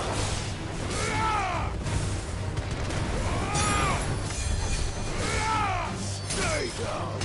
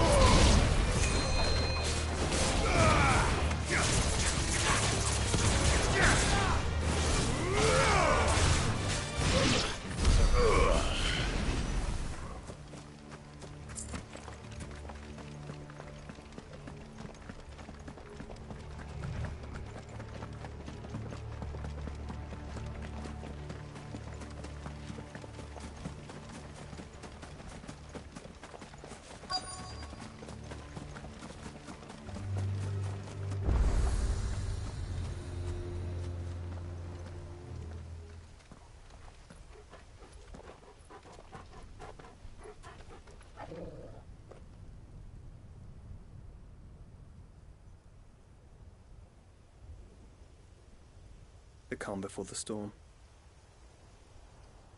There's only one way into that city. Across the bridge. Through the main gate.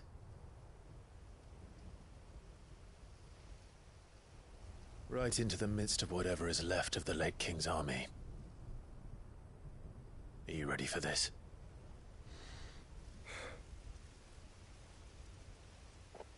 As ready as I'll ever be.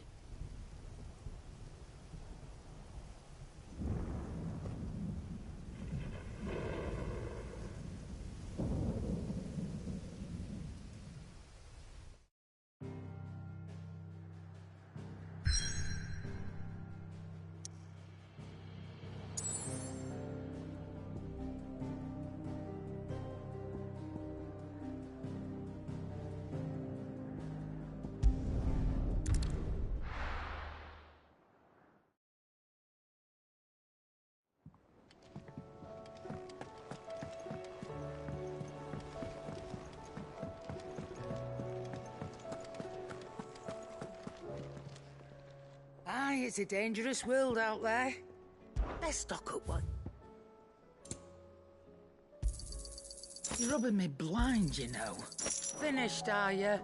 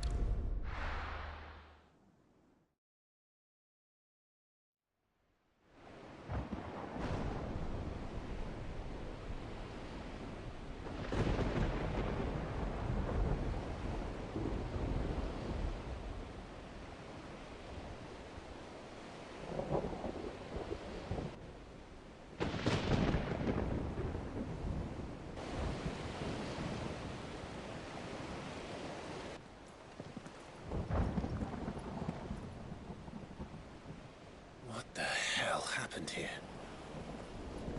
I dare not think. A stroke of good fortune, perhaps?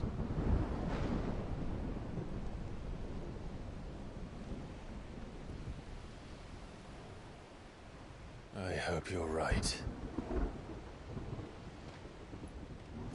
So do I.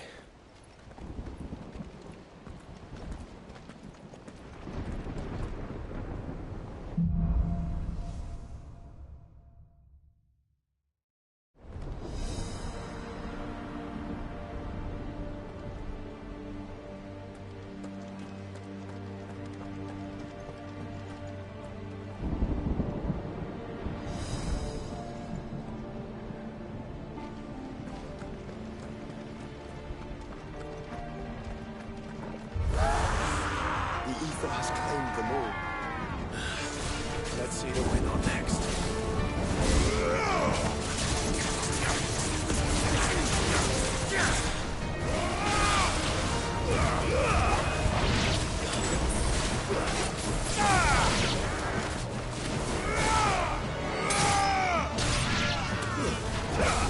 Farewell.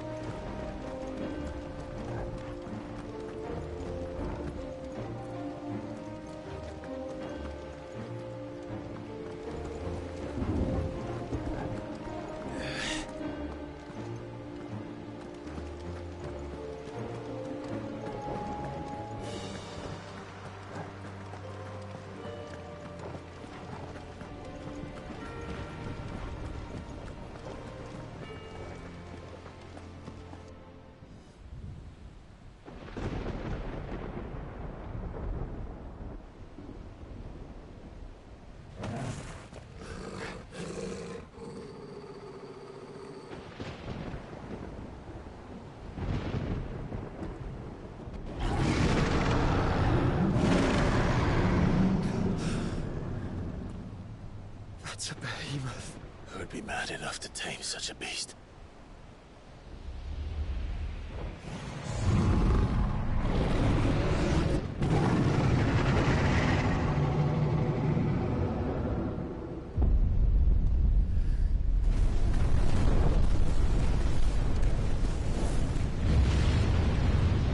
Stand back.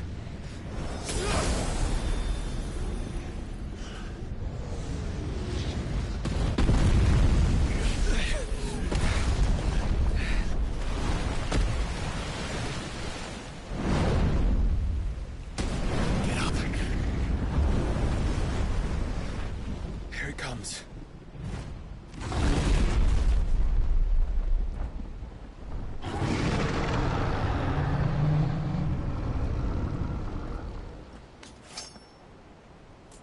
Well, what are we waiting for?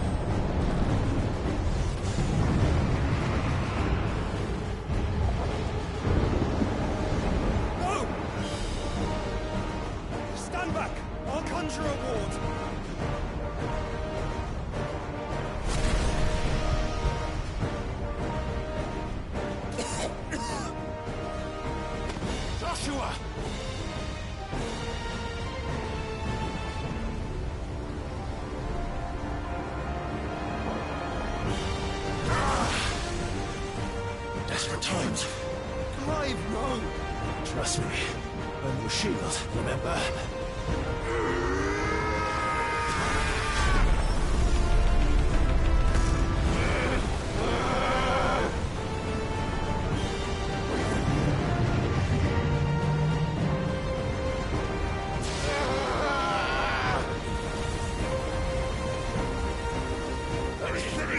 This might be a job for a freak! Why would you turn to him, brother?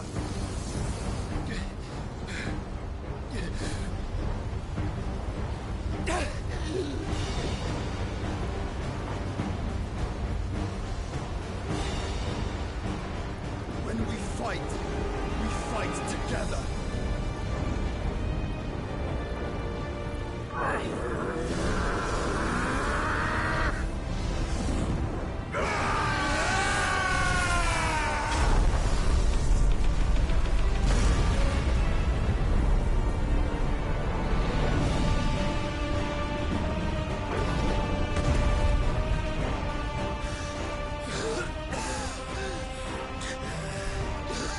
That wasn't too bad.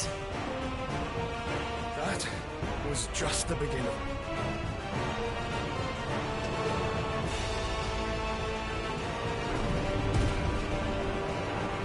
There's a good boy.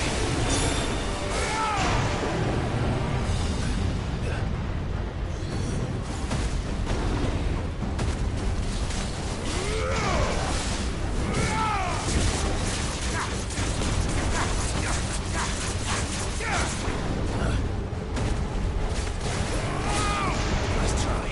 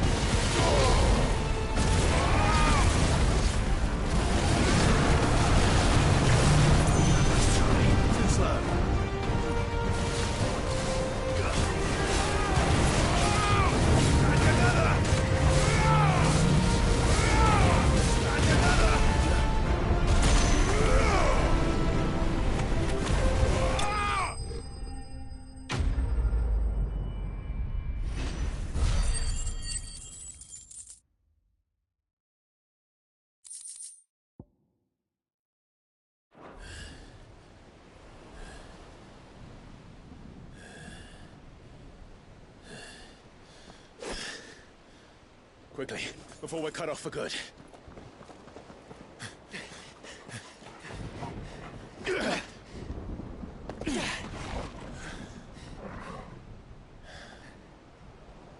If it is like the others, the entrance to the inner sanctum will be at the foot of the crystal. We're almost there.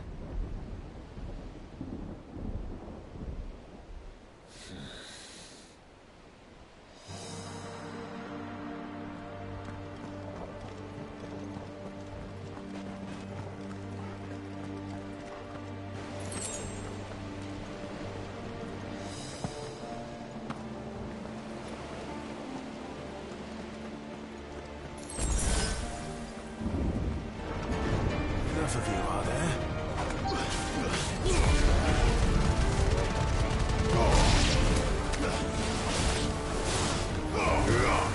It's over.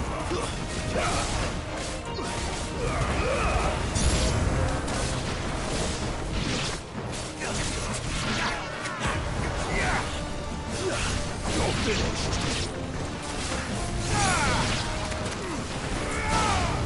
It's over.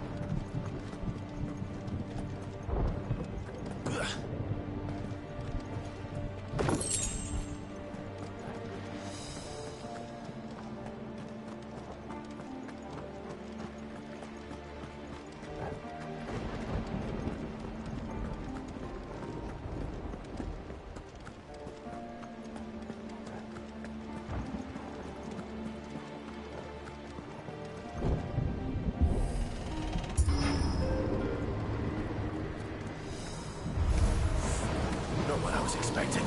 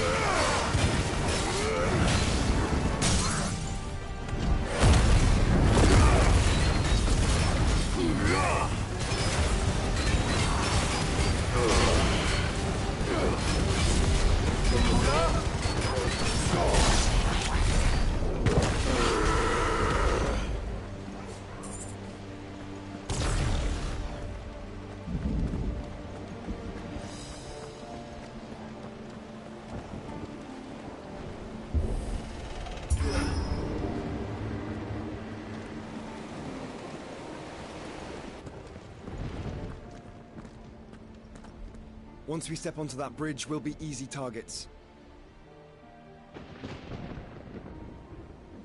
Then we better move quickly.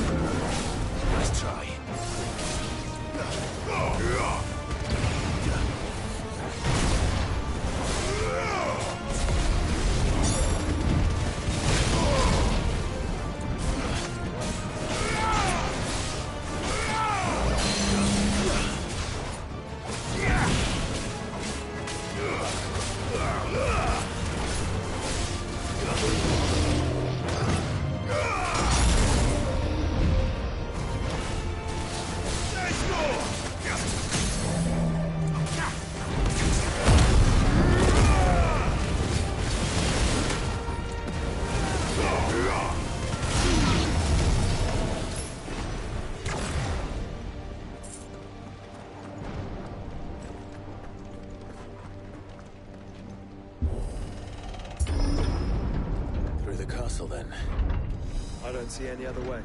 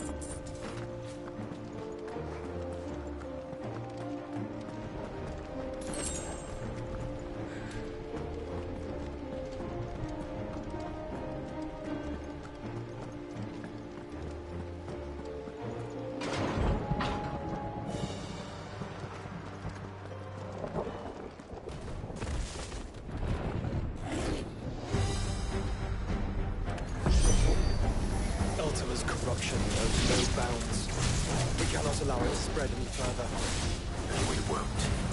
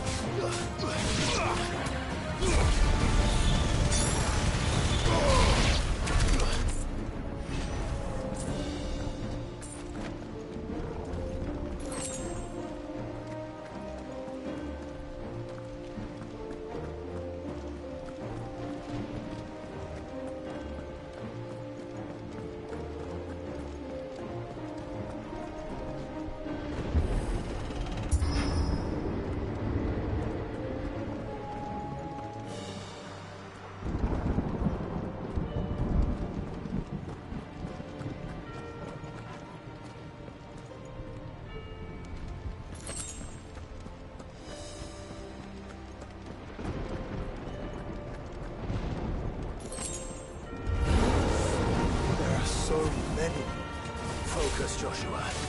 We're not done yet.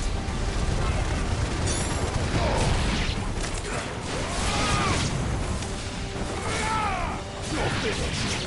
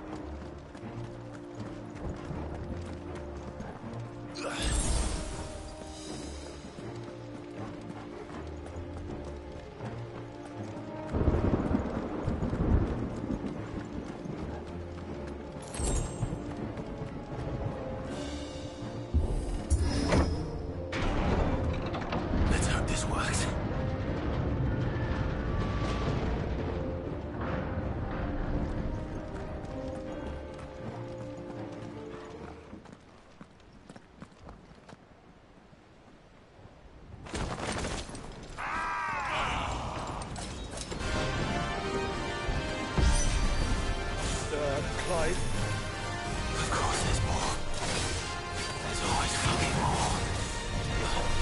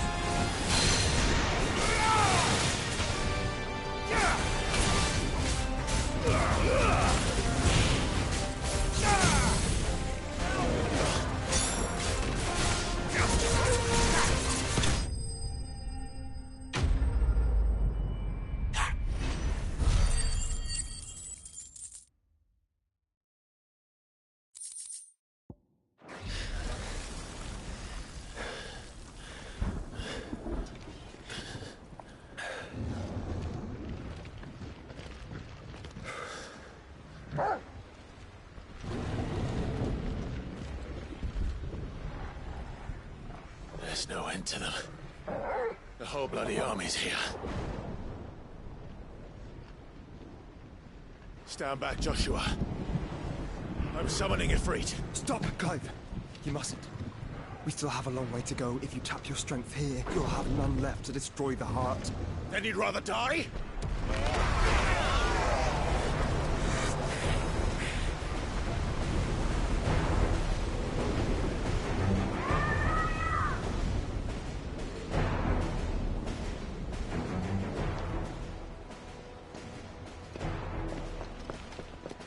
Jill!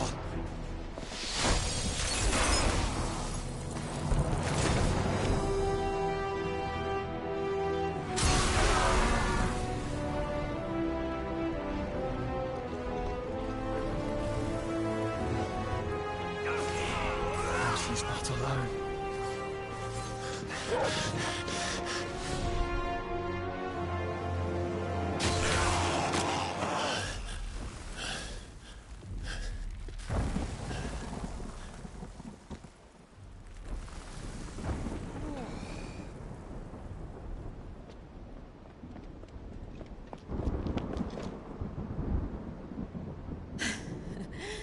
Surprised to see us.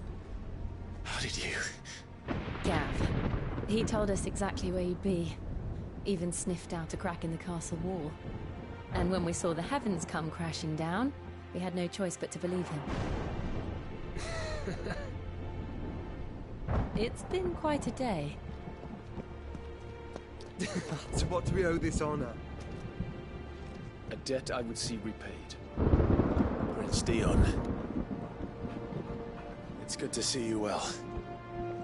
So, this must be Ifrit. Your uncle bade me give you a message.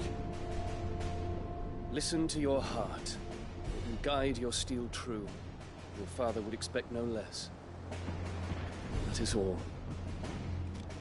Thank you. For everything, Your Highness.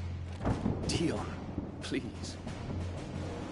You do realize the only thing we've freed so far is this wall from its foundations, right? Now, if your lord and ladyship's quite finished... Well said, Gav. We have work to do.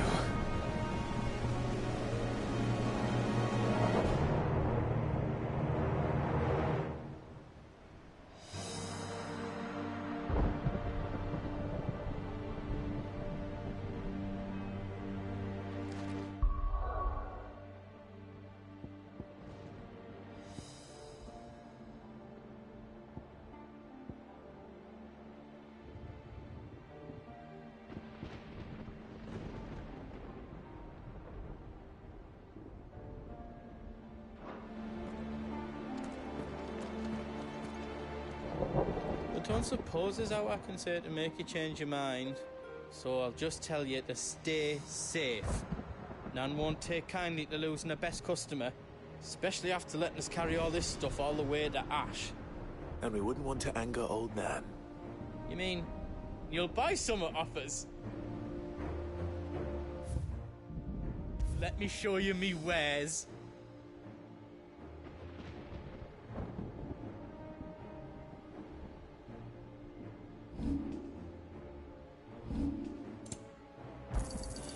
Righto, here you go.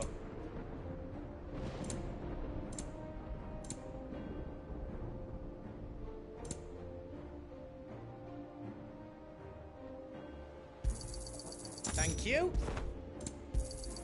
Is there how else you need? Welcome to the Big Hammer.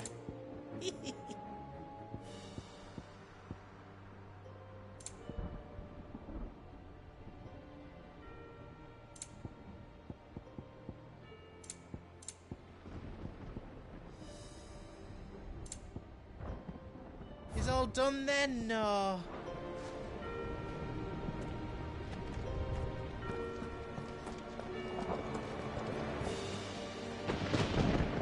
I couldn't have made it this far without you, Torgal.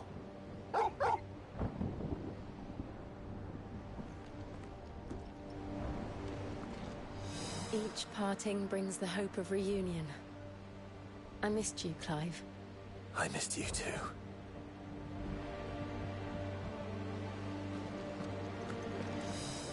If Sid were here today, I reckon he'd be proud of you, Clive. He'd be proud of us all.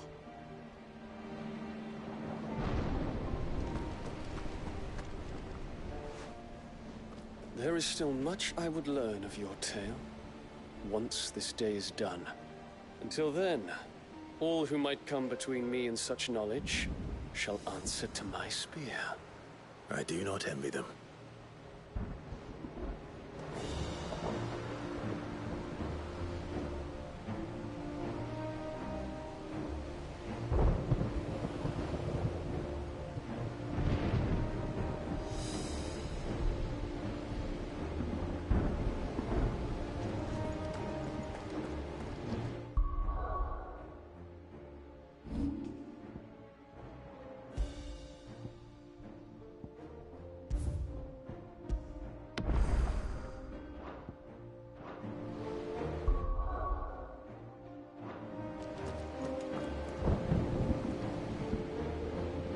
You see, Clive, we're not alone.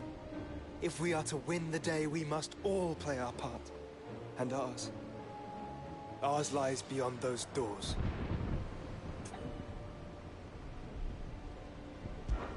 We'll only get one chance at this. Ultima can wait a little longer. All right. Just don't forget, there's still an army behind us.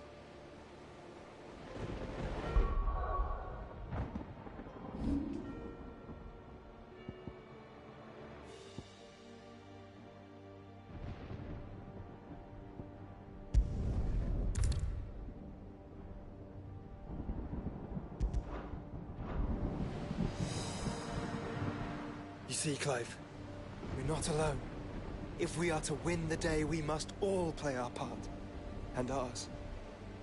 Ours lies beyond those doors. We've fought long and hard for this moment. Sid's dream, our dream, is within our grasp. We need only endure this final trial, and we shall. Together.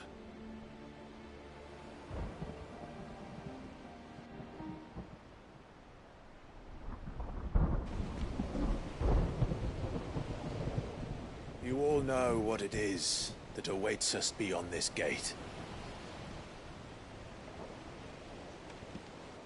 And we shall face it together.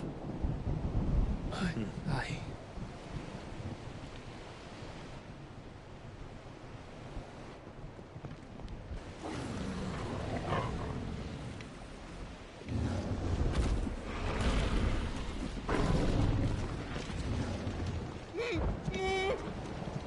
It seems our hosts would rather we remain.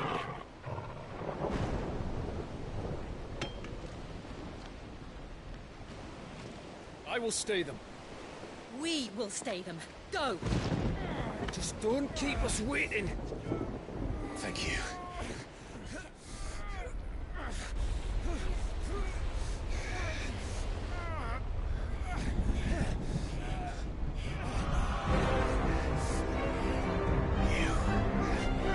Welcome, sons of fire.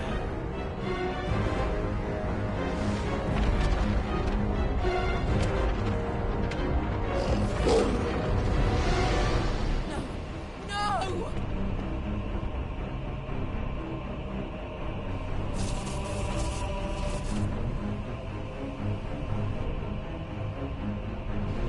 Come back. What?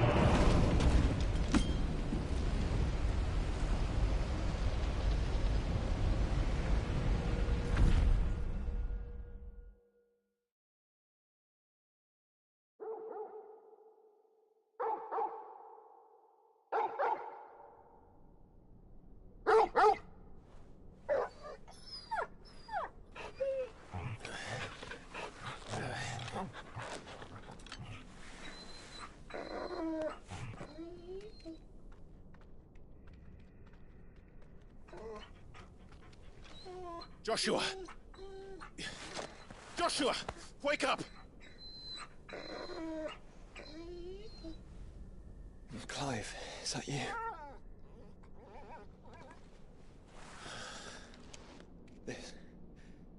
This isn't Stonehenge.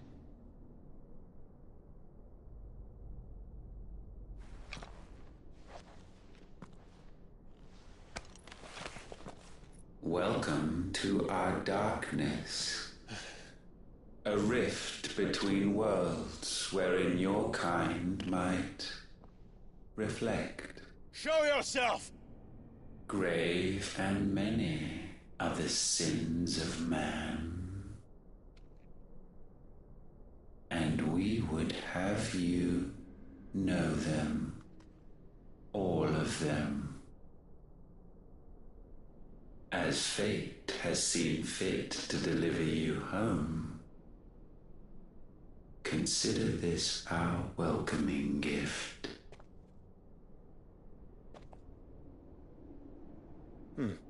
It would seem we are trapped. And the only way out is through Ultima. We find him, and we leave.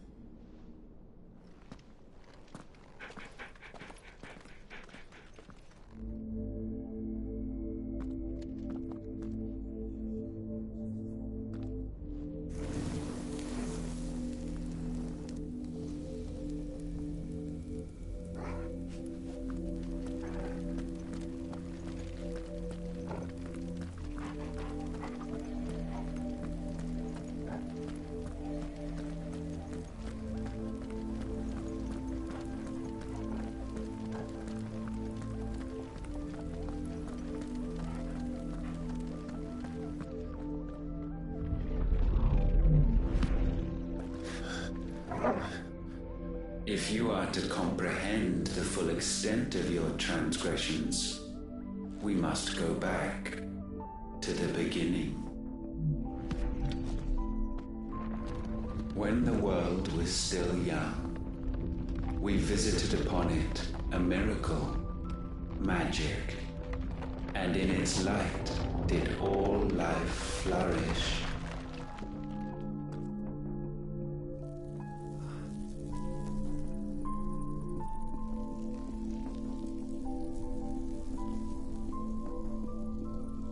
Yet the price for this boon would prove heavy. A pall descended upon the land, painting the horizon black as night.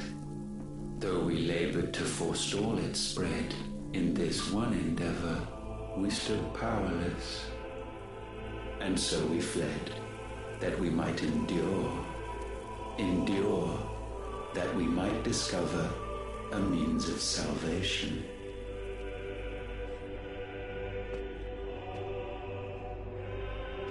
But if it was magic that caused the blight, what of the mother crystals?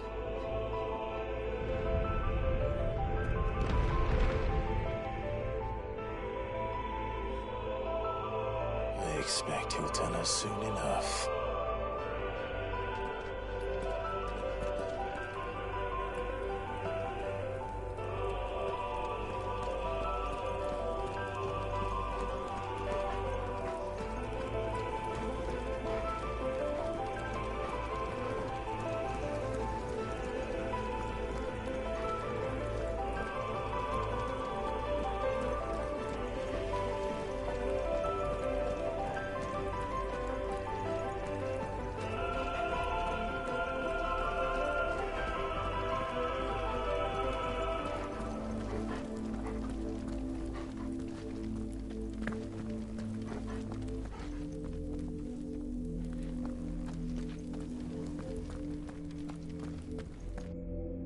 Salvation, alas, was not readily to be had. First, we would require a land unvisited by the stain of corruption. An unprecedented journey lay before us, one beyond the limits of our fleshly bodies. And so we cast them off. Thus, stripped to our very spirit, did we find our new paradise. A land as pure as driven snow, Valisthea. There would the true work begin. for the black crept yet behind us. And soon did we arrive at a solution. The illness having spread to every organ, there was but one escape from this fate: to start afresh. With a new world. The one for which Barnabas labored. A paradise free from the blight where his God awaits.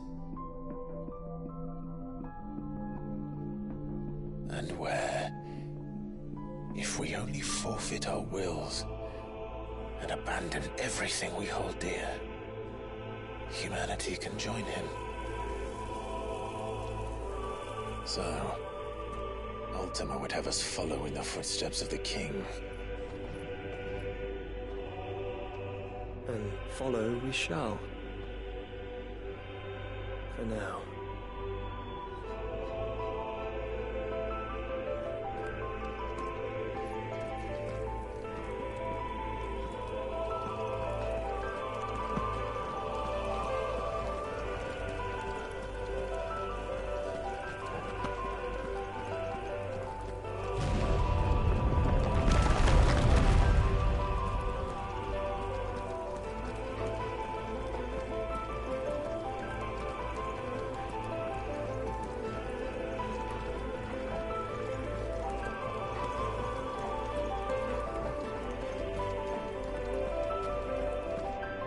To forge a new world would require not only power, but a constitution strong enough to wield it. Acquiring the first would be simple.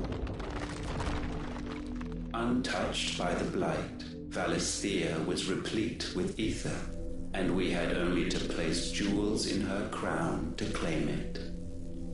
Acquiring the second, however, demanded creativity.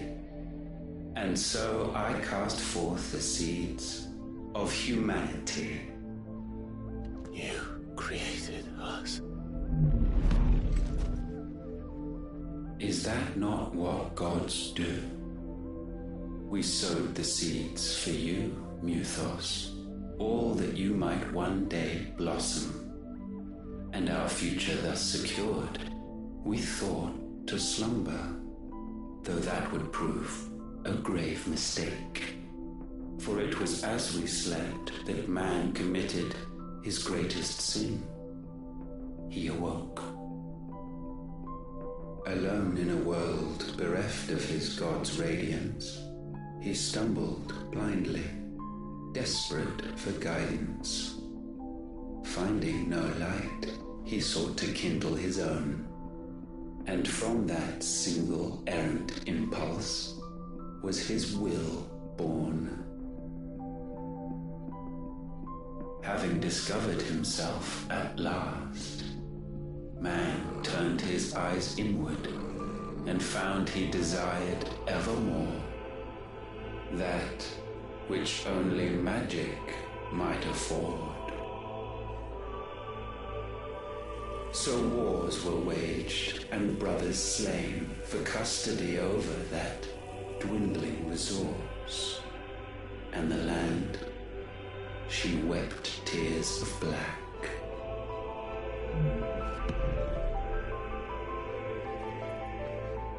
He would condemn us for this.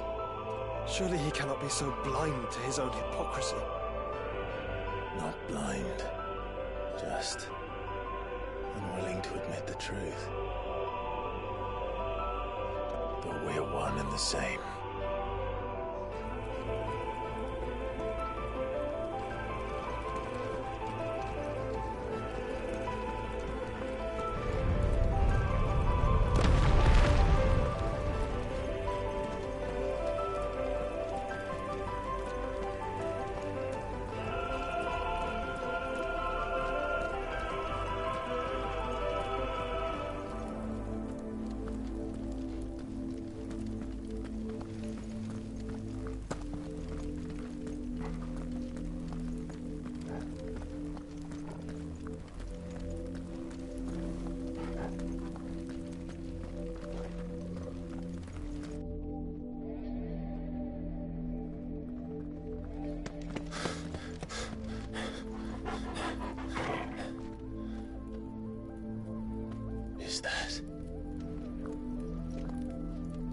Ifrit, or what's left of him.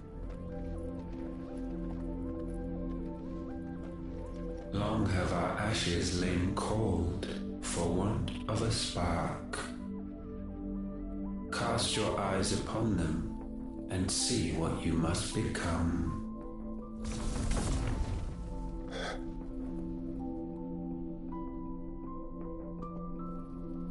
Valisthea cannot endure a second claim upon her being.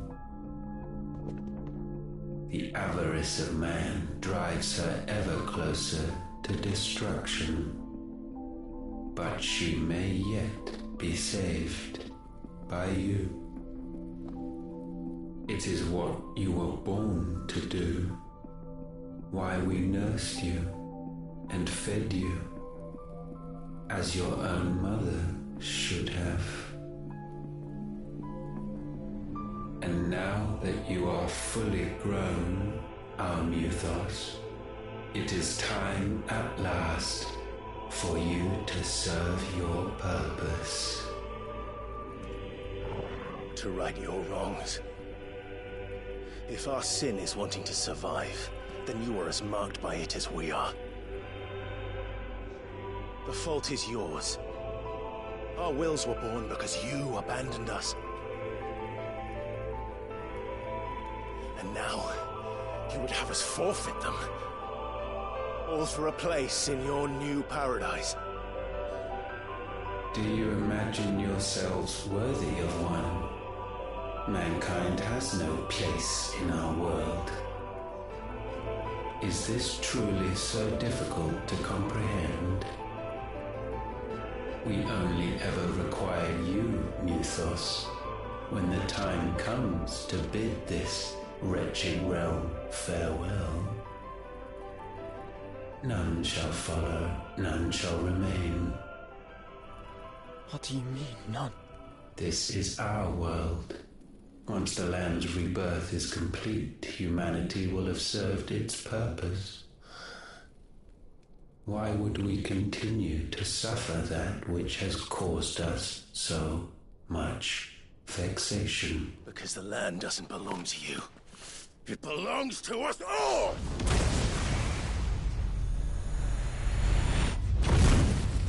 What? That is where you are mistaken. You own nothing but your precious will.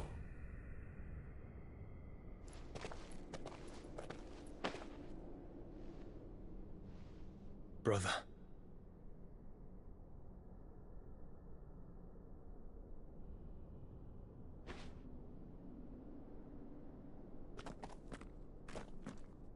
I can't do this alone. And you don't have to. I grow weary of your dissent. Now you must learn that this master will not tolerate disobedience.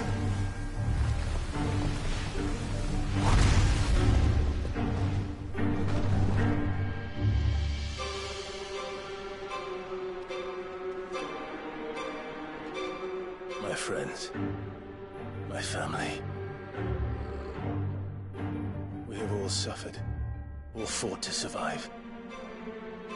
This world may be flawed. It may be broken. But it's all we have.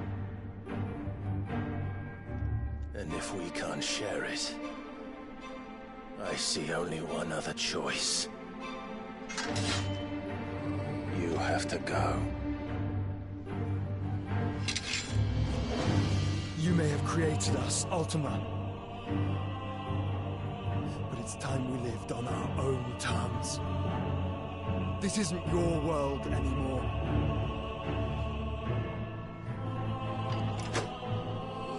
It's ours. Bow down, offenders, hearts disdained.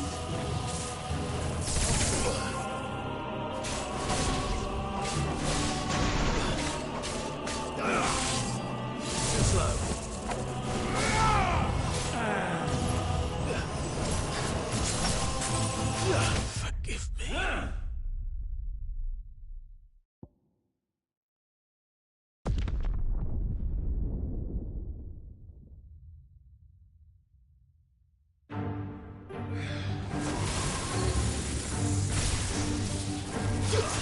ends.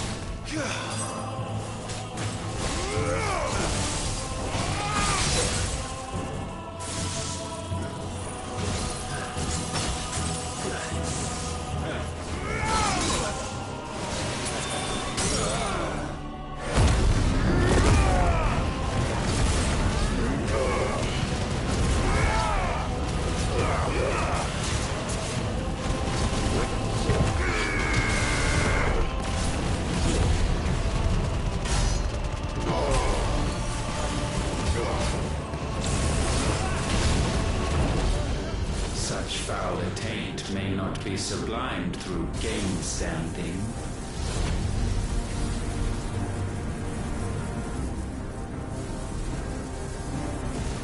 Only with heads hung low is penance paid.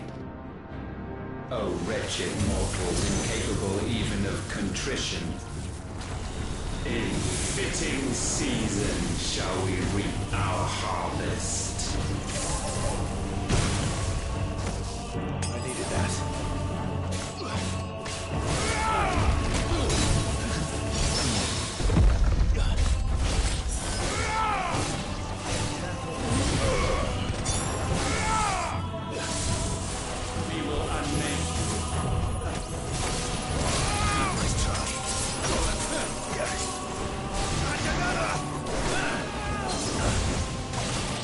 Ugh.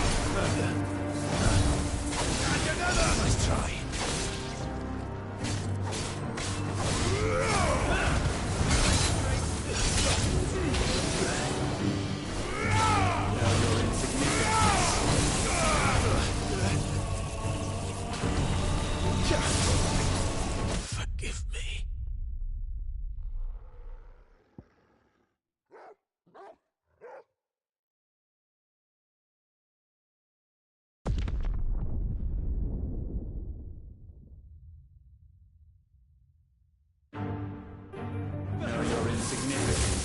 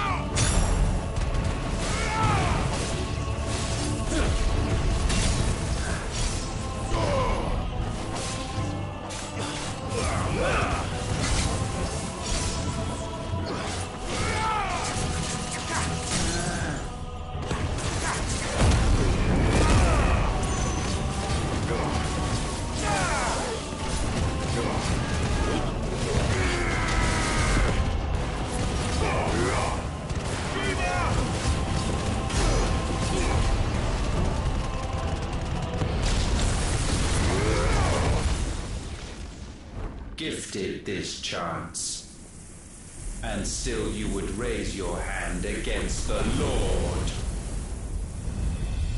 What now? The darkness bends.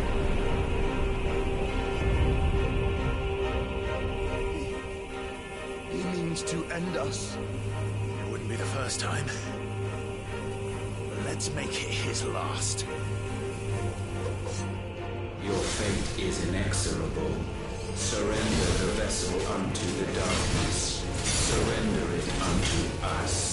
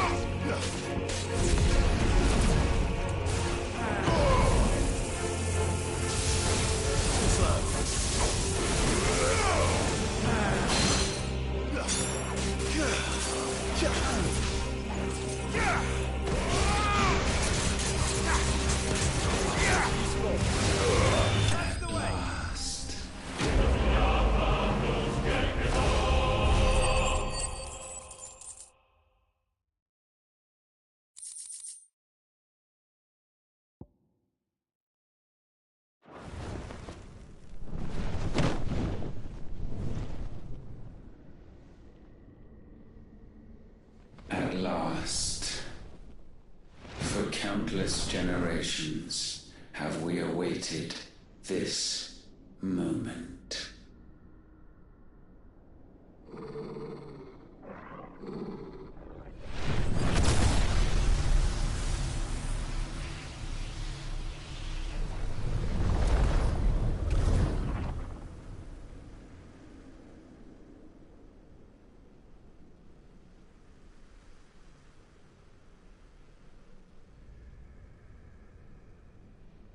Your struggles have made you strong, yet your soul remains heavy with sin.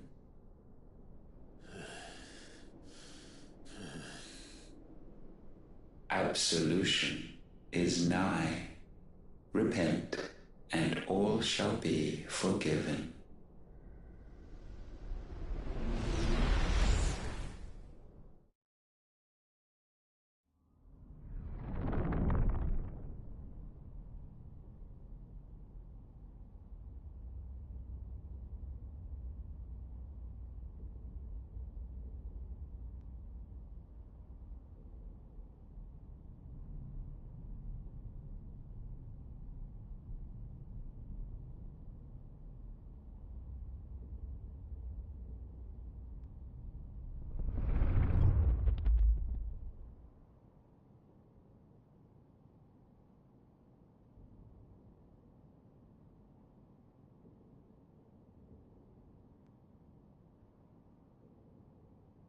Tell me, Clive, how many lives have you saved since taking my name?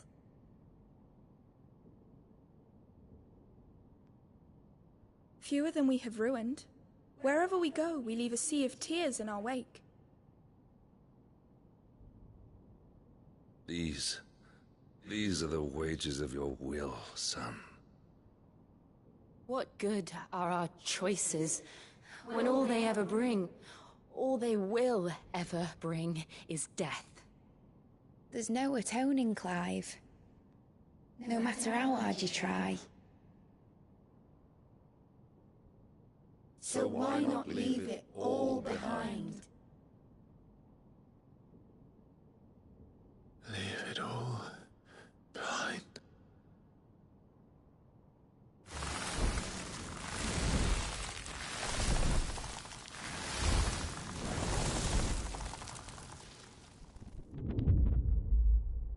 Clive!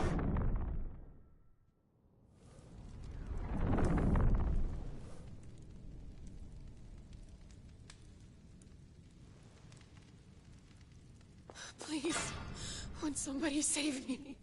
Won't anybody love me? I yearn, yet still she is not mine. Have I not given enough? From will is born desire, and it is this which consumes you, rendering you incomplete.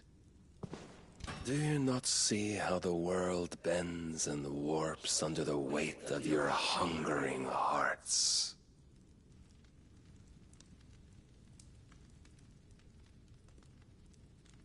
What if it could all just go away?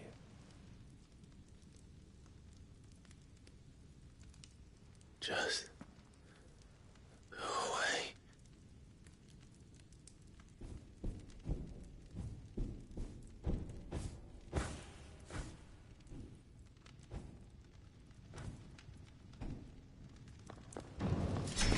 Clive! Clive!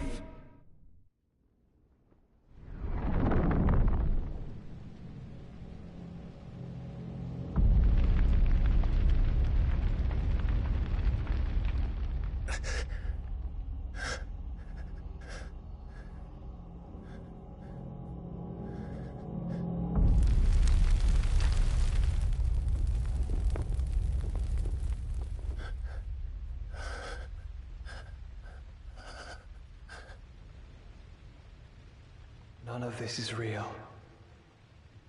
Wake up. It's time to go home, Clive.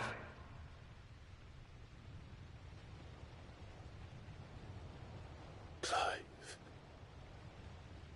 That's right. You're my brother. Brother.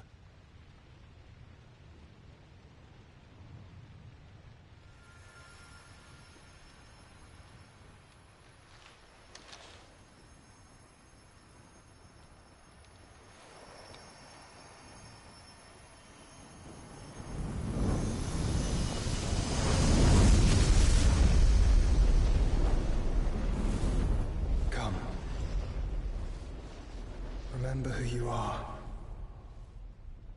Clive.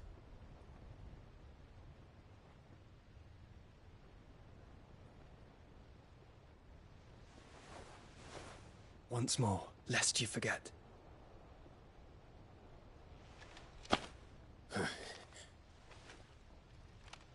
My name is Clive. Clive Rossfield. Look, Ultima.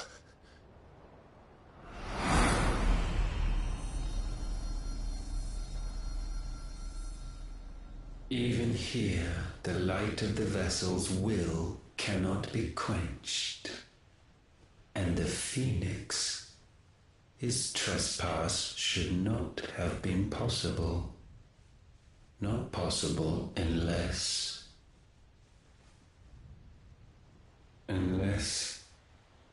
he has been with Muthos all along.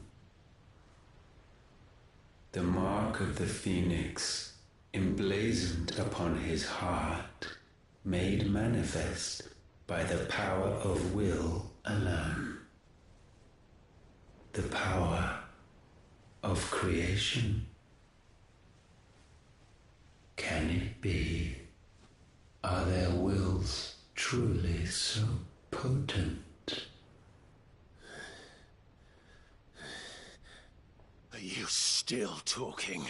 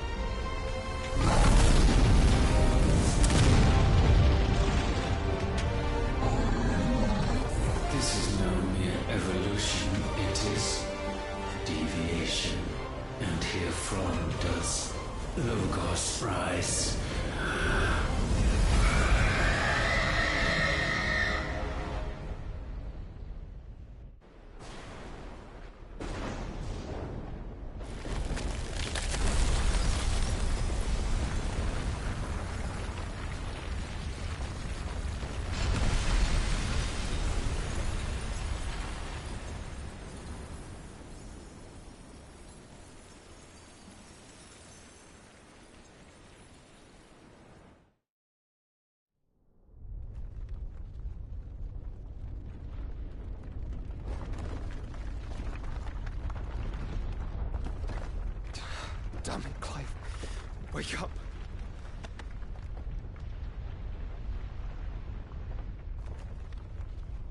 That. Sorry to wake you, but I think it may be time to leave. This place.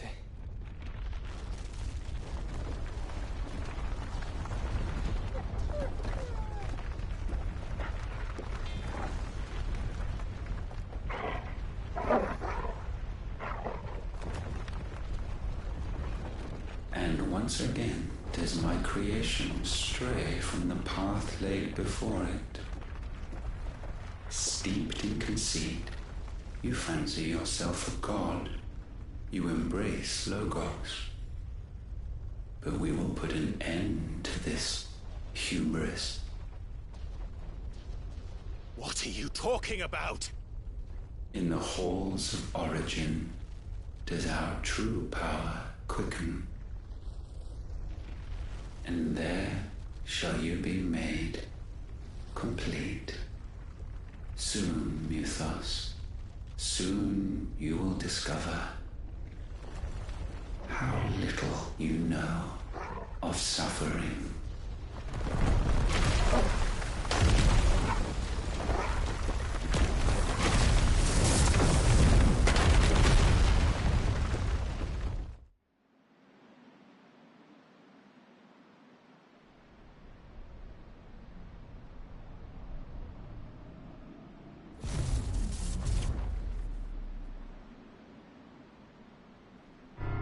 And so the crystals are no more.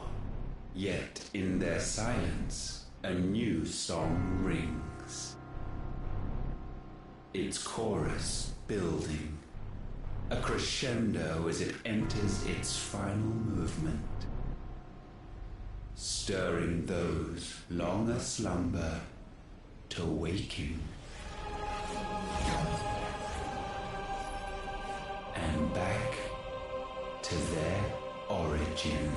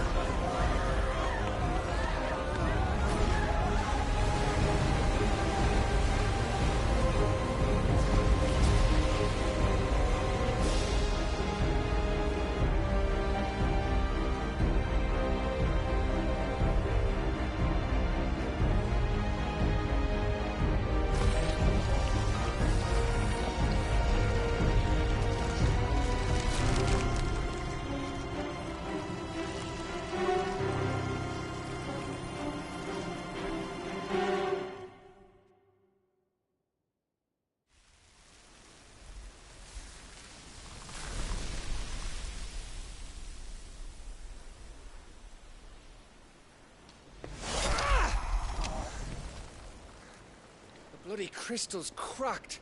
So where the hell are they?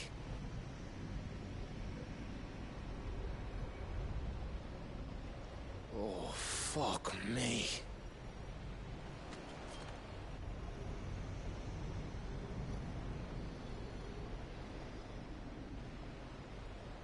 Is that ether?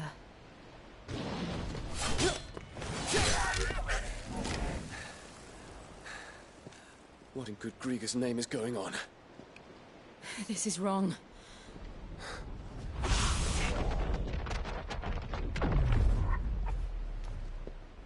Are we back? Clive! Joshua! Jill!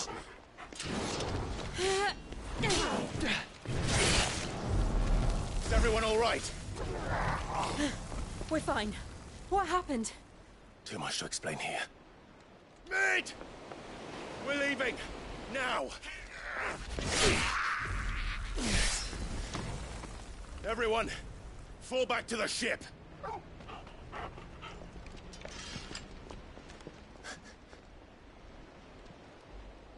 I will be with you anon. Thank you.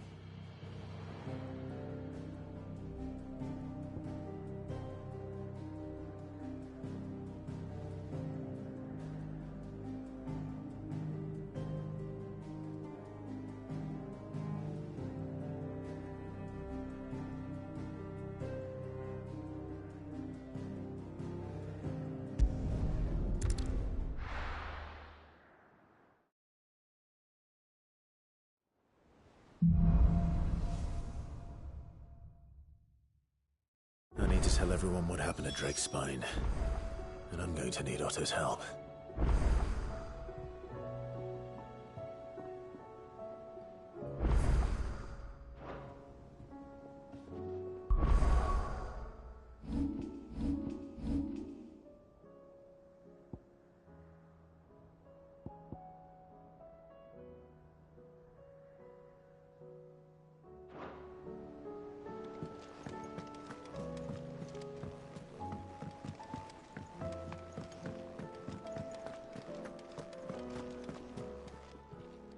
Clive. Go on, then. It'd better all be here. You'll not find a better price than that.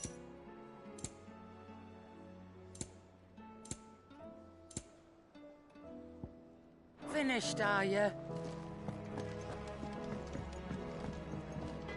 Yep. So, what'll it be?